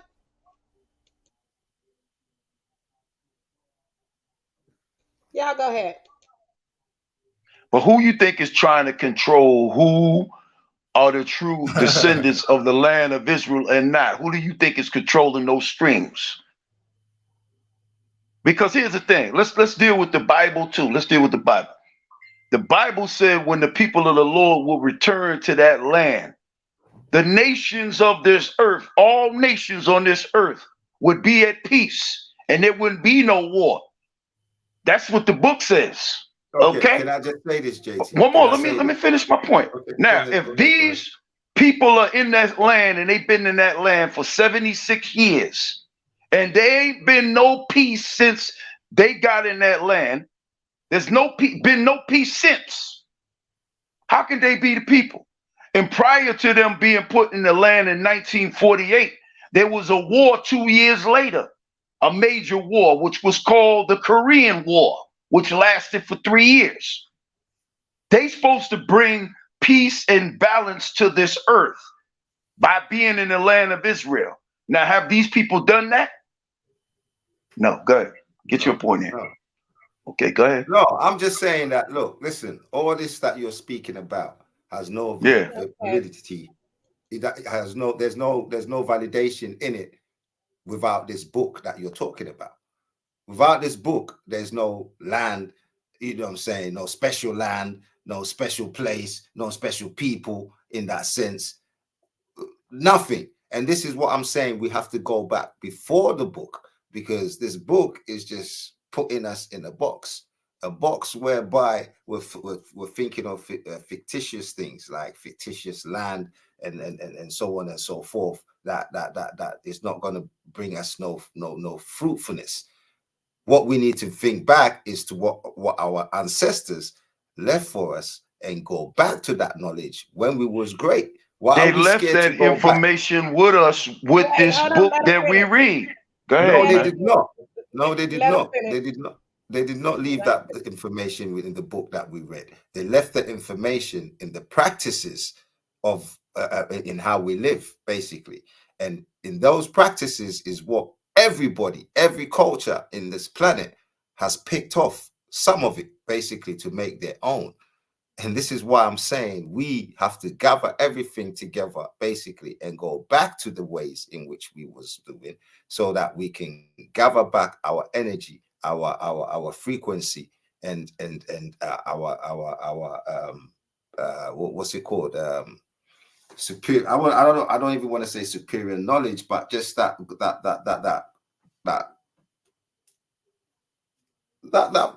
enormous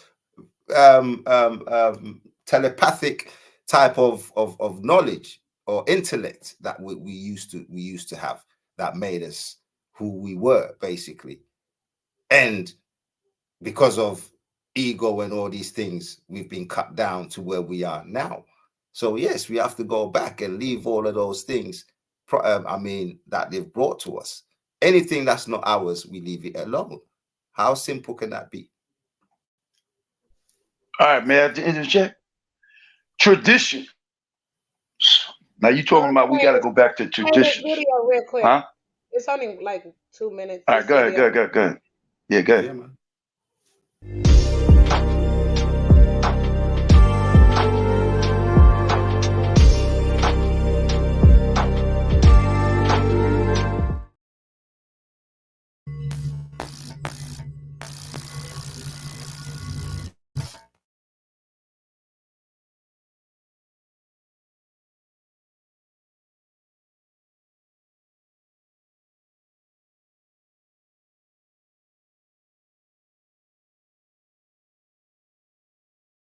Here's how I would approach that issue as a statistician or a political scientist. Or no, as a psychologist, which I'm not.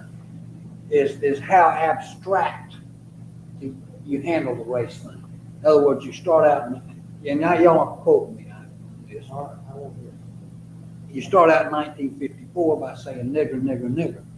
By 1968, you can't say nigger. That hurts your backfire. So you say stuff like forced busing, states' rights, and all that stuff. And you're getting so abstract now, you're talking about cutting taxes, and all of these things you're talking about are totally economic things, and the byproduct of them is blacks get hurt worse than whites. And subconsciously, maybe that is part of it. I'm not saying that, but I'm saying that if it is getting that abstract and that coded, that we're doing away with the racial problem one way or the other. You follow me? Because obviously sitting around saying we want to cut taxes, we want to cut this, and we want is much more abstract than even the busing thing, and a hell of a lot more abstract than nigger, nigger, you know. So any way you look at it, race is coming on the back burner.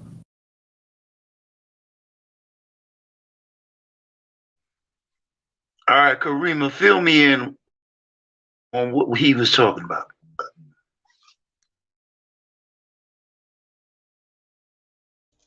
The man said, never mind about saying nigga, nigga, nigga, nigga. This distract them to tear him down. He said, put P in a Coke. Put P in a Coke. And then he started talking about taxing us, to tear us down on taxes. But they was trying to destroy us many kind of ways. And that's all right. Let's hit on that tradition. Check it out. I'll let you get it. Just let me say something. Let's hit on traditions. Traditions have to be passed down, right? Now, how the hell would we know any of our traditions unless they were passed down by generations before us? Okay. Now, the Bible is based on traditions too. Okay. It was passed down to each member of the books that we read about through Moses, Joshua, Isaiah, all of the prophets. Those are traditions that they were given through the Almighty himself, inspiration. Now, we were given those traditions in this book that we read here. You understand? How would you know to honor thy father and thy mother, man? Unless you didn't read about it. You wouldn't know that. Had to be passed down. But we also had to see it in writing also as well. You understand? Because that was taught to your parents before them and before them and before them and before them, because they got that information from this book. Go ahead. What you got? Right. Okay. So you see, the mistake that you're making is that you're talking about this book, but what you have to understand is that naturally you have senses. Basically, you've neglected those. You haven't spoken once about your senses. All you've spoken about is a book that somebody's written. What about your senses? You're talking about how do you honor your mother and father? What do your senses tell you? Tell me, brother. What do your senses tell you? Yeah, that should be automatic, but some people it ain't automatic, man. No, brother. Listen, let me just say this, right? Yeah, you as a person, I'm just saying you as a person individually, yeah, you got that concept. Others, because of different kinds of chemical and whatever, what have you, interference, maybe it's interfered with the brain cells or even the TV and all of these things. But I mean, again, those of you or those of us who have or can use your senses, why not use your senses rather than a book? I mean, okay, let me just say this. The law of nature is stronger than any belief or any prayer that you can make. Why do I say that? Hold your breath and say you're going to pray so that the Most High can pass breath through your nose and see if you don't die. You're going to die if you hold your breath. That's the law of nature. That's more powerful than anything any God, anything, because it will happen regardless of whether you like it or I like it or not. And that's what our ancestors left us. But we're not exploring these things because we're letting other people tell us what to think, how to think, what to do, how to do it. And this is the point that I'm trying to make. Now, let's go back and listen to our ancestors and follow their steps and see. Okay, who are the ancestors you talking about? Give me some names. Who are the ancestors you talking about? You got to give us names of these people you talking about. No, brother. I don't need. No, who are they? Okay, you saying your? I'll let you get it. Hold on, man. You saying? Hold it. Wait. You saying your ancestors, right? They have to have a name. You talking about somebody that's of a historical, had a historical meaning in your life, or these people. Brother. Who are these people? What were their names? Brother, you gotta give me some names. Go ahead, man. Okay, you're born with a frequency, you're born with a wave, right?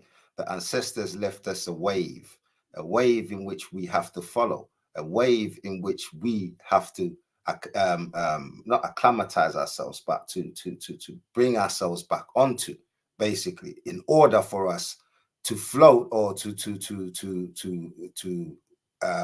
attain the frequency that we need to be able to break free from all of this indoctrination and so on and so forth, peeing in coke and all of these kinds of isms and schisms that have been set against us, basically, is what I'm saying to you. Peace. Would it be all right if I address the brother that sounds like he's from the UK? Yeah, go ahead, man. Talk to him in an English voice. He might understand you a little better. Okay. Yeah. I heard you make the statement, and you said the book puts us in a box. I want to figure out, what do you mean by that? Let me show you an example of what the book says, and you don't necessarily have to read a book. You can look around. History leaves its mark on everything. But for you to dismiss the book, I think that's an error. So in the book, you get laws, and they tell you, do not go on into your sister, and basically incest. Now, we know, if you want to go to, well, this book has been given to us by other people and they rewrote and all that. Well, we know they didn't follow that. We know we look in history and we look at the Egyptians, the Canaanites and all that.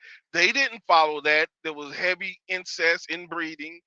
And we know the consequences of inbreeding. So let me ask you, do you think you were actually born and you never heard that, and somehow you just knew not to have sex with your sister, your cousins, your brothers? Or did you learn that from the book, from science, which backs up the book? I mean, how could you know that coming out of the womb, that you're not supposed to sleep with your mother, your sister, your cousins? So when you say this book puts us in a box as far as thinking, where do you explain what you mean by that? Because there's a lot of things in this book, the dietary laws, eating swine. We can go to medicine and see how that affects the human body. Now, I've eaten swine before I knew what it does to me, and it tasted good to me. So I didn't know until I had to learn that, no, this is bad for you. Regardless if it tastes good or not, this is bad for you. So how do you figure this book puts you in the box as far as thinking? Because I heard you also say, go back and do what your ancestors were doing. Well, if your ancestors were wicked and you want to follow them, where do you think that's going to lead you? But yeah, just explain, what do you mean by the book puts you in a box as far as thinking? Yeah, make it make sense. Okay, So, like I was explaining to JT, basically, again, the book does put you in a box because, again, like I said, it's not about you. The book, the book is a newcomer. It just came about, basically, and all that history that you're talking about, Canaanite and all of these things, these are all made up history. These are not factual history. And also, like I said, I was saying to JT before you just came on, your senses, you've neglected in favor of a book written by somebody else. Again, you're asking me how coming out of the womb. What do you mean how? You have a mother to guide you. You have a father to guide you. So what are you talking about? How? You know what I'm saying? There's no how. It's just do. We're practical people, basically. We didn't need a book. We lived, basically. And so that's what we did before this book or this indoctrination. Nobody knew about any of this book until it was introduced, forced upon us. So when you say our ancestors, I can understand when you go back a few centuries or whatever back, or yeah, whatever, a few generations. Yeah, but I'm talking generations and generations before that, basically, when we was who we are. You see, in Africa, we have a saying, when we was we, where were you? You know what I'm saying? That's what I'm talking about. When we was we, that time. Well, we need to go back to. Okay, go my bad. But they ancestors too in the Bible, and that's stories and things that they went through in the story too. But yeah, go ahead. No, well, these are newbies. These are newbies, and they only came up. I mean, what are we? We knew. We ain't old. Like what you what? Well, how old is y'all? Y'all ain't 1,000 years old. We knew. The book knew. We knew. Like. No, well, we can look at Africa today, and we could look at some of the Africans over there who still eat dogs. They eat dogs. They eat monkeys, and we know from history, incest was practiced in Africa. And they was followers sitting around, just don't know nothing, just waiting on, they was followers, and like listen, what? Let me just say this, right? When you say all what you're speaking about, you have no idea what you're talking about because it's a history. I do know what I'm talking about. Hold on. It's a history that's been generated for you, and you're following that history. But you cannot prove any of that because the peoples that we have today are all genetically modified. Like I told you, if you go back into the real history, we were not the people that we are today, and that's facts. And that's what I'm talking about. Explain some stuff. You just keep saying you saying we're not the people. Okay, explain what. Give us an example of somebody and how that changed them, and we should be like, going to study this person. You know what I mean? Give us an example of one person that actually had eternal life. I don't know what we're searching for, but give us one person that's, our ancestors that was successful that we need to follow. One person of your ancestors that you need to follow. Like I said, if you go and look into the Tartarian civilization. No, go look nothing. You should have the little answers. You sending me on a wild goose chase. You got all the little answers now because you already did it. So no, hold on. You're gonna run into. Wait, let me finish, Unseen, because I know you're just gonna come back to the Bible. I know, I've seen you speak. I've heard you speak.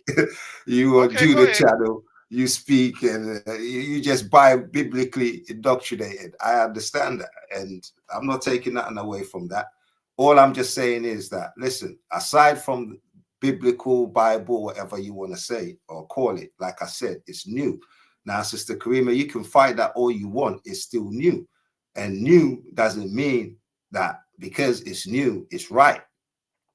It's copied from something.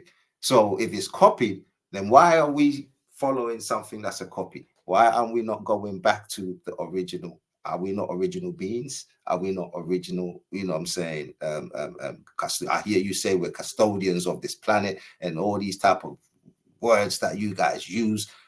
So if we're all of that, then why don't we go back to the time when we were custodians of this planet and go back and use that knowledge to build ourselves back up again? Here's the problem you're going to run into with that train of thinking. Regardless if you point out this civilization or that civilization and you say these are our ancestors and we need to get back to that, at the end of the day, they all failed. They all were conquered. So therefore, something they were doing was wrong. Now, we could go into Egyptology and we could go on Nubia and all these different places, and we can see these monuments and these things they were doing, but we don't hear from them saying how they were defeated, how they were crushed. We don't see it. There's only one group of people that we can see who themselves wrote about how they got defeated and what they need to do to get back on track. So you can say, well, we need to go back to our ancestors, but you're going to have to pinpoint your ancestor. You're going to have to draw that line from you to them. And then you're going to you got to figure out how were they defeated? How were they overtook? But until you I can answer that simply. I can answer you that simply. It is ego, and it's just like the way me and you are going back and forth due to ignorance. It's the same thing. It's one of us that created this whole against, so to speak, if you will, basically. So basically, me and you going back and forth, just us two, back in time. You're saying that brought down whole different civilizations. Yeah, I mean, not just two people. I mean, it's a group of people, but yes, I mean, yeah, that brought down the whole civilization. Yes, that's facts. So how great in actuality was this civilization? And how, I mean, if it could be brought down by differences of ideologies, I mean, was it really that great? Well, let me tell you how great it was. And then we look at. Hold on. Let me tell you how great it was. Let me finish. It was so great. I'm not gonna be quick. Okay, I'm gonna be quick. Ahead. Let me finish. And then we look and we can see that we were all over this planet. When I say we, I'm just simply saying melanated people, because not every so-called black man comes from the same place. That's just like calling a French man and a German man the same because they're white. They'll take offense to that. So how did all these different tribes, so to speak, that was all over the world, just get taken down by differences of ideology? I mean, explain that to me.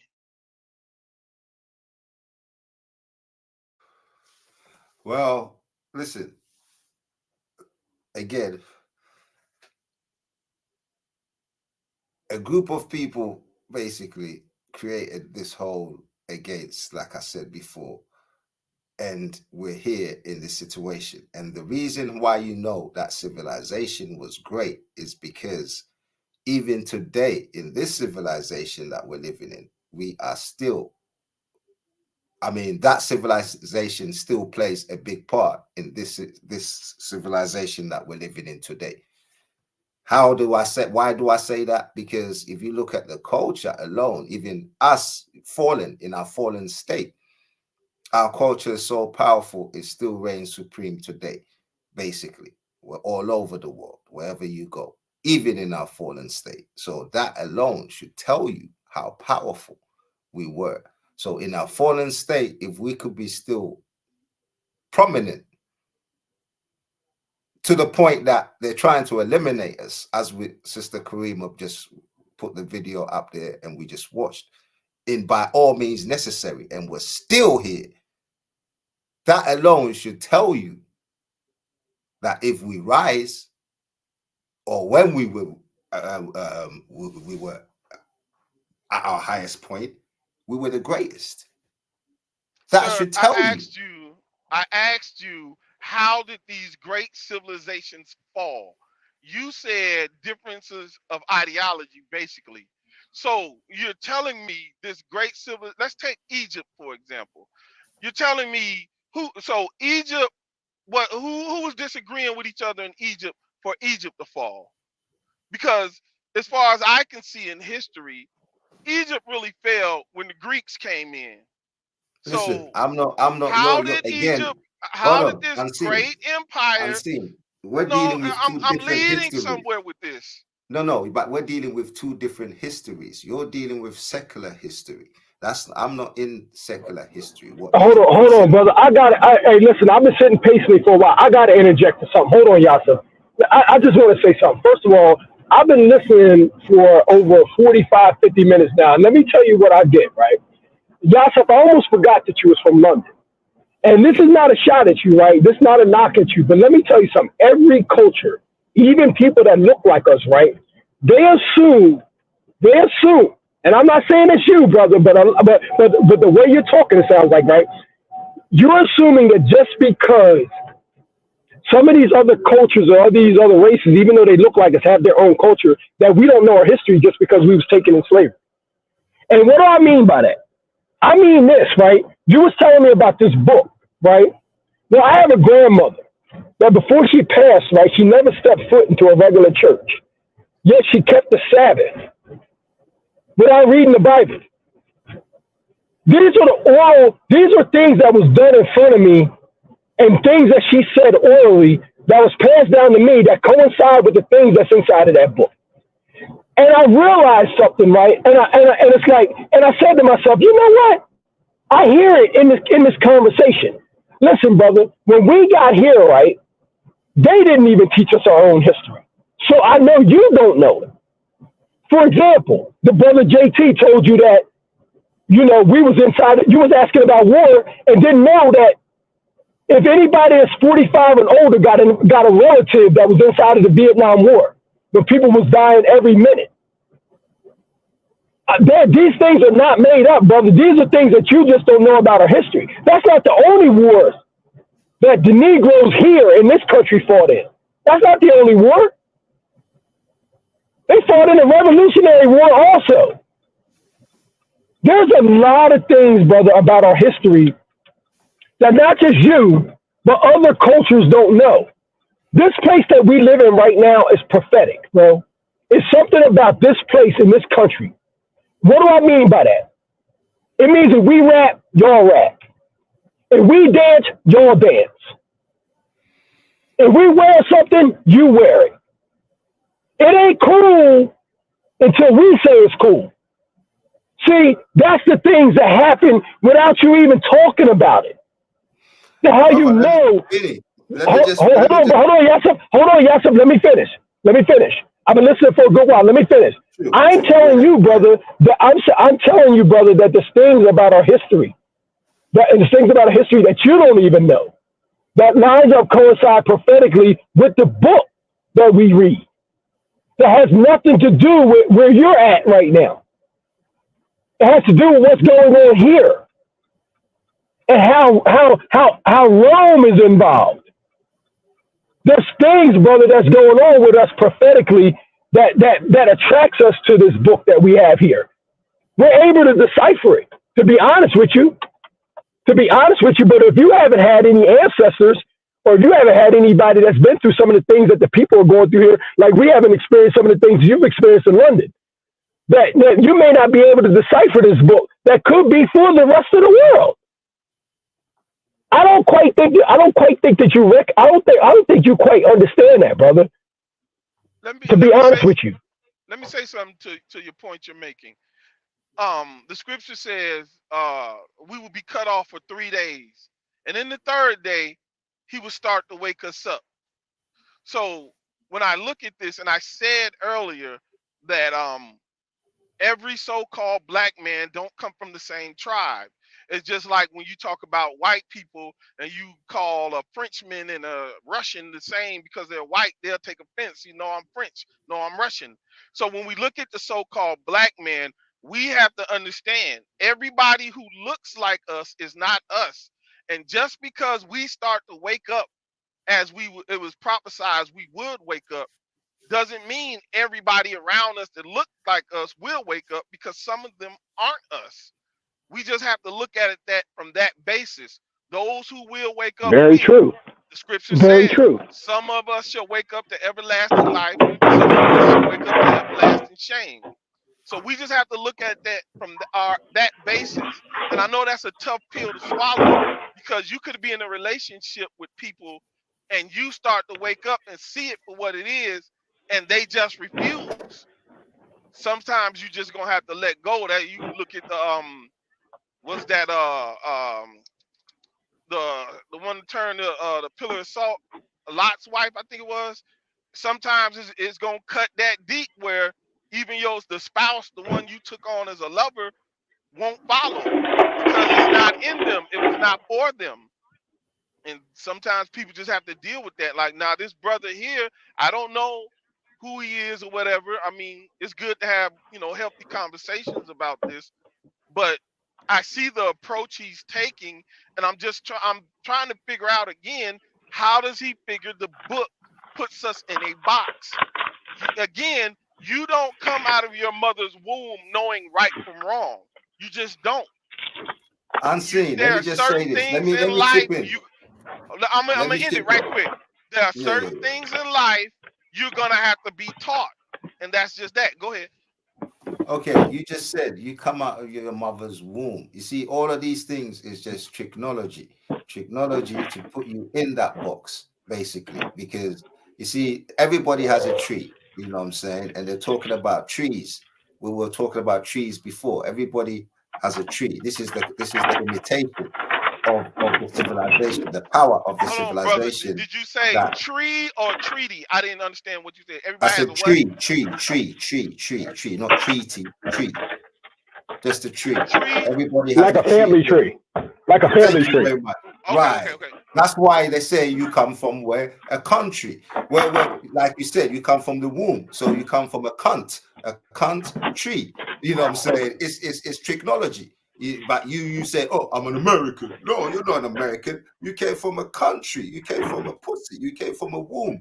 You know what I'm saying? That's where you came from. And that's the English language, technology. So when you talk about history, that's their history that they've plotted. When you talk about Kemet and all of these things, these are all AI generated history that they've generated for you so that you believe in it. You know what I'm saying? But the truth of the facts of the matter is that you're none of that, you know what I'm saying? You're not from Kemet, you're not Sumer. I mean, the Sumerian probably will give you a little bit of some, because they'll always have to give you some truth. So if you look at the Sumerian history, that will give you a little bit of truth in there, you know what I'm saying? But at the end of the day, all that you guys are on is circular history. That is the false history, the false narrative that you guys are following. Hence why you're so dug deep in the book. But that book that you're talking about is no different from the Quran, is no different from the Judaism book, is no different from any other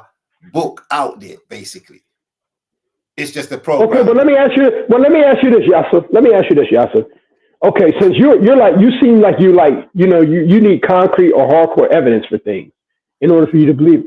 Why then have they found Hebrew relics and stuff in places like Ohio? Like they found pottery with Hebrew writing on it. Do you know Hebrew writing? No. Listen, I just need you. He's saying Hebrew writing that they found in Palestine. They found in places like Ohio. Listen, let me tell you one thing. Let me say. No. Wait a minute, Yasser. Wait a minute, Yasser. Wait a minute. Let me finish. It doesn't matter how you view it. What I'm saying is that it shouldn't be there. It shouldn't be there. If like I said, if you're wise enough and you're smart enough, you can start putting pieces of a puzzle together. Not only was Hebrew found in Ohio, it was found engraved in an old church in Virginia where the slaves were. Carved every day all over the world. Bro, listen to me, brother. Listen to me. One thing I want to say to you is that linguistics, Hebrew, Greek, All of these, they're all connected. Listen, brother. I'm not asking you. Listen, brother. What I'm saying to, hold on. Listen to me. What I'm saying to you is, I'm not trying to find out what the relationship of the vernacular is. What I'm saying to you is that it's in the same place where these slaves were, the people that couldn't write or couldn't talk. This is what I'm talking about my history. The people that couldn't read or write English were carving the Hebrew letters inside of the pews of the churches where they were being held. How you know they? How do you know the Hebrew letters? It looks like the ancient Phoenician language, whatever you want to call it. Hold on. Brother, listen. Does it matter? No, it doesn't matter. But I'm just asking you that why? You see, because I have the knowledge. Wait. I have the knowledge to know that Hebrew and Phoenician are different. So I'm asking you. Wait, let me finish. Somebody who doesn't have the knowledge, you pass that over their head very easily, and they'll easily believe you in what you're saying. But what you're saying, it's anything but us. That's what I'm finding out. It's anything but us, man. It's anything but us. Here's what he doesn't connect, and he don't understand the history of slavery in these United States. If you go into slavery, tell me which part I don't understand. Tell me which part. If you go into slavery and you start studying, you will see there were certain things slaves automatically knew that white people didn't teach them, that they knew for themselves when they came. Now, mind you, not every so-called black man came on a boat over here. I just want to put that there. But there were things they knew. Give us an example of these things that you're talking about. I'm gonna get to it. There were things they knew that the so-called white man did not teach them. See, like there was a term called moon crickets. This is what they would call the slaves at night. When they were done, they would go and they would sing in the moonlight. And the slave masters called them moon crickets because they said that was a racket, a noise that they didn't like.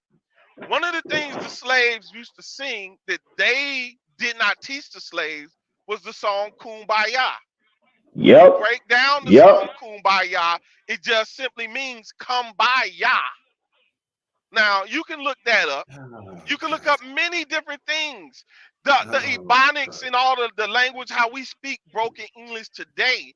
Once you go into the science of that, you will see it's really our mind. See, let's go into some science, some mental science here.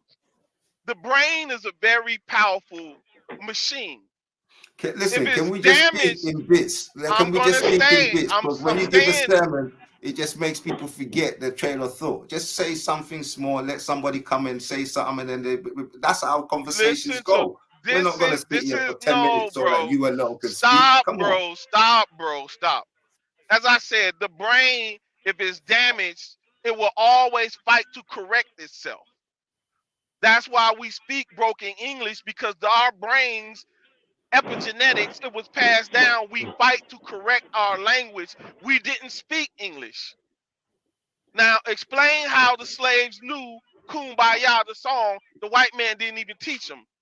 At that time, the white man wasn't even letting them read the Bible. They hadn't started teaching them the Bible yet. So these are things you're going to have to learn before you speak on certain things and what. Let me ask you a question. Go ahead. What language is Kumbaya? Say that again. What language is Kumbaya? Whatever tongue they came across speaking, they were singing that song, Kumbaya. Okay. The so-called European did not teach them that song. These are facts. And who is Yah? Who is Yah, Yasa?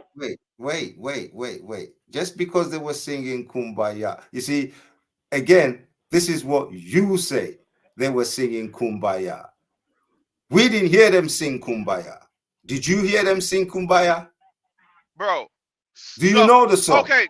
Hold on. Hold on. See, once again, Yasser, you're dismissing our history. That's what you're doing. This is what. Yes, you are. No. Listen to what I'm saying. No, brother. Listen to what I'm saying. So okay, you know, slavery was a business, and they kept meticulous records about slavery. So these are these so-called Europeans, Caucasians themselves writing this down. This ain't so. This is coming from them themselves. These moon crickets are singing these songs. This is them writing, accounting for these things that's going on. Oh, thank you for. Hold on. They wrote many things, many stories. Or as a matter of fact, all the stories. Wait. As a matter of fact, all the stories that you know, I know, we know, are written by them. So, what is your point? So, are they lying? So, is this another lie? So I asked you, what is your point? So you never heard of the Rosetta Stone? My point is this. Right? You're trying to say that book puts you in a box. I'm trying to say to you, and I'm giving you different examples, that before there was a book, this was still going on. So what do you say this? Because they were singing Kumbaya? This waking up of our people. Where does Kumbaya come from? Where does the word Yah come from? Let me ask you a question. Why do these people who never saw that so-called book, that Bible, why were they already singing this song? Why? Let me just say this, right? No, don't brother, just say answer that. the question, brother, please. Answer the question, please. Listen, that has got nothing to do with the Bible. I don't understand how you're equating Kumbaya to the Bible, this book. I don't understand it because you say Kumbaya. Because how you know they said Kumbaya first and foremost? Kumbaya, when you break it down in layman's term, it means come by Yah. Who told you that? What do you mean? Who brother, told me are that? you serious, man? In what language? Bro, this is crazy. This is crazy. This is crazy. In what language is that? In what language is Kumbaya? All you have to do is look up the song Kumbaya and study it yourself. I'm asking you study it yourself. No, and you will see. No, brother. I'm asking you. So it started out in the ancient Aramaic language. Aramaic was what's called the Lingua Franca. I always get that name wrong, but it was the Lingua Franca. Lingua Franca of that region. Who spoke these languages? Who spoke these languages? You had Sumerians that spoke this language. You had Africans on North Africa who spoke this language. All what you would call the Middle East now, they spoke this language. You had people off in Asia who spoke this language. Okay, you had people all over the world who spoke this language. Wait. Okay, just like English. Are you telling me? Wait. Okay, fine. Are you telling me that these slaves were from Asia, were from North Africa, were from where else did you say? Listen, because they're singing Kumbaya, and Kumbaya is have you studied slavery? Have you studied slavery? You do not know what you're talking about, and bro, I'm gonna ask you you're again. Repeating. Wait, hold on. Ask your question. Because I'm gonna be prudent. Ask your question. Say, what was your question again? Do all these slaves come from where? Go ahead. All these places that you mentioned, Morocco, Northeast Africa, Asia, and all the. Is that where these slaves came from? So, I'm gonna answer your question. So, when you're talking about slavery and the transatlantic slave trade and the slaves that came over here, they came from what we would call now the western part of Africa. When you look at these places at the western part of Africa, you will know the reason there were wars going on. And the reason these wars were going on is because the indigenous Africans knew the people who they were fighting did not belong there. They migrated there. This is why the indigenous Africans teamed up with the Arabs and waged war on them. On who? on these people who were living in these western parts of Africa You're who not ended up you're coming. not answering Hold my on. question. I'm I about to asked answer you. your question. Be quiet and let me answer. When you Go say ahead. who, I'm speaking of the ones who were put on slave ships, sent here, South American, the Caribbean islands, up into Europe. Those are the people I'm talking about. So They wait. knew they did not belong there. They knew they migrated there and was From occupying the where? land. They migrated from where to occupy what land? They migrated from what you would call the Middle East right now. And occupied what land? Western and Eastern and Northern Africa. Remember, there was a slave trade with the Arabs before there was a transatlantic slave trade. Hold on. These are the same people that were speaking Kumbaya? If they came off the boat singing it, that would mean yes.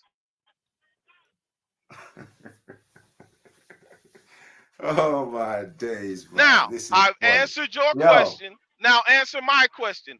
How have you studied slavery in the United States? Yes, I have, to an extent. Yes. To an extent. Do you mind me asking what extent?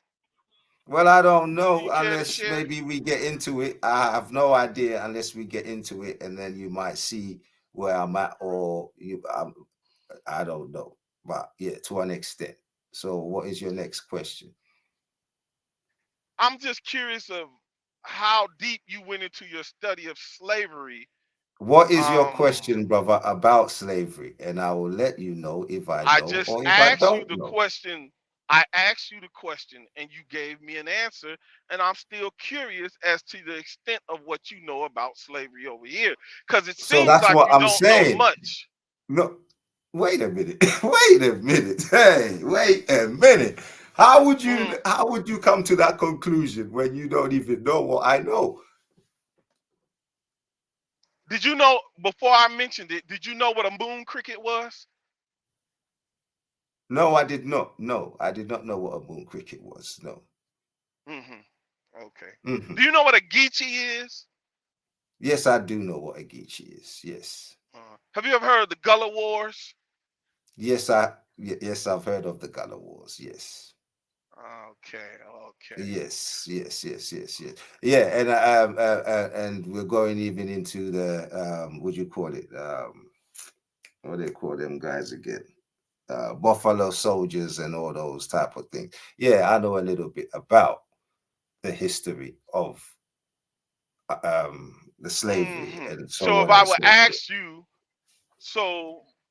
if I would have asked you, how did Jacksonville, Florida come about? Would you know? Jacksonville, Florida. Jacksonville, how did it Florida. come about? Florida. Let me explain. Florida is a state over in these United States. It's in the southern part of these United States, and there's a city called Jacksonville, Florida. And I'm just curious, if I ask you how did it come about, would you know how it came about? Because it connects directly to slavery.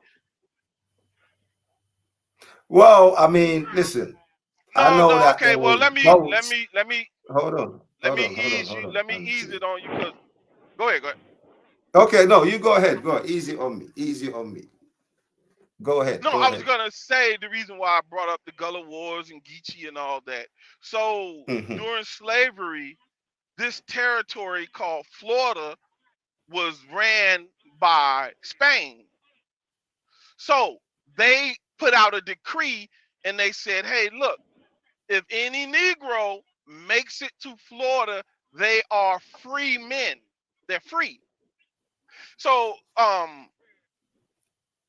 people will say things about the Underground Railroad and Harriet Tubman and all these things, but that's not 100% true, because a lot of slaves ran to Florida for their freedom.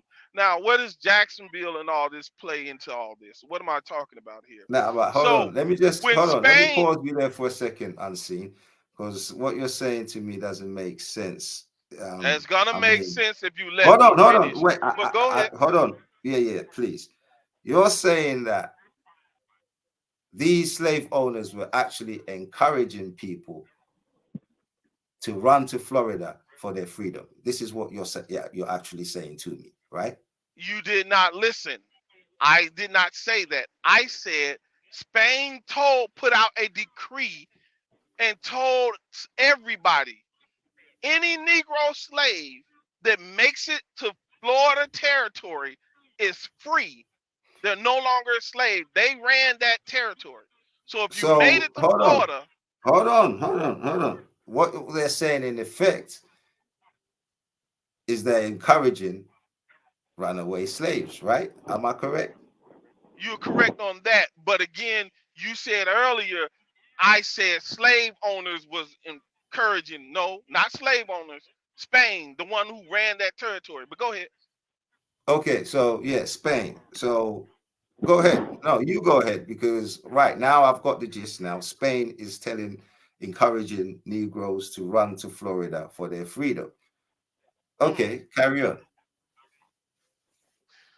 So a lot of Negroes were trying to make it there because you had Negroes in Virginia, you had Negroes in North Carolina, South Carolina, and what we would call Georgia now, the state of Georgia, did not exist.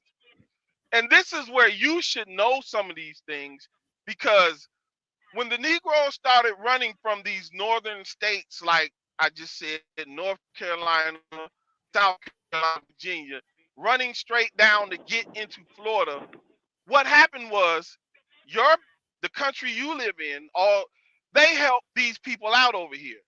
They opened up their prisons and they sent their criminals over here and put them in the area that we call the state of Georgia today. For their freedom, they had a job to do.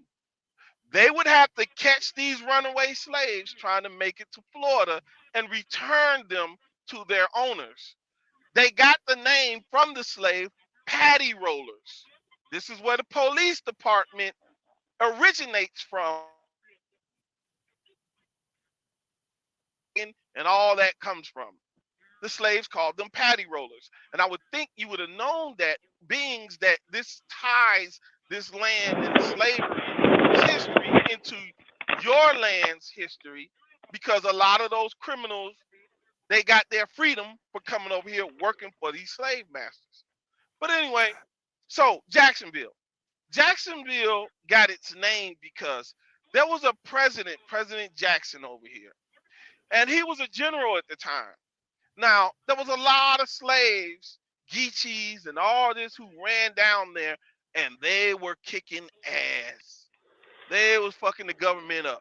They could not, even when Spain withdrew, they were still there kicking ass. The government couldn't fuck with them, couldn't touch them. There was nothing they can do.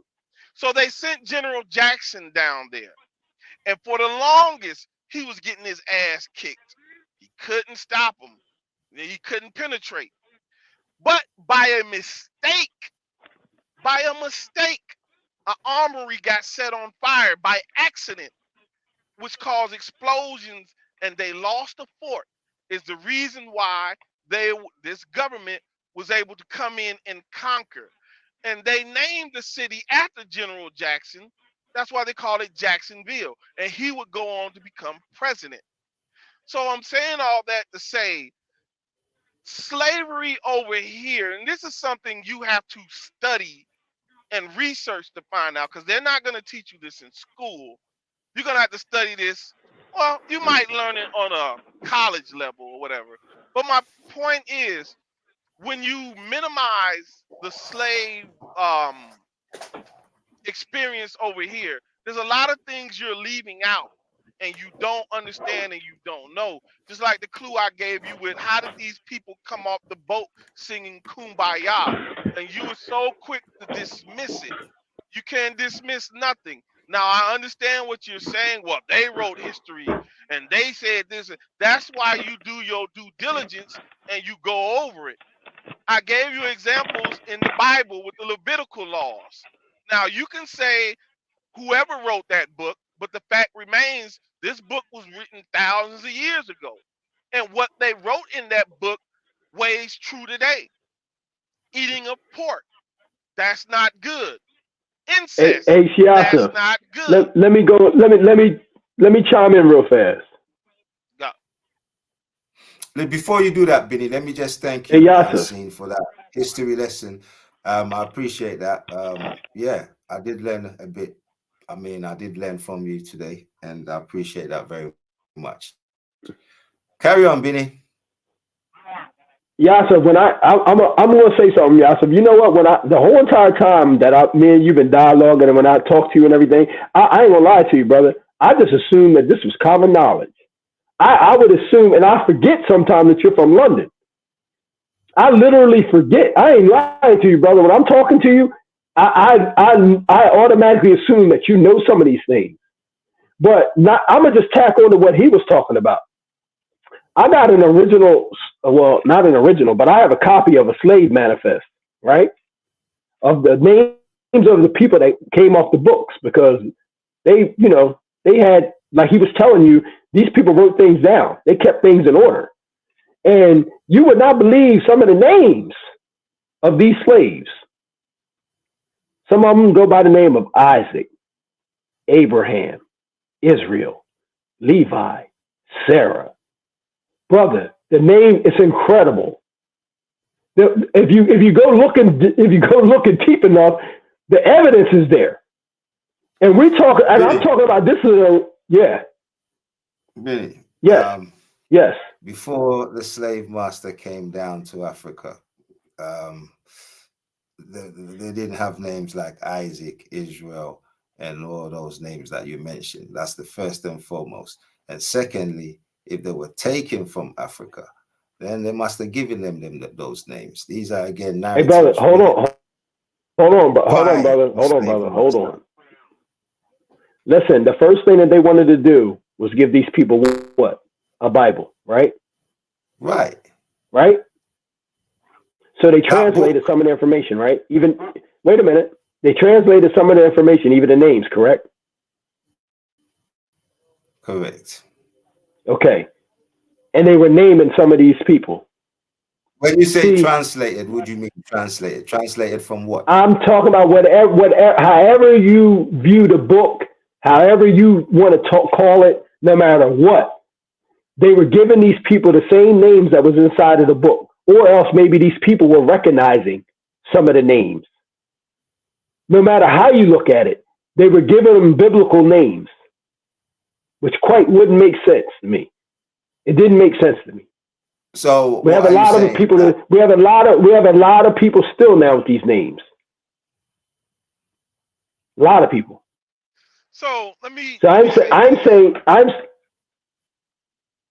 Go ahead, brother. Slot, my bad. I'm saying. Okay, I'm sorry. That's sorry, brother.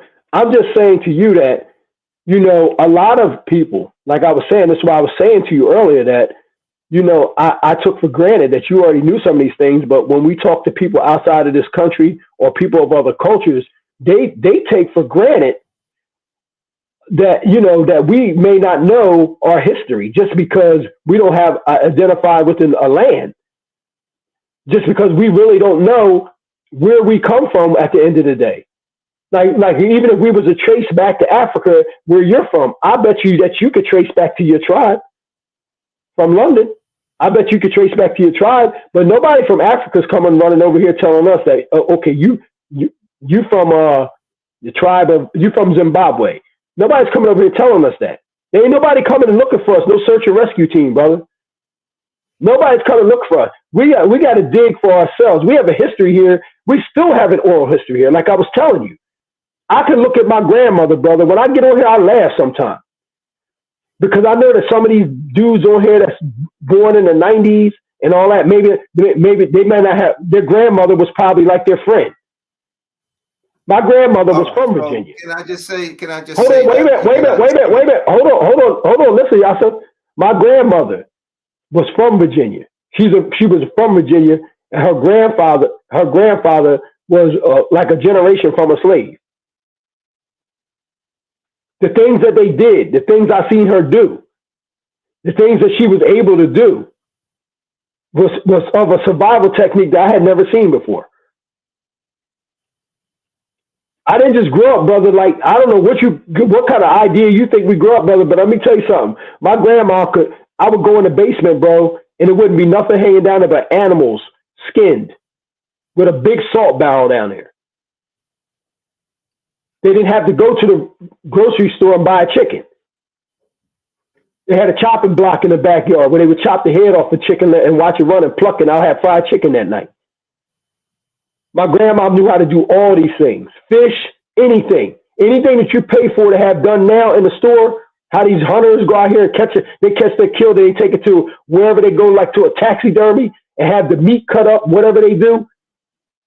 My grandma knew how to do that. I don't know how she knew how to do that. I don't know who showed her how to do it. I just know that she kept the Sabbath and the things that we was doing. And when somebody that never went to church, when a storm would come, we had to cut all the lights out and come into one room. Billy, do you belong to the age of the Cabbage Patch kids? The Cabbage Patch kids? No, well, I know what a Cabbage Patch Kid is. What about it? Oh, you do? Okay. So you know that's a whole group of people that was made up and brought in. Hence why there's so much division going on, because like Ansi says, not everybody that looks like us is us. And some of us are not real people in that sense because they belong from that era, the Cabbage Patch era, where they, manufactured people and brought them in because they had eliminated the real people, which is us, you know what I'm saying, and created a new civilization. Wait a minute, brother. Wait a minute. Wait a minute, brother. No. What I'm saying to you is I'm not letting nobody, like I said, I'm not letting nobody put an asterisk by our culture. What I'm telling you is that we have some oral information here. That just because we're not running around just screaming it at the top of our lungs, because some of our households have been broken up. Some kids have fatherless homes. They never had a grandmom like I had. But I'm telling you that we got oral traditions here, and we got people that were saying things to us. We got things that we can see, that we can identify with. Not all of our homes was completely broken. That's all I'm saying. This ain't no made up stuff. My grandmom is I still have relatives in Virginia right now. You see, I still got relatives in Virginia right now, a whole lot of them. Hold on. If you had a Geechee on the panel right now, basically, and I was saying, I'm saying what I'm saying, they will agree with me straight away because it's in the blood.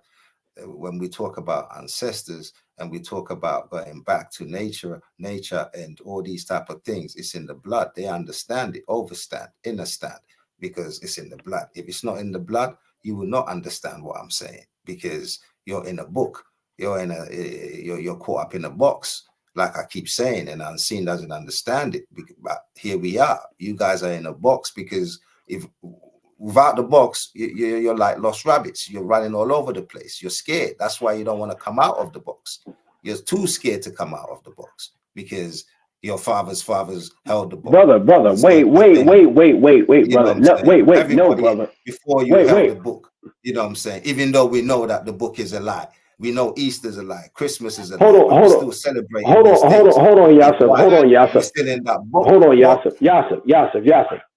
Wait. Hold on, brother. Hold on 1 second. Yasser, listen.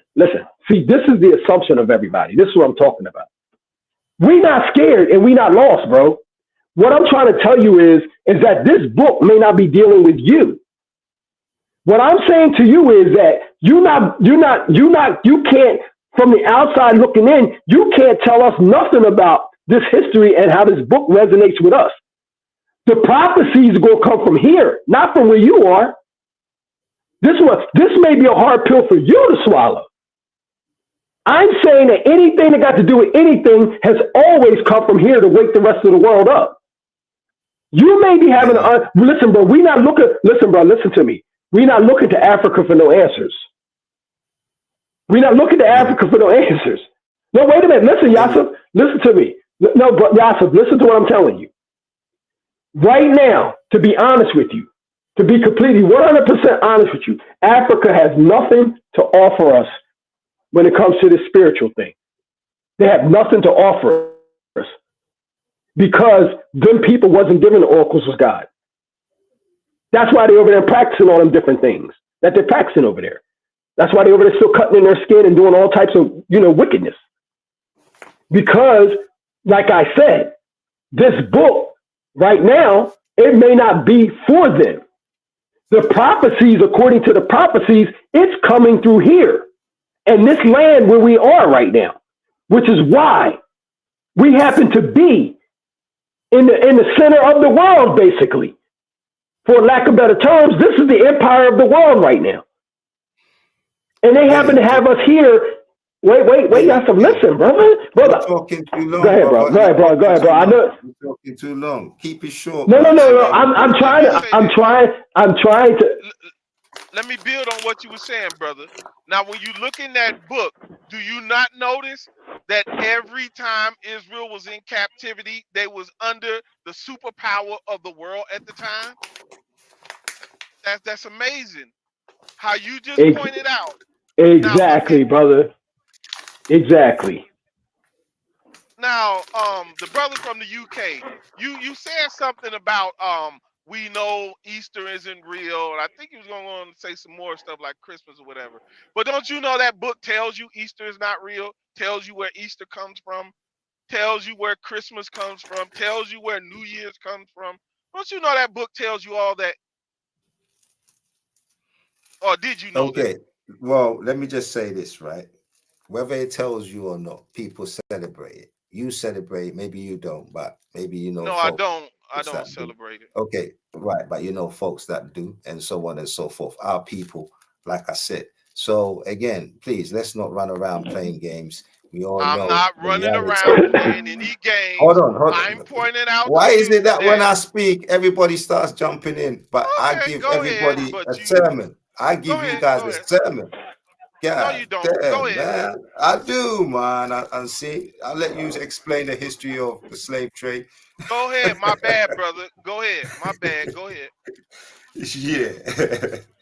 Nah, but I'm saying to you, listen, no matter what you say about this book, it's something that was given to you. It wasn't something that comes from you. Now, I don't know which part of this you don't understand and which part of it sits uneasy with you, but it is the facts. No matter what you do, you can do whatever you want with it, but the truth is the truth. It doesn't come from you, and that's facts. And what doesn't come from you is not going to resonate with you, no matter how long you hold on to it. Basically, you can die for it. It will not make no sense. Just like our peoples before have died for it and has made no sense. And more. Well, let me say something. And it will make no sense. Can you ask? Okay, well, hold on, brother. Let me test. Let me say, can I say something real quick?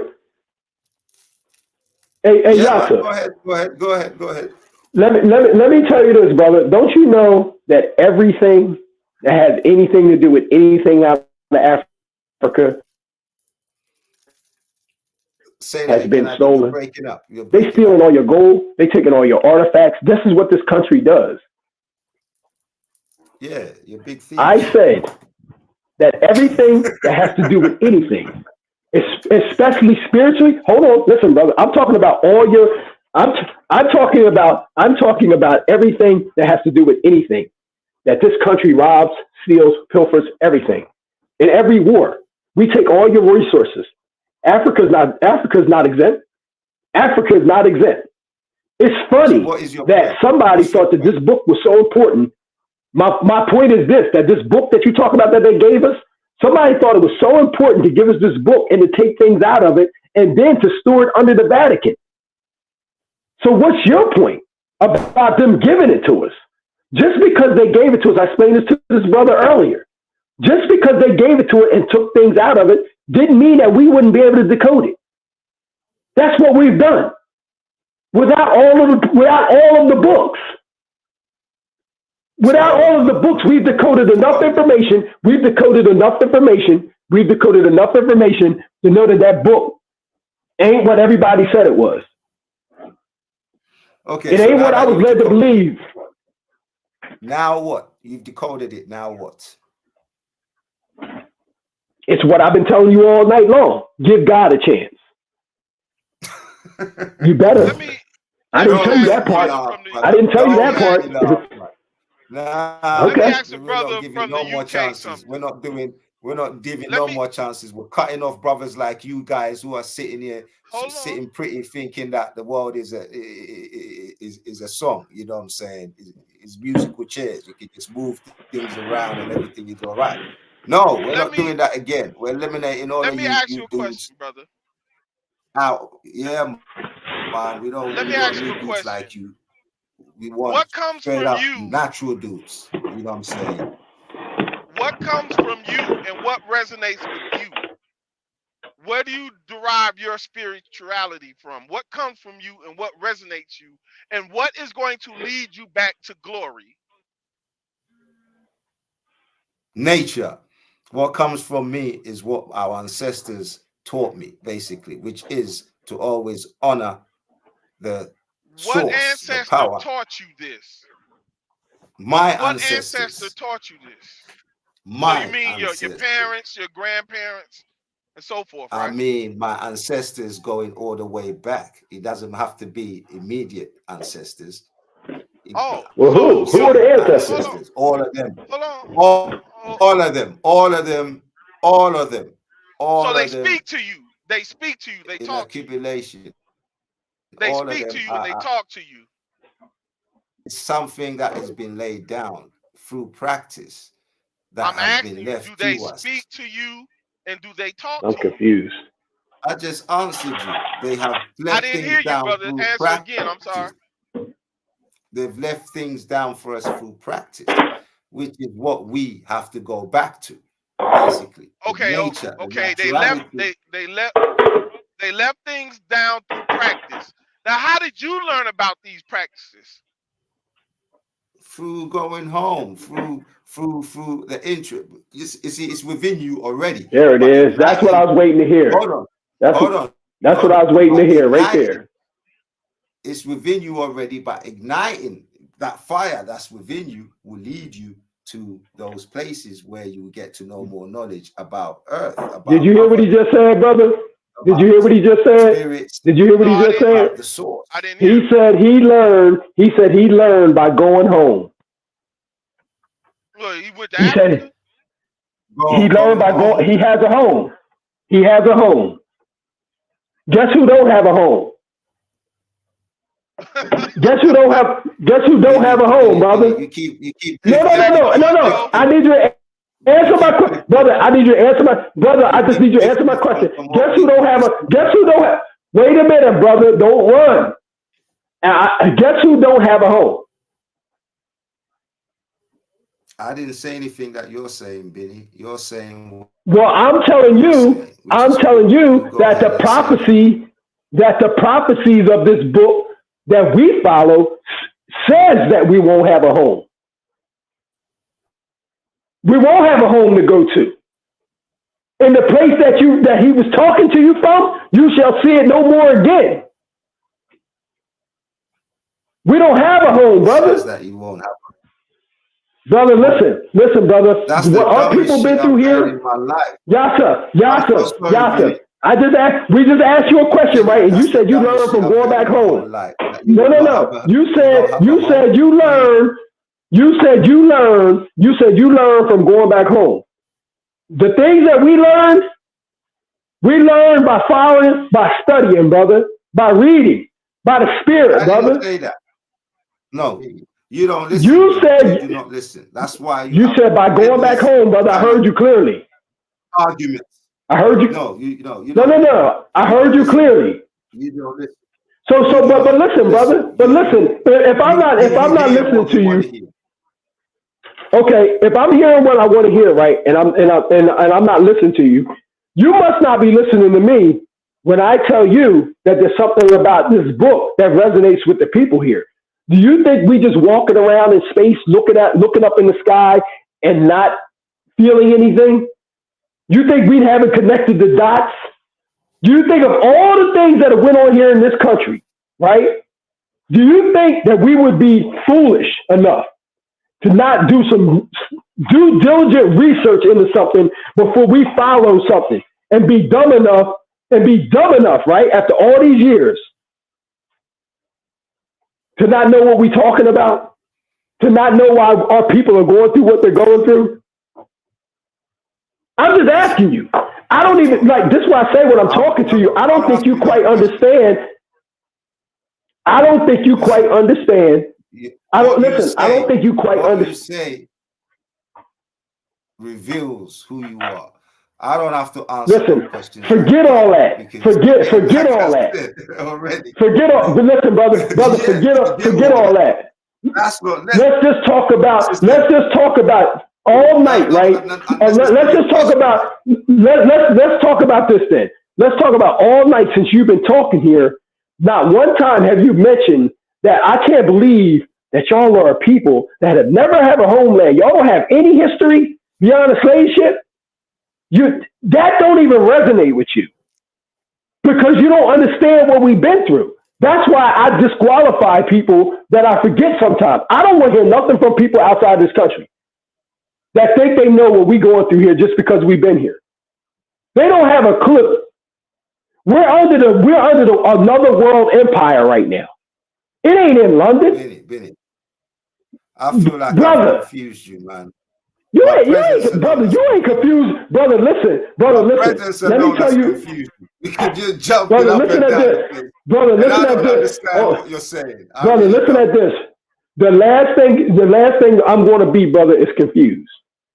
I've seen too many things happen in my life personally. You must not have been listening to what I said earlier. I've seen too many things in my life happen personally. Listen, brother, something's moving in my life that I can't explain, I can't see.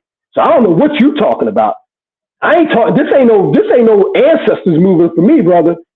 I asked for things, and it happens. Now, what's doing that? You ask for things, and they happen. Nobody can explain that. Brother. Listen, when I ask for things, it happens. So no matter what you're saying, and no matter what you're talking about. Wait, Benny. Wait. Calm down, please. You ask for things, and calm down. Brother, I ain't. I'm excited about what I'm talking about. Talking about calm down. What you talking about? Okay, relax a bit. Just relax a bit. Now, I'm relaxed. Okay, so I'm asking you. Okay, cool. So I'm asking you. You're saying you ask for things and they happen. What have you asked for that has happened? Now, that's between me and the most. No sermon. Brother, that's between me and the most. Brother, that's between me and my father. That's between me and my father. But the main thing I ask for is clarity in the scriptures. Hold on, listen. The number one thing I ask for is clarity and understanding in these scriptures, so I can try to be obedient and understand what's going on and why have my people for so many years. Why would I have to be one of the people on the planet that has to be born into a situation where I don't know if I'm from Africa, I don't got any cousins over there. Okay? And not one cousin came from Africa to see me and say, yo, come on back, fam. Nobody from Africa has ever come to break bread with me. So I ain't trying to hear nothing from nobody from Africa because if they was our family and we got property there, they never did business. Brother, let me finish. You asked me a question. Yasif, you asked me a question. Let me answer. There ain't nobody ever. I'm saying to you, brother, ain't nobody from Africa. There's nobody from Africa that came over here and said, yo, y'all are from here. All the history, they got history books there too. So you telling me that nobody cared after all these years to share that information with us? We had to go digging and then hop on a plane for 24 hours to go find out about some dungeons? Okay. Let me just say this, right? Okay, so what you saying? Unseen was just talking about the slave trade and the slave trade, how people came from Africa. So yeah, but I'm not just talking about. But our history, that was just a part of it, though, Yasif. The history of it started somewhere else. Also, it didn't just begin and end with the slave trade. This information that we coming into in the light is not just about the transatlantic slave trade. So I don't want to make it all about no slave trade. I don't want to make it all about that. Benny. This is what I say. This is why I say you're jumping all over the place. We are talking about the slave trade and how all of this ties into the book through the slave trade. We're not and talking I just about told you. Any other stuff. So what makes you what's the this and that? And we're not talking about that. We're talking about the book, and we're talking about ancestors. We're talking about the book, and that we're talking about ancestors. Okay, so if you're saying to me that you have relatives that are in the slave trade, then your relatives that were in the slave trade goes back to Africa. Am I correct? In saying that? So what's your point?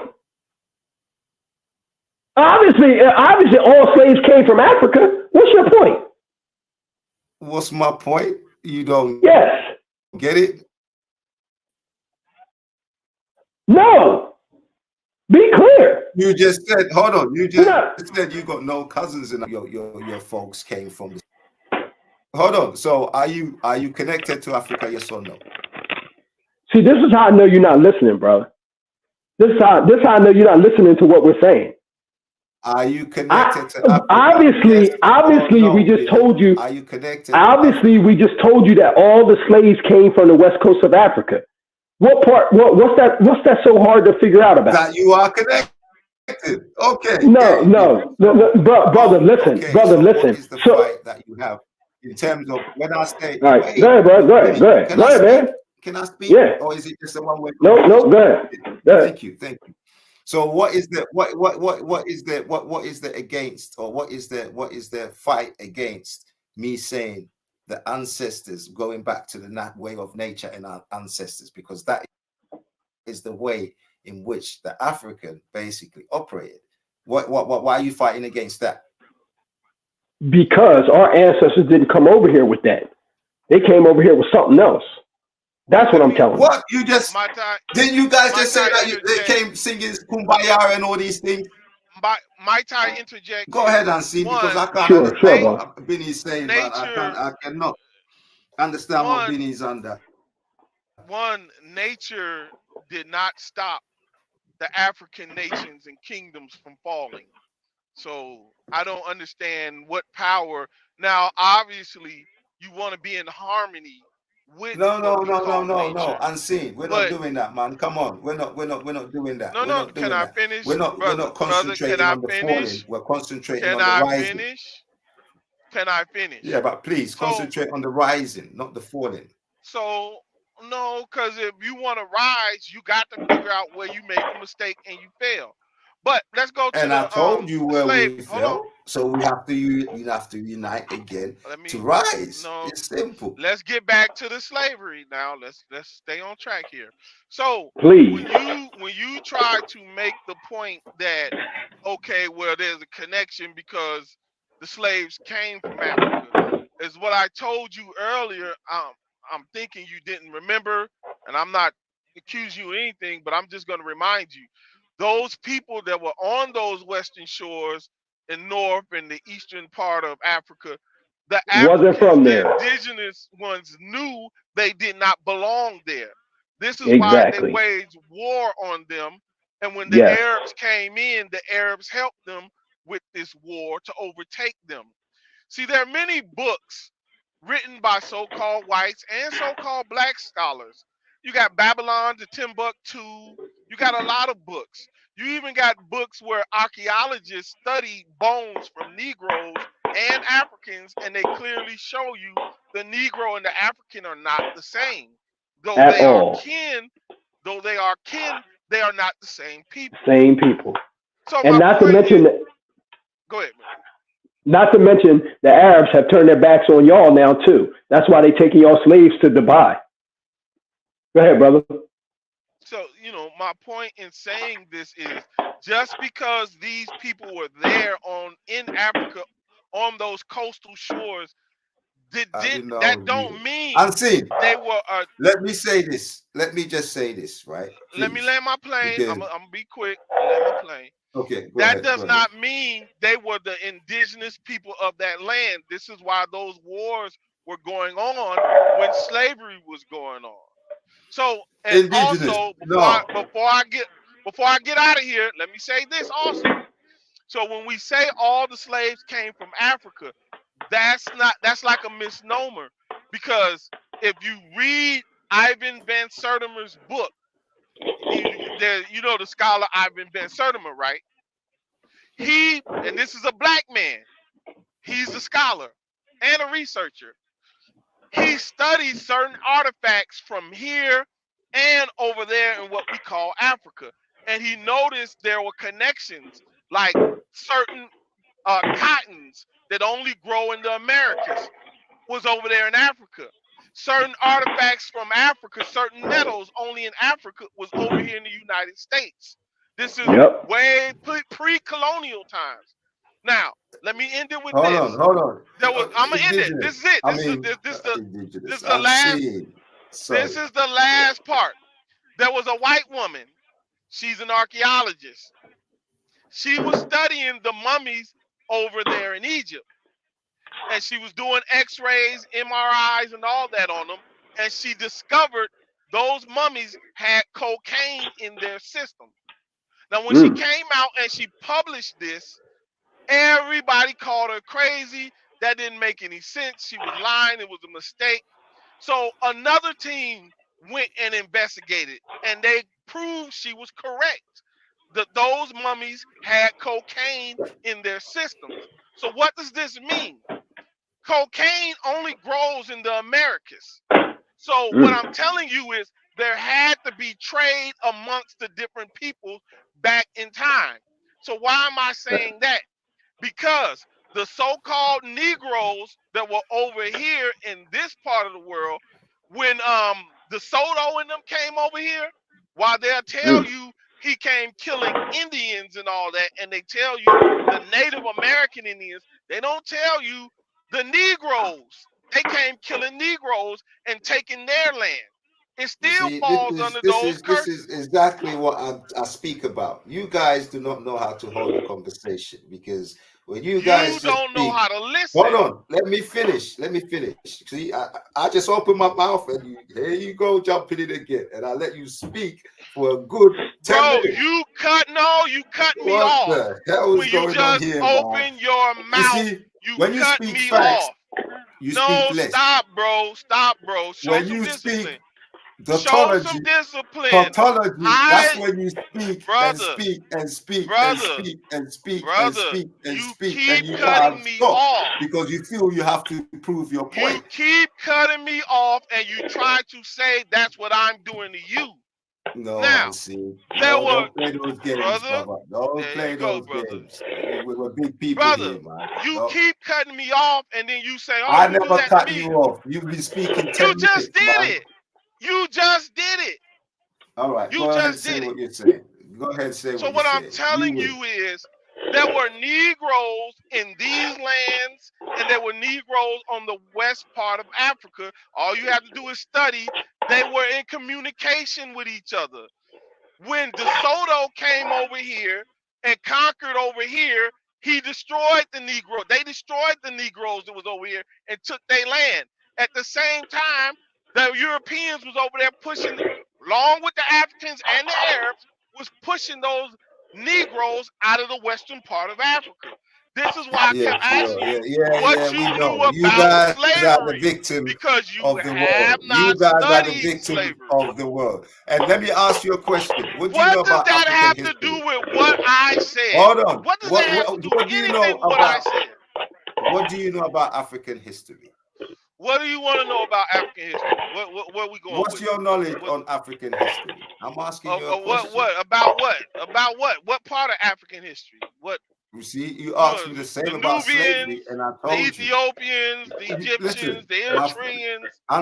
Unseen. All you just said. Which part of Africa history are you talking about? That's what you just did. You just babbled your way through. Brother, hey, check this out. Well, check this out. I got a question. Nobody believes a word of what you said. Nobody. You asked me a question about African history. Jeez. There must be, I don't know, on planet. Well, Yasser, the best information that you could bring, the best information that you come for us as an African scholar is you should be able to go pull the records up and tell us how the hell we get here. Why does everybody got so much to talk about from Africa, but ain't nobody pulling no damn records to tell us about what the hell happened? You want me to tell you about Idi Amin? I know about Idi Amin. Let me tell you about it. Unseen. Let me tell you about all I'm saying to you, right? Let General me just, Butt before Naked. I go. know about General Butt Naked. Fair enough. Let me just say this. What part of African history do you want me? Why are you cutting me that? Why are you cutting me that I can't speak unseen? Brother, I'm trying to answer your question. What have you got against my voice? I'm trying to answer your question. Why are you trying to decipher my voice? You asked me a question, and I'm trying to ascertain what part of African history are you asking me do I know about? What part would you like to know about? That's all I'm doing, brother. I'm saying to you, all you said shows to me that you don't know much about African history because you're quoting people basically that are quoting circular history to you. And that's fine. If you want to debate Ivan Van Sertima is an African brother. If you want to argue with somebody, do you know who Ivan Van Sertima is? If you want to argue with somebody about circular history, then that's fine. You can go ahead and do that. But I am speaking in particular about. Hold on, let me finish, please. Don't do this, guys. Don't do this. I ain't gonna cut you off, brother. Go ahead. Thank you. I in particular, I'm speaking about this book and about our ancestors and about how this book is a newbie. This book only just came 3 days ago, and you guys are holding on to it like it's been here from day one. No, it hasn't. So, I mean, look, at the end of the day, you guys can hold on to your book. That's cool. But the reality and the facts of the matter is, if we're looking at ancestors and going back to the natural way of life, then you guys have been defeated because you guys are talking about slavery and how you came from slavery and you have relatives that are related to slavery and so on and so forth. Then if that's the case, then you're connected to the ancestors and the natural way of life. And that is it. That is okay. it. So Joseph, so here's my thing, right? With everything that you said, and about the book that came over with our ancestors, okay? It came over with our ancestors. And no matter how you cut it, right? Before anybody can speak about what's going on here and about what we doing, if you're an African scholar and you know something that we don't know, then show us the proof. Where's our land at? Where do we come from? Where are the records? They're the records that we're interested in. We're not interested in their spirituality. We're interested in the facts. We don't want to know how you worship. How could you know all of this, right? But not Benny, one African. You're a lazy dude. That's all. You're a lazy dude. See, that's a stereotype. No, you're lazy. That's a stereotype. I'll tell you why. No, wait. I'll tell you why. No, wait. Let me finish. No, you're going to let me finish. No, you're going to let me finish. You're going to let me finish. See, this is where the truth. This is where the truth. This is where the rubber. This is where the rubber meets the road. Two lazy brothers. This is where the rubber. No. Let me tell you something, bro. Let me tell you something. Let me tell you why you out of order. Let me tell you why you out of order. This ain't got nothing to do with about being lazy. It got to do with trickery and deceit and accountability. That's what it got to do with. Don't tell me about no damn lazy. Brother, don't tell me. Brother, no, brother. You want to hear me out. And this is what I'm talking about when I'm talking to somebody that's not from here. You don't know nothing about us here, man. Only thing we share in color is skin. Our wall is totally different. Benny, you love talking. Totally different. Our walk is totally different, brother. Like I said, anybody from here, any African American from here, brother, any African American from here, we're not trying to do all this talking with somebody that's from the land that they claim we from, and then they're going to tell us that it's our ancestors, but you can't tell us where the hell we from yet or tell us where we going and what we doing is wrong. Hey, I said it already. You're Think lazy. about it. Think about it. Well, guess what? If we lazy, and guess what? If we lazy, listen, no. If we lazy, right? Then you push what we can't pull. If we lazy, and you know that, right? No. This is what. Listen. It's funny how we lazy, right? You're a hard-headed brother. No. Listen at this, brother. Listen at this, brother. Listen at this, brother. Listen at this. When you use the term lazy, listen at this. Guess what? When you use the term lazy, don't you know that's racist? No, it's not. I'll tell you. Oh, really? Why? Oh, brother, listen. Guess what the stereotype is here? Guess what the stereotype here is for a black man? Okay, Benny. Guess what the racist stereotype? Tell me when you're listening, brother. Tell me when I can speak. You tell me. Okay, let me just tell you this: when you tell a black man from the United States that they're lazy, that's the stereotype was put on them here by the white man. That they're lazy, no good for nothing fathers, and they don't want to do anything. That's the stereotype. That's the excuse. Can you allow me to? No, Don't do that. Let me finish with Benny. Benny, let me explain to you now why I said you're lazy. I'll do it after. I don't know why you use that term with me. Let me explain then. Can you be quiet for a second, please? I'm all ears. Oh, thank you, sir. Thank you. Okay. The reason why I say you and Unseen are lazy is because you're asking me, which land do you come from? Where do I come from? Brother, you just told me your folks were taken in slavery. So then there's your clue there. If you weren't lazy, you'd be looking, okay, where did they come from? Which ship? You know what I'm saying? You'd be doing your research. That's the research you'd be doing. You'd be putting this book away and doing that kind of research to find out where exactly you came from. You and Unseen. But no, you guys are lazy dudes. You want to just follow a narrative that has been thrown to you because you're too lazy to go back, and which we call Sankofa, by the way. Sankofa means going back to claim what is rightfully you, basically. No, you're too lazy. That's why I call you lazy. Did you not hear the part where I said I had a slave manifest here? Did you miss that part? Hold on 1 second, bro. I'm gonna let you go on them in a minute. I'm gonna let you go. I want you to hold that thought because I want to hear what you got to say, to be honest with you. But I want. Yasser, did you miss the part where I said that I have a slave manifest here? Did you miss that part? Wait a minute. No, Yasser, listen to what I'm saying. You're missing the humor in what I was asking you. You think people here are not doing their DNA test to try to find out where they come from and tracing their history back as far back as they possibly can, and then they hit a damn brick wall? And then the people that we can count on, that hopefully they kept their records where they can't be tampered with like they are here in the other country, in the land where we come from. You would think that they would come running with them books so we could tie together these connected dots.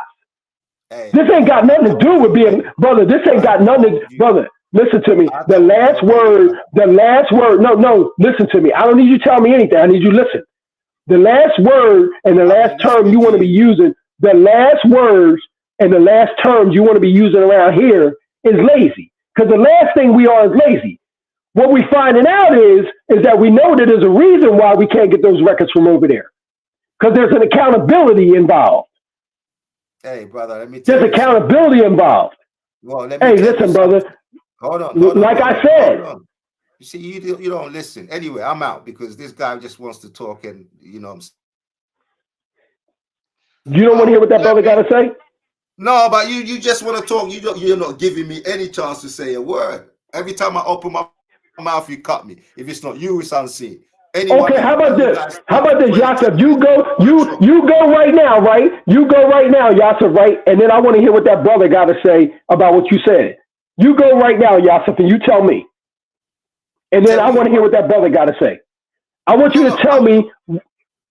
You say. I want you to tell me. I want you to tell me about that term.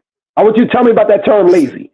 Listen, I spoke to you already about that, and I said to you, you guys have already said to me that you guys are folks that were in slavery. So if you're in slavery, I mean, you had folks that came on the ships, then you must know where they come from, because everything is documented, and you just said yourself that you have the documents. And so therefore, it's quite, I won't say straightforward, but you have an easier route than most anyway to look back, basically.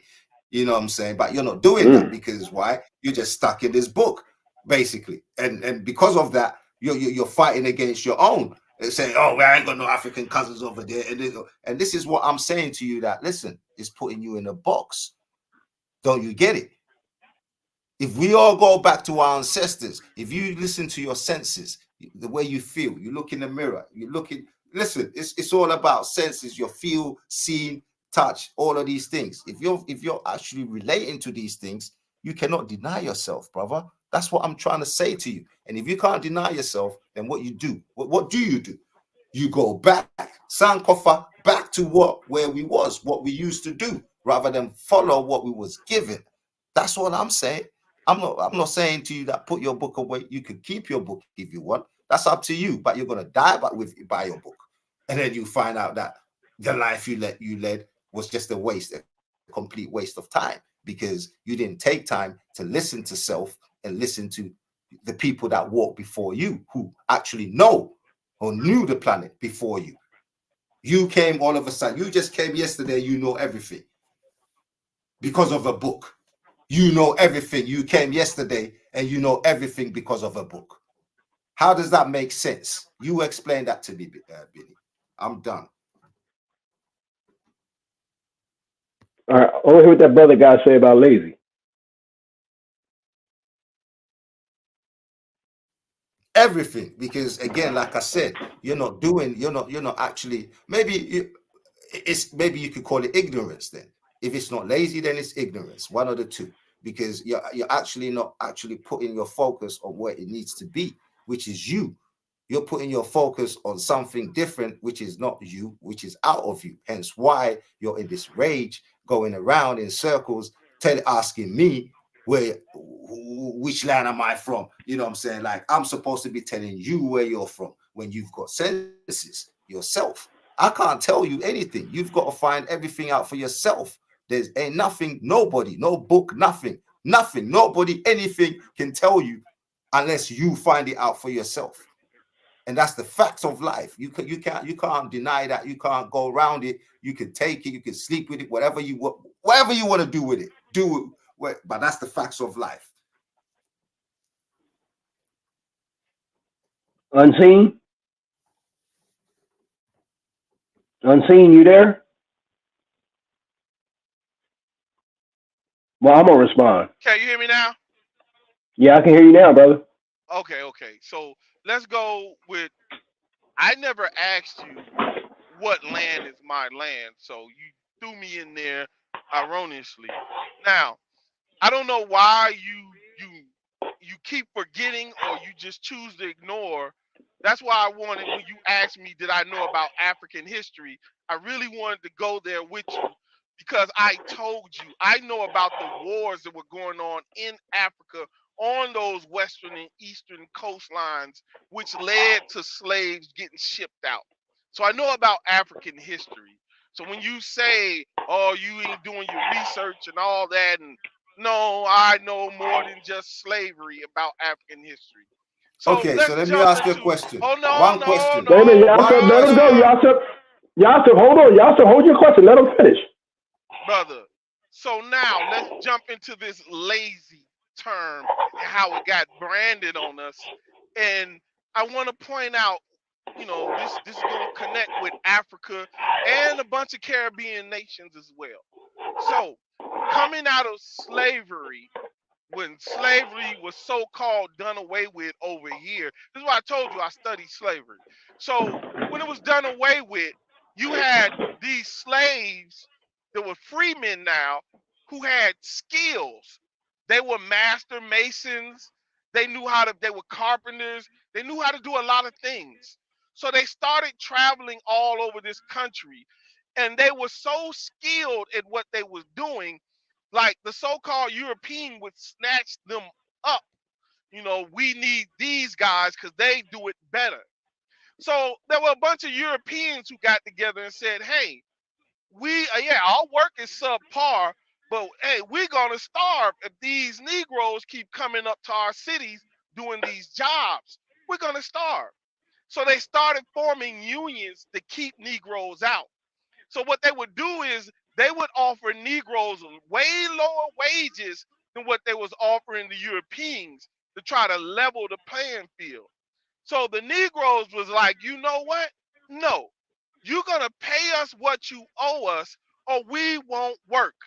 And Negroes all over started not working until they got paid what the so-called European was getting paid. So what did the European do? The European said, we need this done, but these guys they want to hold out. So they started going into these Caribbean nations, recruiting Negroes and Africans from over there, and they would indoctrinate them before they brought them over here. They would show them films and give them pamphlets and booklets saying the nigga over here is lazy, he don't want to work. This is the land of milk and honey. If you want to work, come over here. There are jobs for you. Don't worry about these Negroes. They're lazy. So a lot of Caribbean Negroes and Africans started coming. They started shipping them over here. And they told them, don't associate with the nigga over here because he's lazy and he's going to bring you down. He don't want to work. And they started paying these people pennies on the dollar, which the Negro, the highly skilled Negro from here, would not work for. This is why you have a lot of so-called Jamaicans, Trinidadians, and all that coming over here, and they kind of turn their nose up to us, saying you guys are lazy. No, you guys are working for lower wages than we was gonna work for. And we stuck together and said, no, we're not gonna do it. So they tricked y'all, went and got y'all to work for pennies. This is why you have jokes over here like Jamaicans come over here and they got 19 jobs, man. Me a carpenter, a dishwasher, a this or that. Because they were coming over here working all these jobs for no money to replace the Negro because the Negro wouldn't do it for less money. This is why when you see Africans come over here, have you ever noticed? Land your plane. Brother, I let you talk and I did not stop you. So have you ever noticed, bro, when Africans come over here, they don't live around the Negro. You never see Africans in any ghettos. You might see a few Jamaicans, Trinidadians, all around New York and all that. Africans do not hang around Negroes in the United States. They have their own communities. They live around white people. They think the sun shines out of a white man's ass. They will not be around a Negro. So when you say you got to go back to what feels right or whatever, there's nothing that feels right between me and an African over here trying to sell me fake Gucci watches. We don't resonate. We are different people, and it shows. And in the meantime, they're stealing his coffee beans.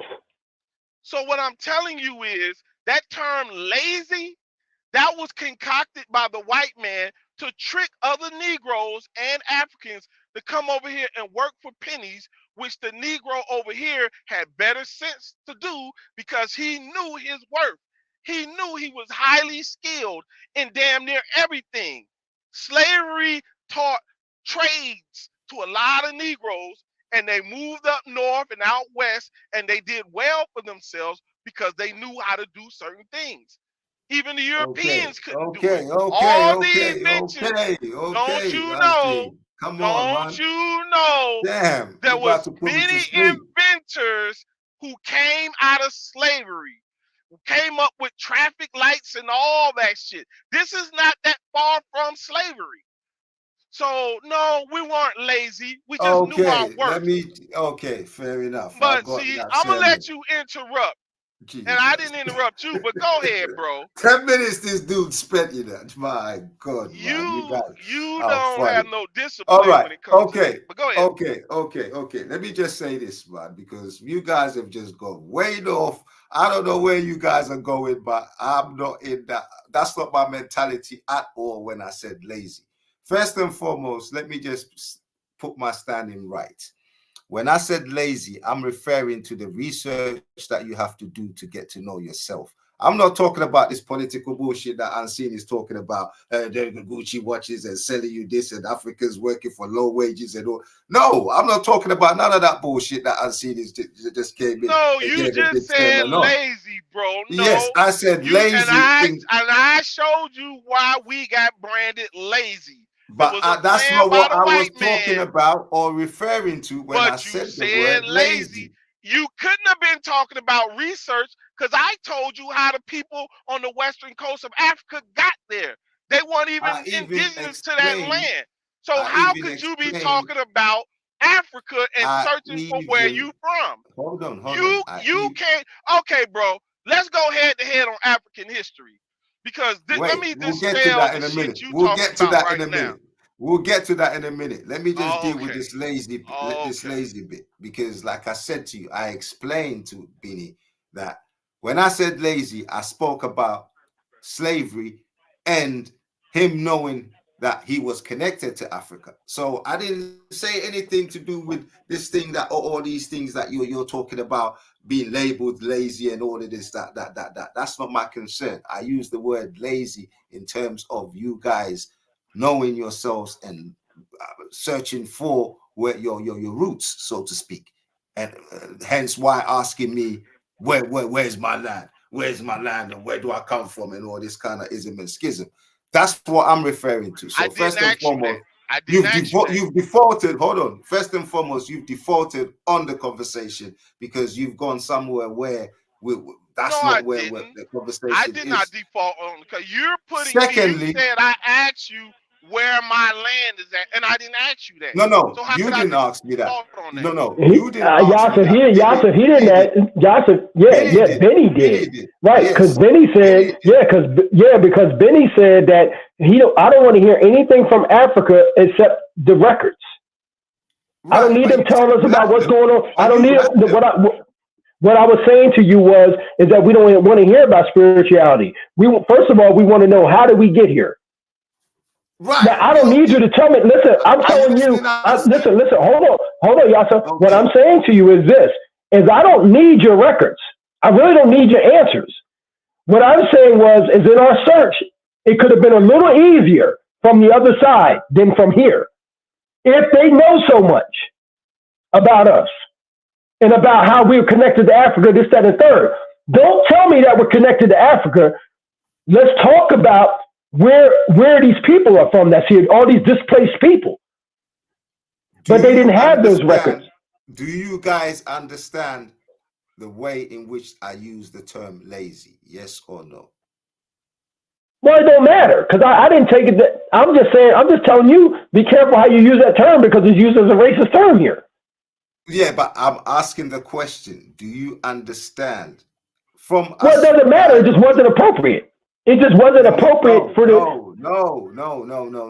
You're missing. No, I don't understand. I don't understand how you was using it. I don't. I just explained. In my opinion, was I talking to myself? You used it. In my opinion, you used it erroneously because I knew what? Hold on. Let me clarify what I'm saying.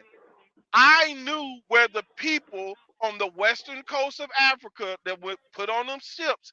I knew where they came from. If you knew, then why are you letting Billy go on a rant about where is our land and all that? You should have told him where his land was. Because he knew that I was saying it in humor. I just told him, he understood that I got a copy of a slave manifest here. So he knew I had to be doing some type of research. Are you kidding me? We're being this is humor. Oh, yes. Really, Billy? Now you're telling me it's humor. Okay. No, brother, I'm saying to you, brother, listen, I was trying to convey to you what I just said. that it could have been easier from the other side. What I was telling you, and for lack of better words, I was just saying to you that the last thing you need to be talking to us about is the spirituality of this book. We want to hear from you what records, if you know so much about African history and about everything else about their culture, well, how about the records that can connect us to the land? Okay, don't just say it. Let me ask there should be some records. Let me ask you a simple question. Was there anything before the Bible came? Spiritual wise, was there anything before that book came? Obviously, there was something before the Bible was put together, because the story had to be written. The story had to be written, and so obviously it had to be a witness of something first that had to have taken place. But that's the same for even oral tradition. They had to have seen something in order to pass it down orally. Let me say this. So what are you trying to tell me? Okay, brother, let me say this. Do you know? No, hold on. You guys both have wait. You guys both have responded yes. So if you've responded yes, then why are you ignoring what was before the book? Okay, let me explain let me clarify when I'm saying yes. So, do you know the book? What we talking about the Bible? When we say the book, we're talking about the Bible. But do you know the Bible is built off the Torah and the Tanakh? See,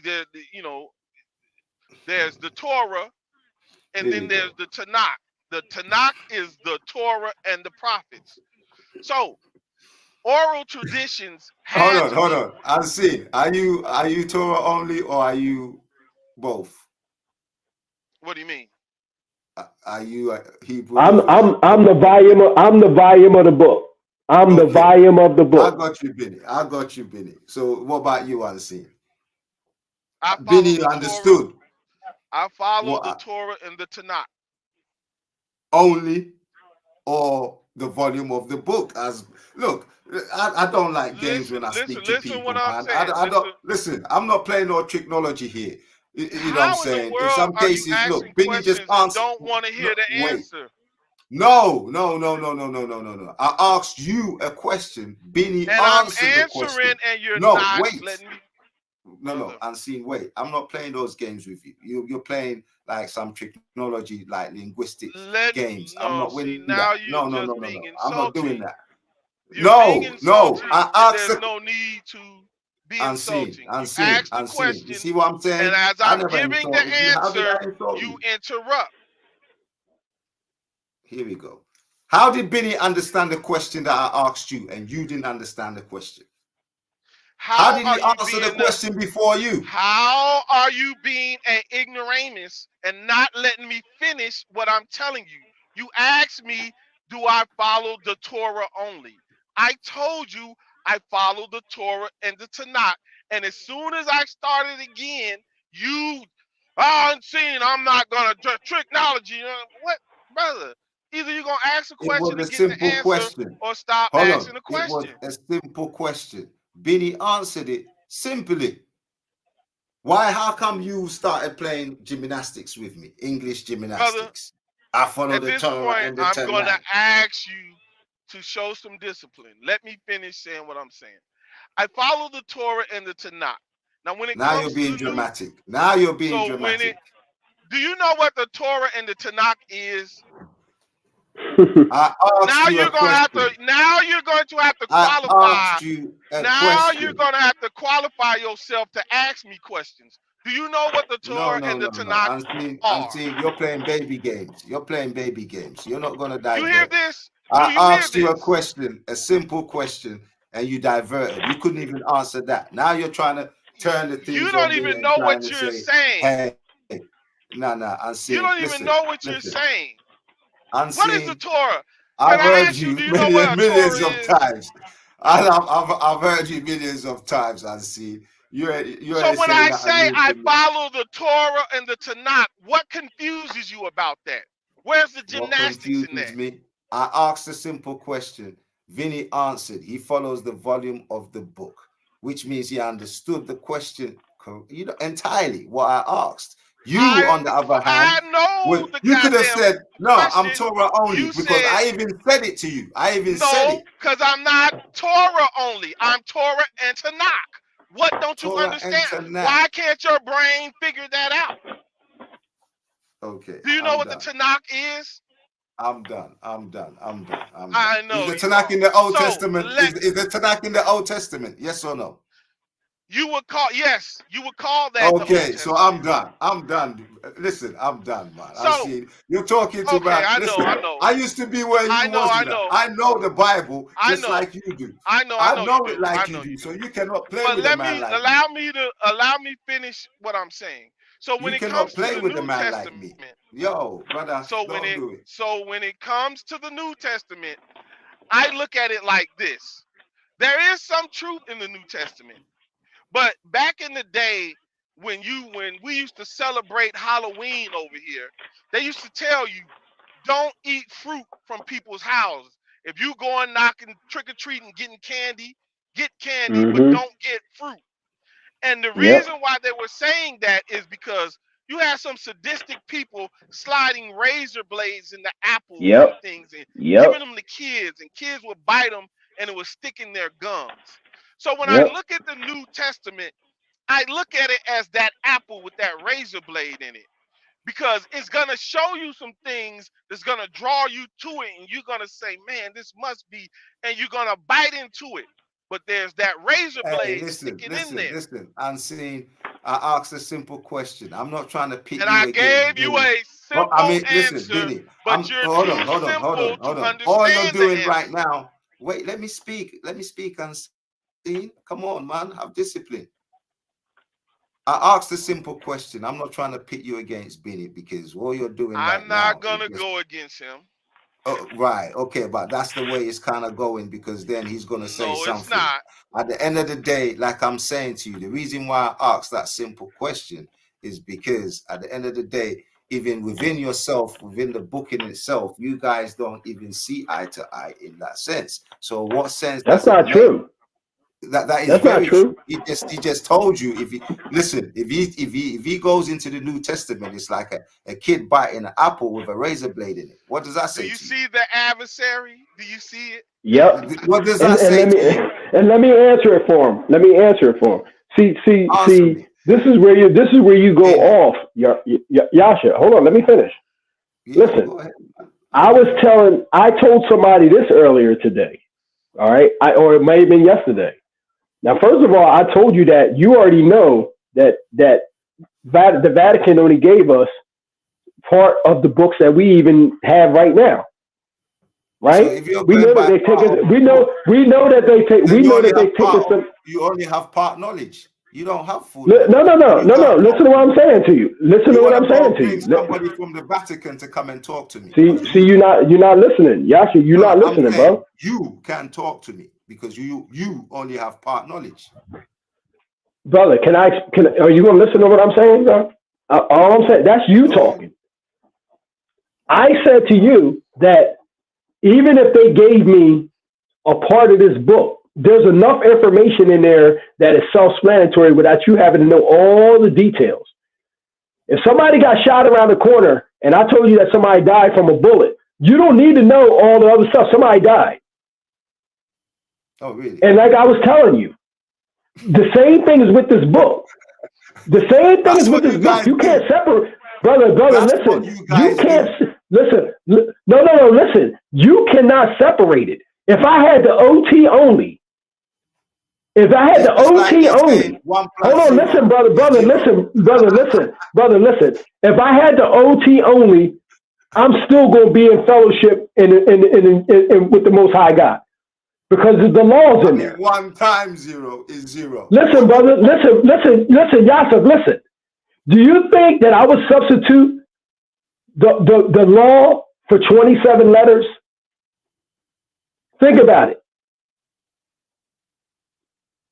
Benny. Do you think that I would do that? What? I'm asking you, do you think that I would give up? Do you think I would give up the law for most of Paul's letters? Hey, that's your... Because the gospel, because listen, Huh? Say that again. That's your lookout. Whether you're going to give up the law. No. I'm saying to you. I'm saying to you. I don't care what you do. If you listen, those both of them are garbage to me. You know what I'm saying? No, because if you have the law, my commandments, if you have my senses. Listen, if you have the law, you're doing good. You're doing good. The law is. If you have the law, you're doing good. The commandments and the law is my senses. That's it. There ain't no other. Well, that's your own understanding. Yeah, that is my understanding. Well, that's your own understanding. And that's why I can communicate with you, even though you only have part knowledge. But I can come down to your part knowledge and so still you conversate have all with you. knowledge. So you saying he has part knowledge, but you have all knowledge. He said that he has part knowledge. If he has part knowledge, no, I didn't say that. No, I didn't say that. You said it. No, you said it. You said the Vatican only gave you part of the book. That means you have part knowledge. You don't have full knowledge. Yeah, I didn't. Yeah, but I'm saying no. Wait a minute. See, you conflating what I said. You conflating what I said. You don't. No. I didn't tell you just because they gave. I told you earlier that they could have gave me a piece of this book. There was still enough in there for me to understand it. So it don't matter what they took. Wait. What you mean how? What you mean how? We already have. We already have. Okay, so it's like you don't need you. There's enough information in there. There's enough information in there for you to be in the right fellowship with the Most High God. It's like saying I'm giving you eggs and some sugar. No. Wait. Let me finish, Benny. Let me finish. It's like saying I'm going to give you some eggs and some sugar. Go bake a cake. How does that make sense? No, that's not what it's saying. Or a Christian would be able to do that. Will come up with a miracle. No, that's not what it said, brother. That's not what it's saying. That's not what it's saying. Because listen. Listen at this. Listen at get full knowledge out of part knowledge. That's what you just okay, said. well listen at this. Yasser. Listen at this. Check this out, right? Make that make sense. According to our belief. No, listen. I'm serious. Listen. According to what the book says, right? If that's the case, if they taken so much information out of it and it's so distorted and so bad, that means technically we should have an automatic pass. Because it ain't enough information in there for us to learn about the Most High God. Jesus, that means that you're saying the most ridiculous shit, just as the name. Listen, no matter what you think, listen, Yasser, save the Ahram. Listen, Yasser, all I need you to do, Yasser, listen, all I need you to do is listen, bro. Just listen. If what you're saying is true, right? If what you're saying is true, I'm telling you that it's not. Because I read the book. I'm telling you that they didn't take enough out of there. If they were smart, they wouldn't have taken the Apocrypha out of there. They would have took the law out.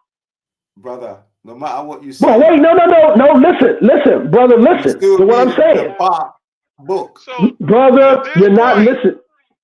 To this point, I've been very basic with you. I have not dove into any deep teachings of the Bible. You want to sit down, so man. Now you want to sit back down, Ansi. So now you're not ready, Ansi. You need to just sit back down because you're just coming to dance.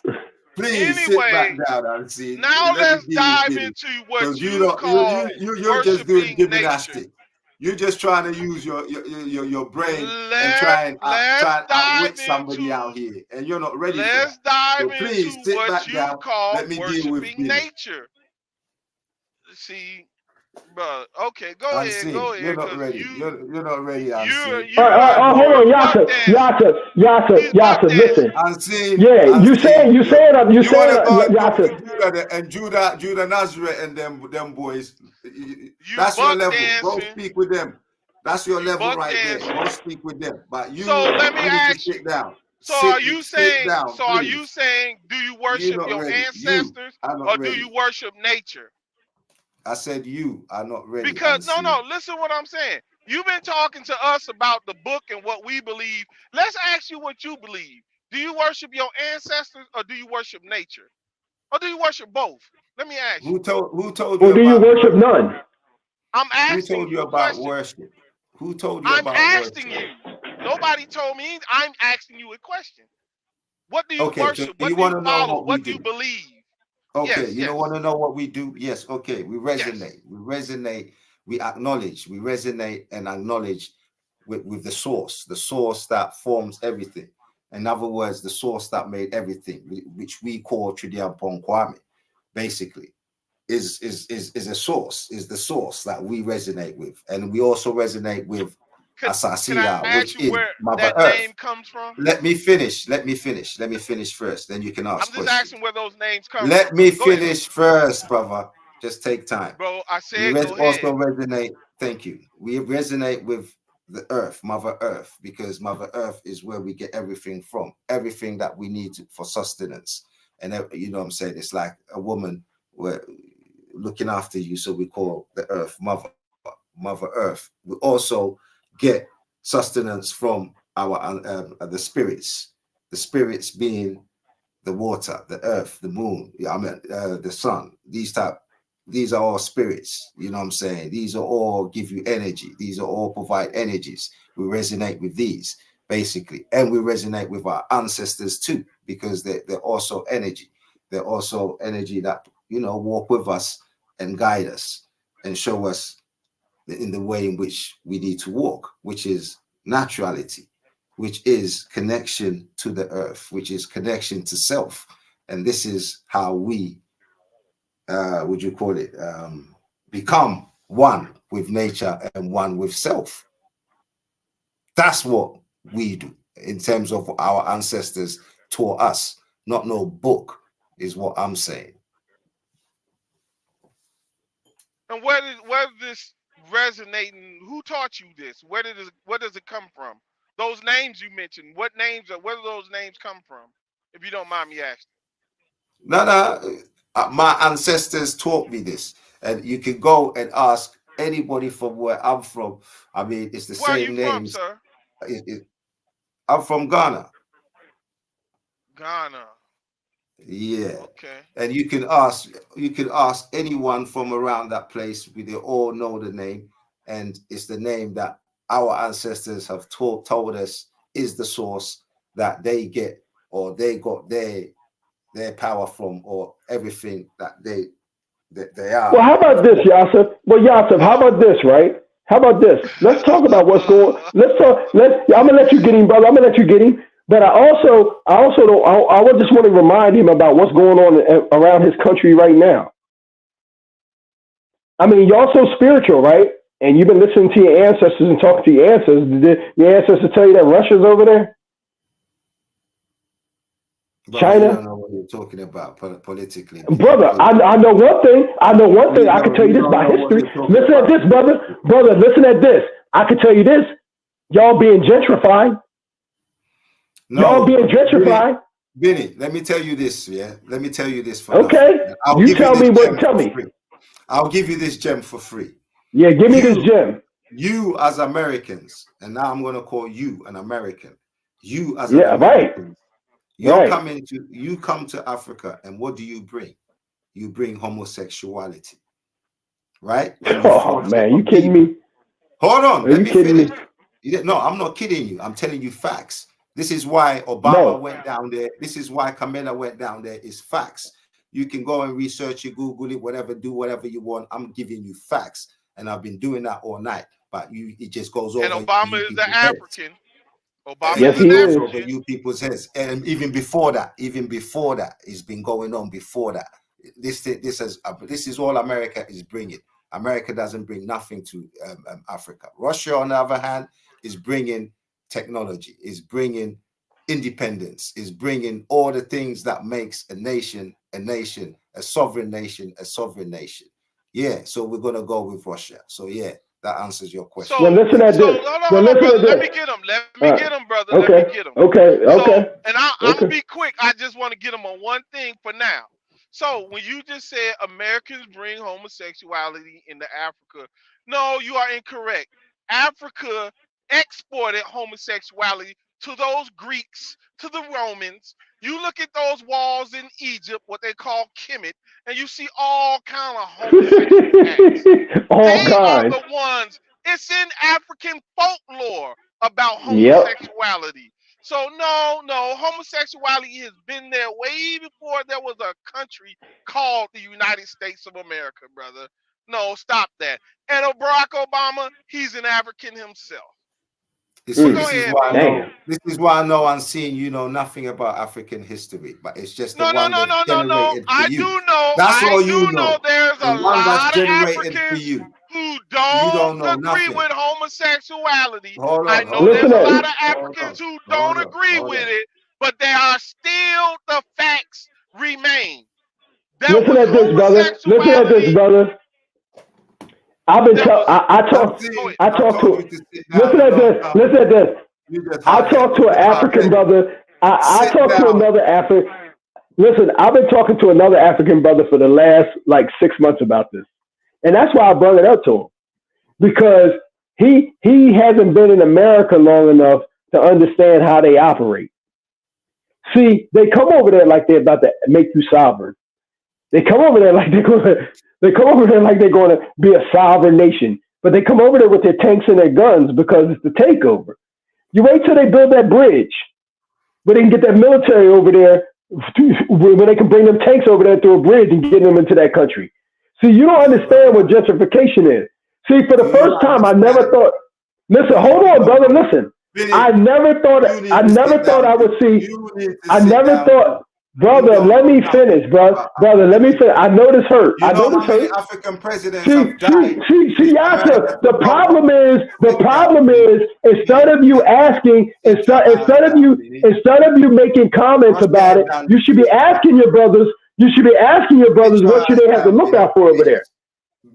Listen, brother. Listen, brother. Listen to what I'm telling you. Listen to what I'm telling you. For the first time, I never in my life thought, bruh, come on, man, that's childish. No, I'm telling you facts, man. You don't know what. But listen, I never thought that I would see in my lifetime. Okay, well, let me embarrass myself then. No, I don't want you to spare me. I ask for your help if I need it.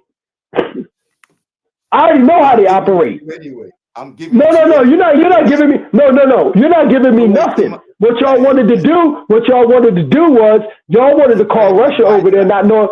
Listen. Pretty soon, Russia's going to need all of them elements that's over there. Okay, they're going to need them all because if you control Africa, can you control the world? No, brother. If you control Africa, you control all the world resources. Would it be worse? You control. Listen, the Chinese is over there. Listen, brother, I've seen them Chinese smacking y'all upside the head. I've seen them Chinese smacking. Listen, the Chinese are coming over there, build up, and then giving y'all jobs, and the Arabs are taking y'all slaves. Benny, calm down. The brother from Ghana told me that the Arabs are taking y'all slaves to Dubai and not bringing y'all back. Is that true? Benny. Really. Answer the question. No, answer the question. Are the Arabs enslaving Africans in Dubai right now? I don't do hearsay, Benny. I do facts. Oh man, come on, stop it. Listen, you being taken over. You're being taken over right now and don't even know it. If you think that y'all, they will have y'all riding on the back of Jeeps running coups while they taking over all the resources. They're the last people that you want to jump in the bed with.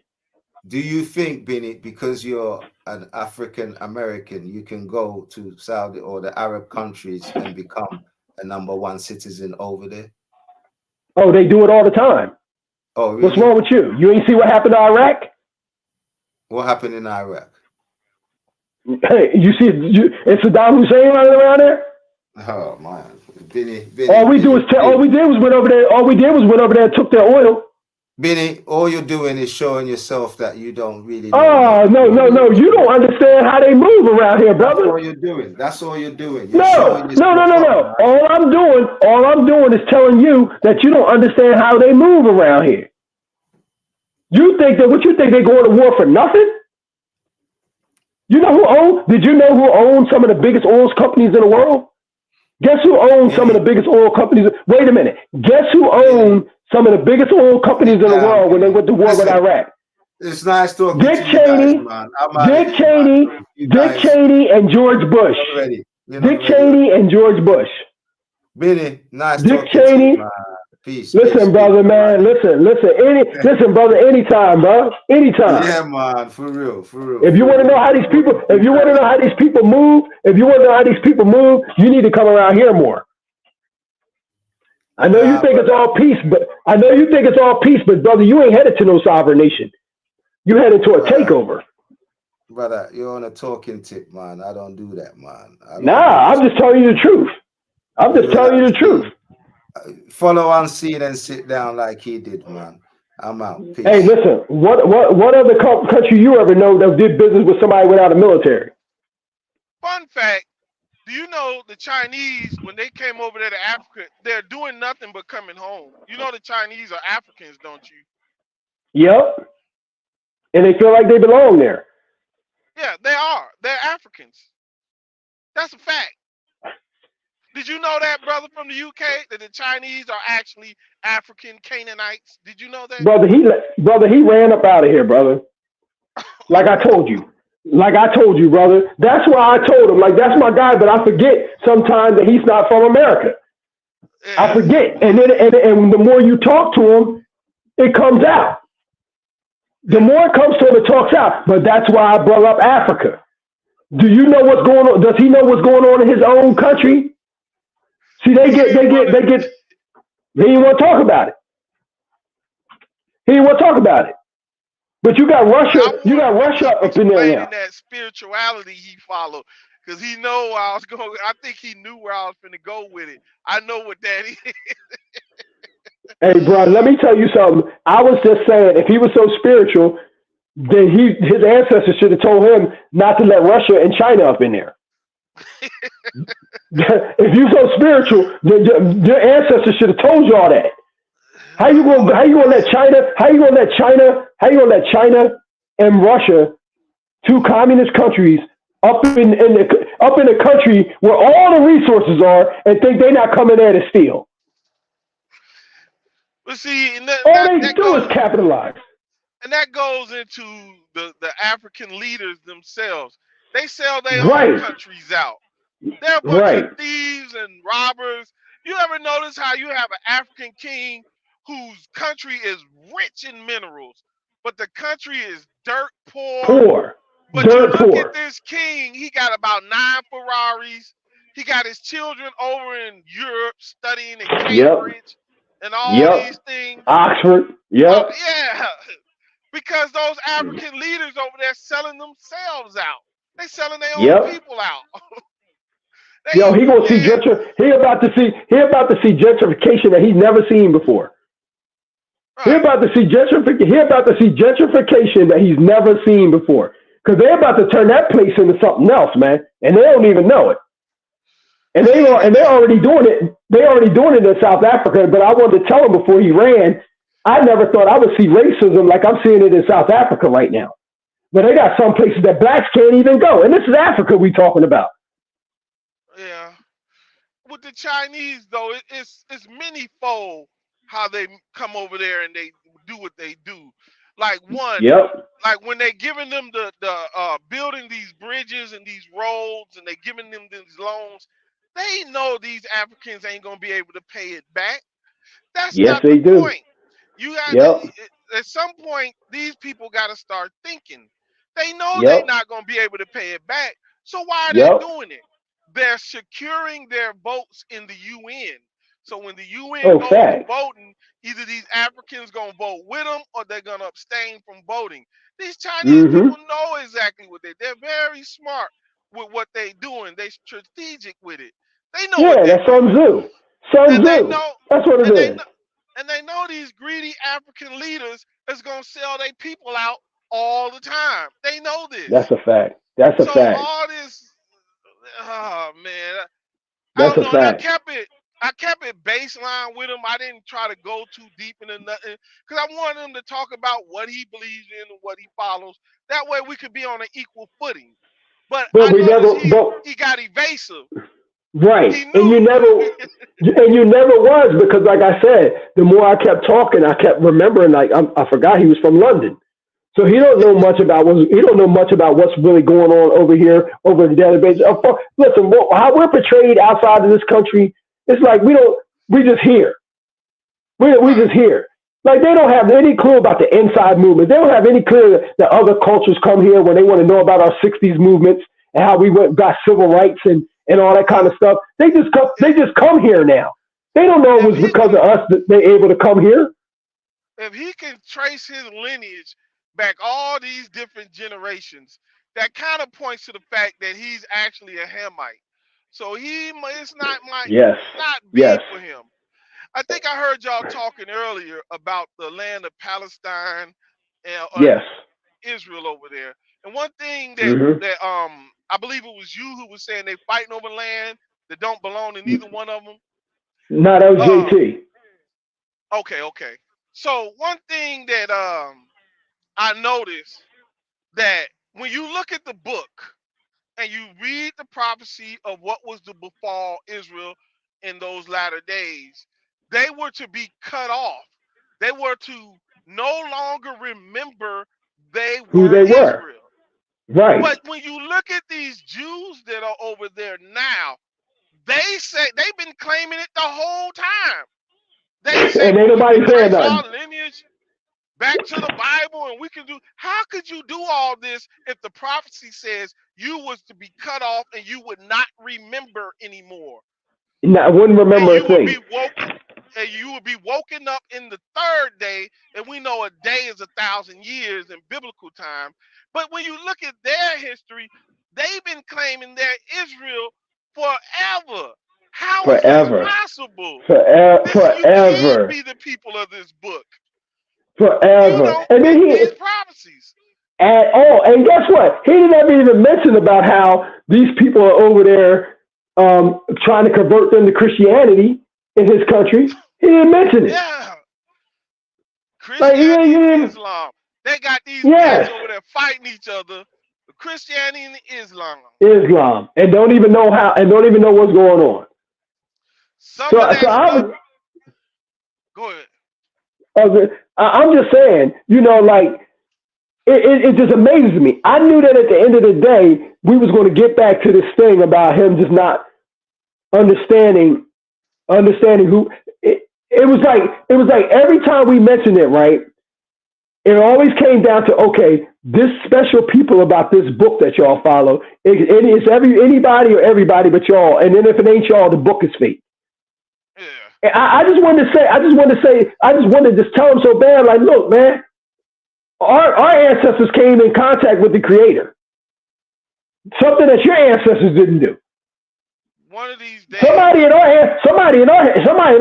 heritage came in contact with the Creator, man. One of these days, I'm gonna sit down and I'm gonna break down and find a platform to do. I don't want to call it a lecture, but to show a lot of that African spirituality. That's Hinduism. When you look at Hinduism and you look at ancient Egypt, it was the same religion. And a lot of that got passed through Africa as African spirituality. A lot of that African spirituality is Hinduism. It came. And that is a little bit of Kabbalah in there? Yeah. Well, the Kabbalah would come like later. Right. When you go into ancient Egypt, that stuff got passed off all throughout Africa as African spirituality. Not all of it. What I'm saying is not all African spirituality is Hinduism, but a large chunk of that is Hinduism.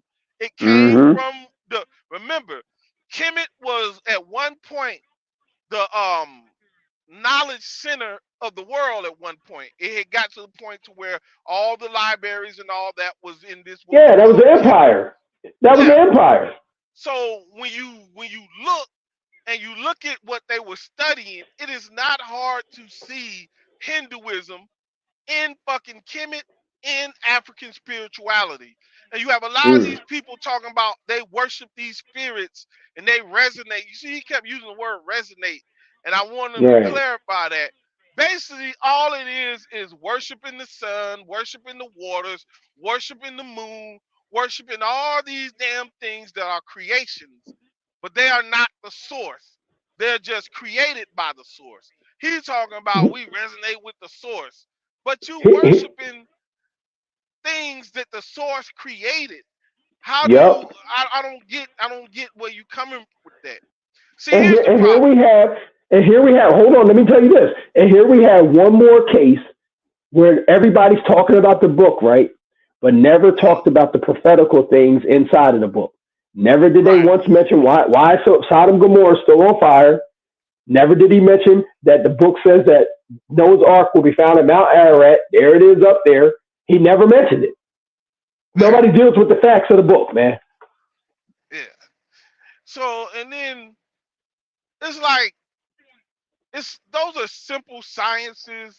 A lot of the time, those Egyptians were worshiping. You know, I know the Egyptian, that's a Greek word, but a lot of that, what they knew was simple science. They knew, you know, why man rod get hard in the morning with the sun rising. They knew somehow the moon controlled the waters, but they didn't know why. They weren't given that. We were the only ones giving the why. We were the ones who got took behind the curtain and say, okay, this is why this. This is why I put the bow in the sky. This is why this. And we were the one who disobeyed, and we got that stripped from us. So all this stuff, when he talk about worshiping, I really wanted to get at him one-on-one because I was gonna show him, boy. Ooh. I was good conversation. Right, it was, but I was gonna say, you know, it's hard because he doesn't believe in the Bible anyway. So if you start pulling scriptures out on him, he's gonna tell you that that's all fairy tale. If you're not dealing with something concrete. Remember he said, "Oh, see, you can't," because I know the Bible. I know the Bible. Okay, you know the Bible. Okay, well now let's go into what you believe, so we be on equal footing and we can discuss it. But he started buck dancing. He didn't want. Right. Well, he was. I can guarantee you. He was coming in there and try to debunk it. He was gonna try to come in there and try to debunk it. He was gonna try to debunk the Bible. He could try. Yeah, he's gonna try because he's gonna need something actual concrete. This is like I told him when he was like, "Well, you know, you guys got to go to a book to learn something, and you're supposed to know it. You're supposed to be." No, dude. There's no way, and we can prove this. Africans, and that wasn't just in Egypt. It was all over Africa. Incest. It was all over the Middle East also. Incest. So if the book tells you do not practice this, so we know why now. We know why we shouldn't do this. But the book was telling you this thousands of years ago. And we know Africans weren't listening to that book. They were still doing it. You can look at them look at, what's his name? King Tut, Tutankhamun. Look at the way his body was deformed and all that. Yeah, it's crazy. We can see, now he quick to say, oh, the white man gave y'all that book. Well, we know those elite white people over there, they don't even follow that law. The monarchies over there have been inbreeding forever. Look at some of them motherfuckers. That's where the slack jaw and all that came from. They're inbreeding, and they still do this to this day. So they don't even follow the laws in that book. But we know why we shouldn't. But then that's when I was trying to show him, and he got mad and offended. Oh, you talking? You need proof. I can prove to you, Africans eat dogs. I got a video on my page showing dog in Africa.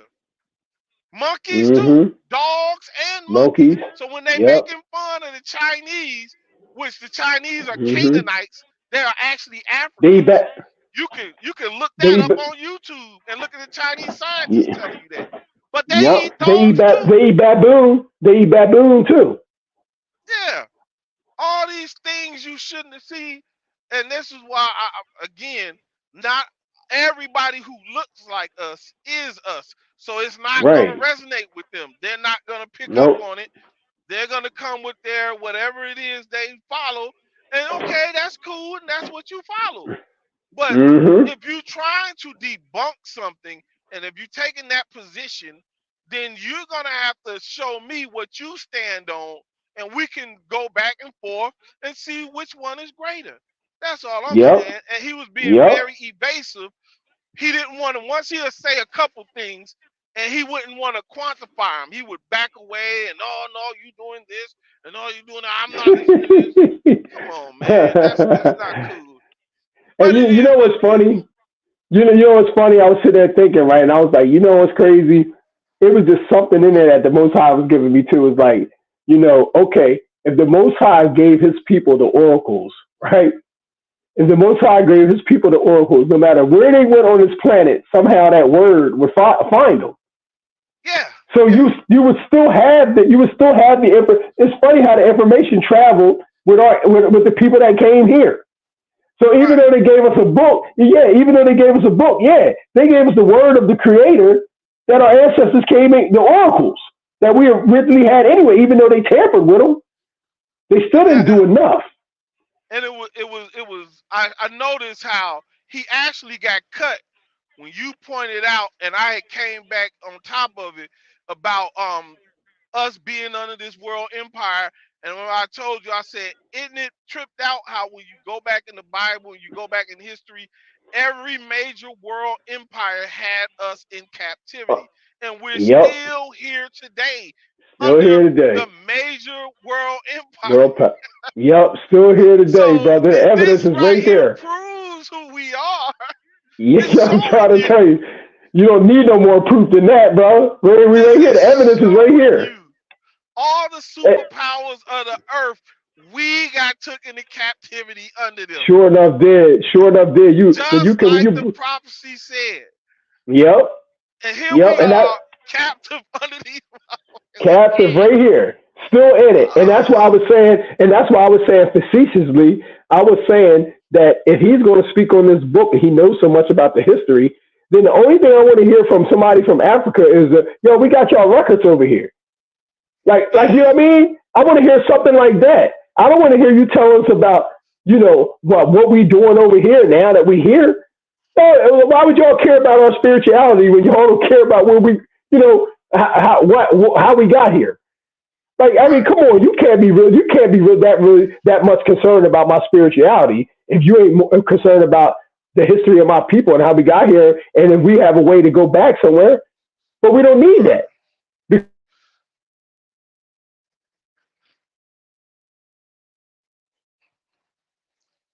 It's like, oh shit, I got a signal.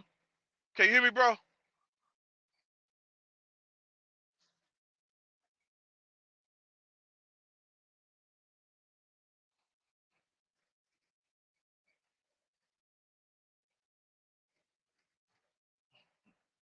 Yeah.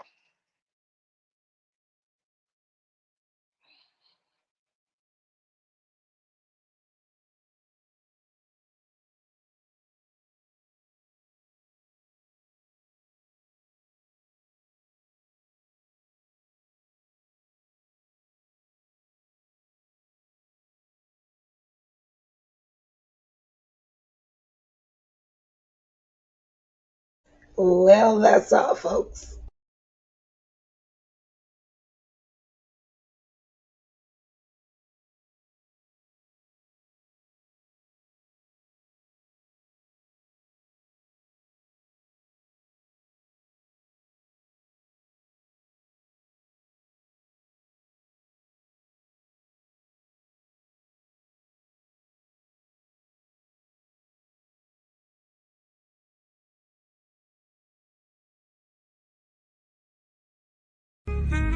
All praise to both sides.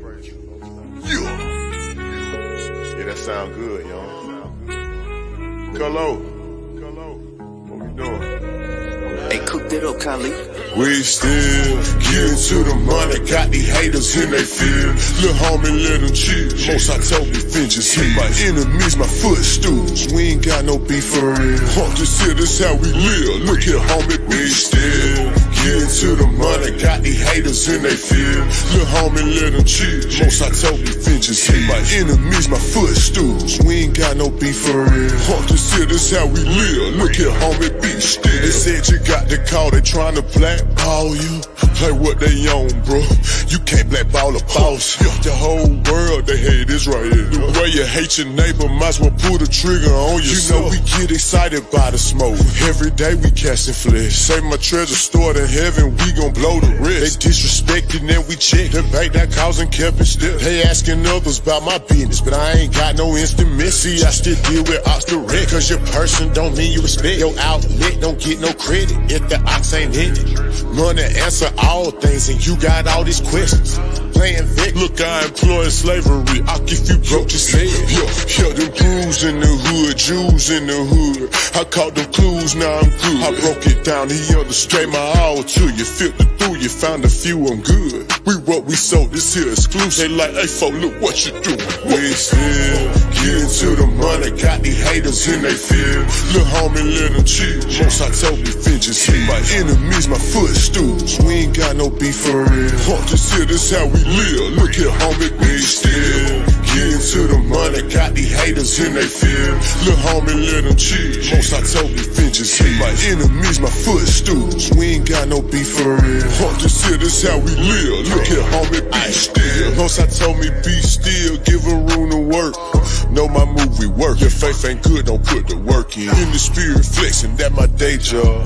Get in the mode out my own, I don't know what they are. Before I got the blueprint, and I'm too legit to quit. Let it spark in the dark, be a light, got it lit. Trying to map my movement, got my haters pondering. The odds set the question there, they wanna know if you still lit. It hit different, you authentic, a lot of odds pretending. We do it for the Lord, got my own motion, who are you to judge? The most high first, none above. Tap in the spirit, we locked in, they'll come against your plot. You know Judas said, yeah, we spit them scripts, they barely not. Came on slave ships, then you not blind. You know they tell you everything. Isaiah 30:20, yeah, we bad. You see what happened when they tried to rail the train up off the track. False witness, hypocrite. We throw shots back, now they feel hit. Must go get it. We still getting to the money, got these haters in they field. Lil' homie, let them chill. Most I told me finches hit. My enemies, my footstools. We ain't got no beef for real. Fuck this here, this how we live. Look here, homie, we still getting to the money, got these haters in they field.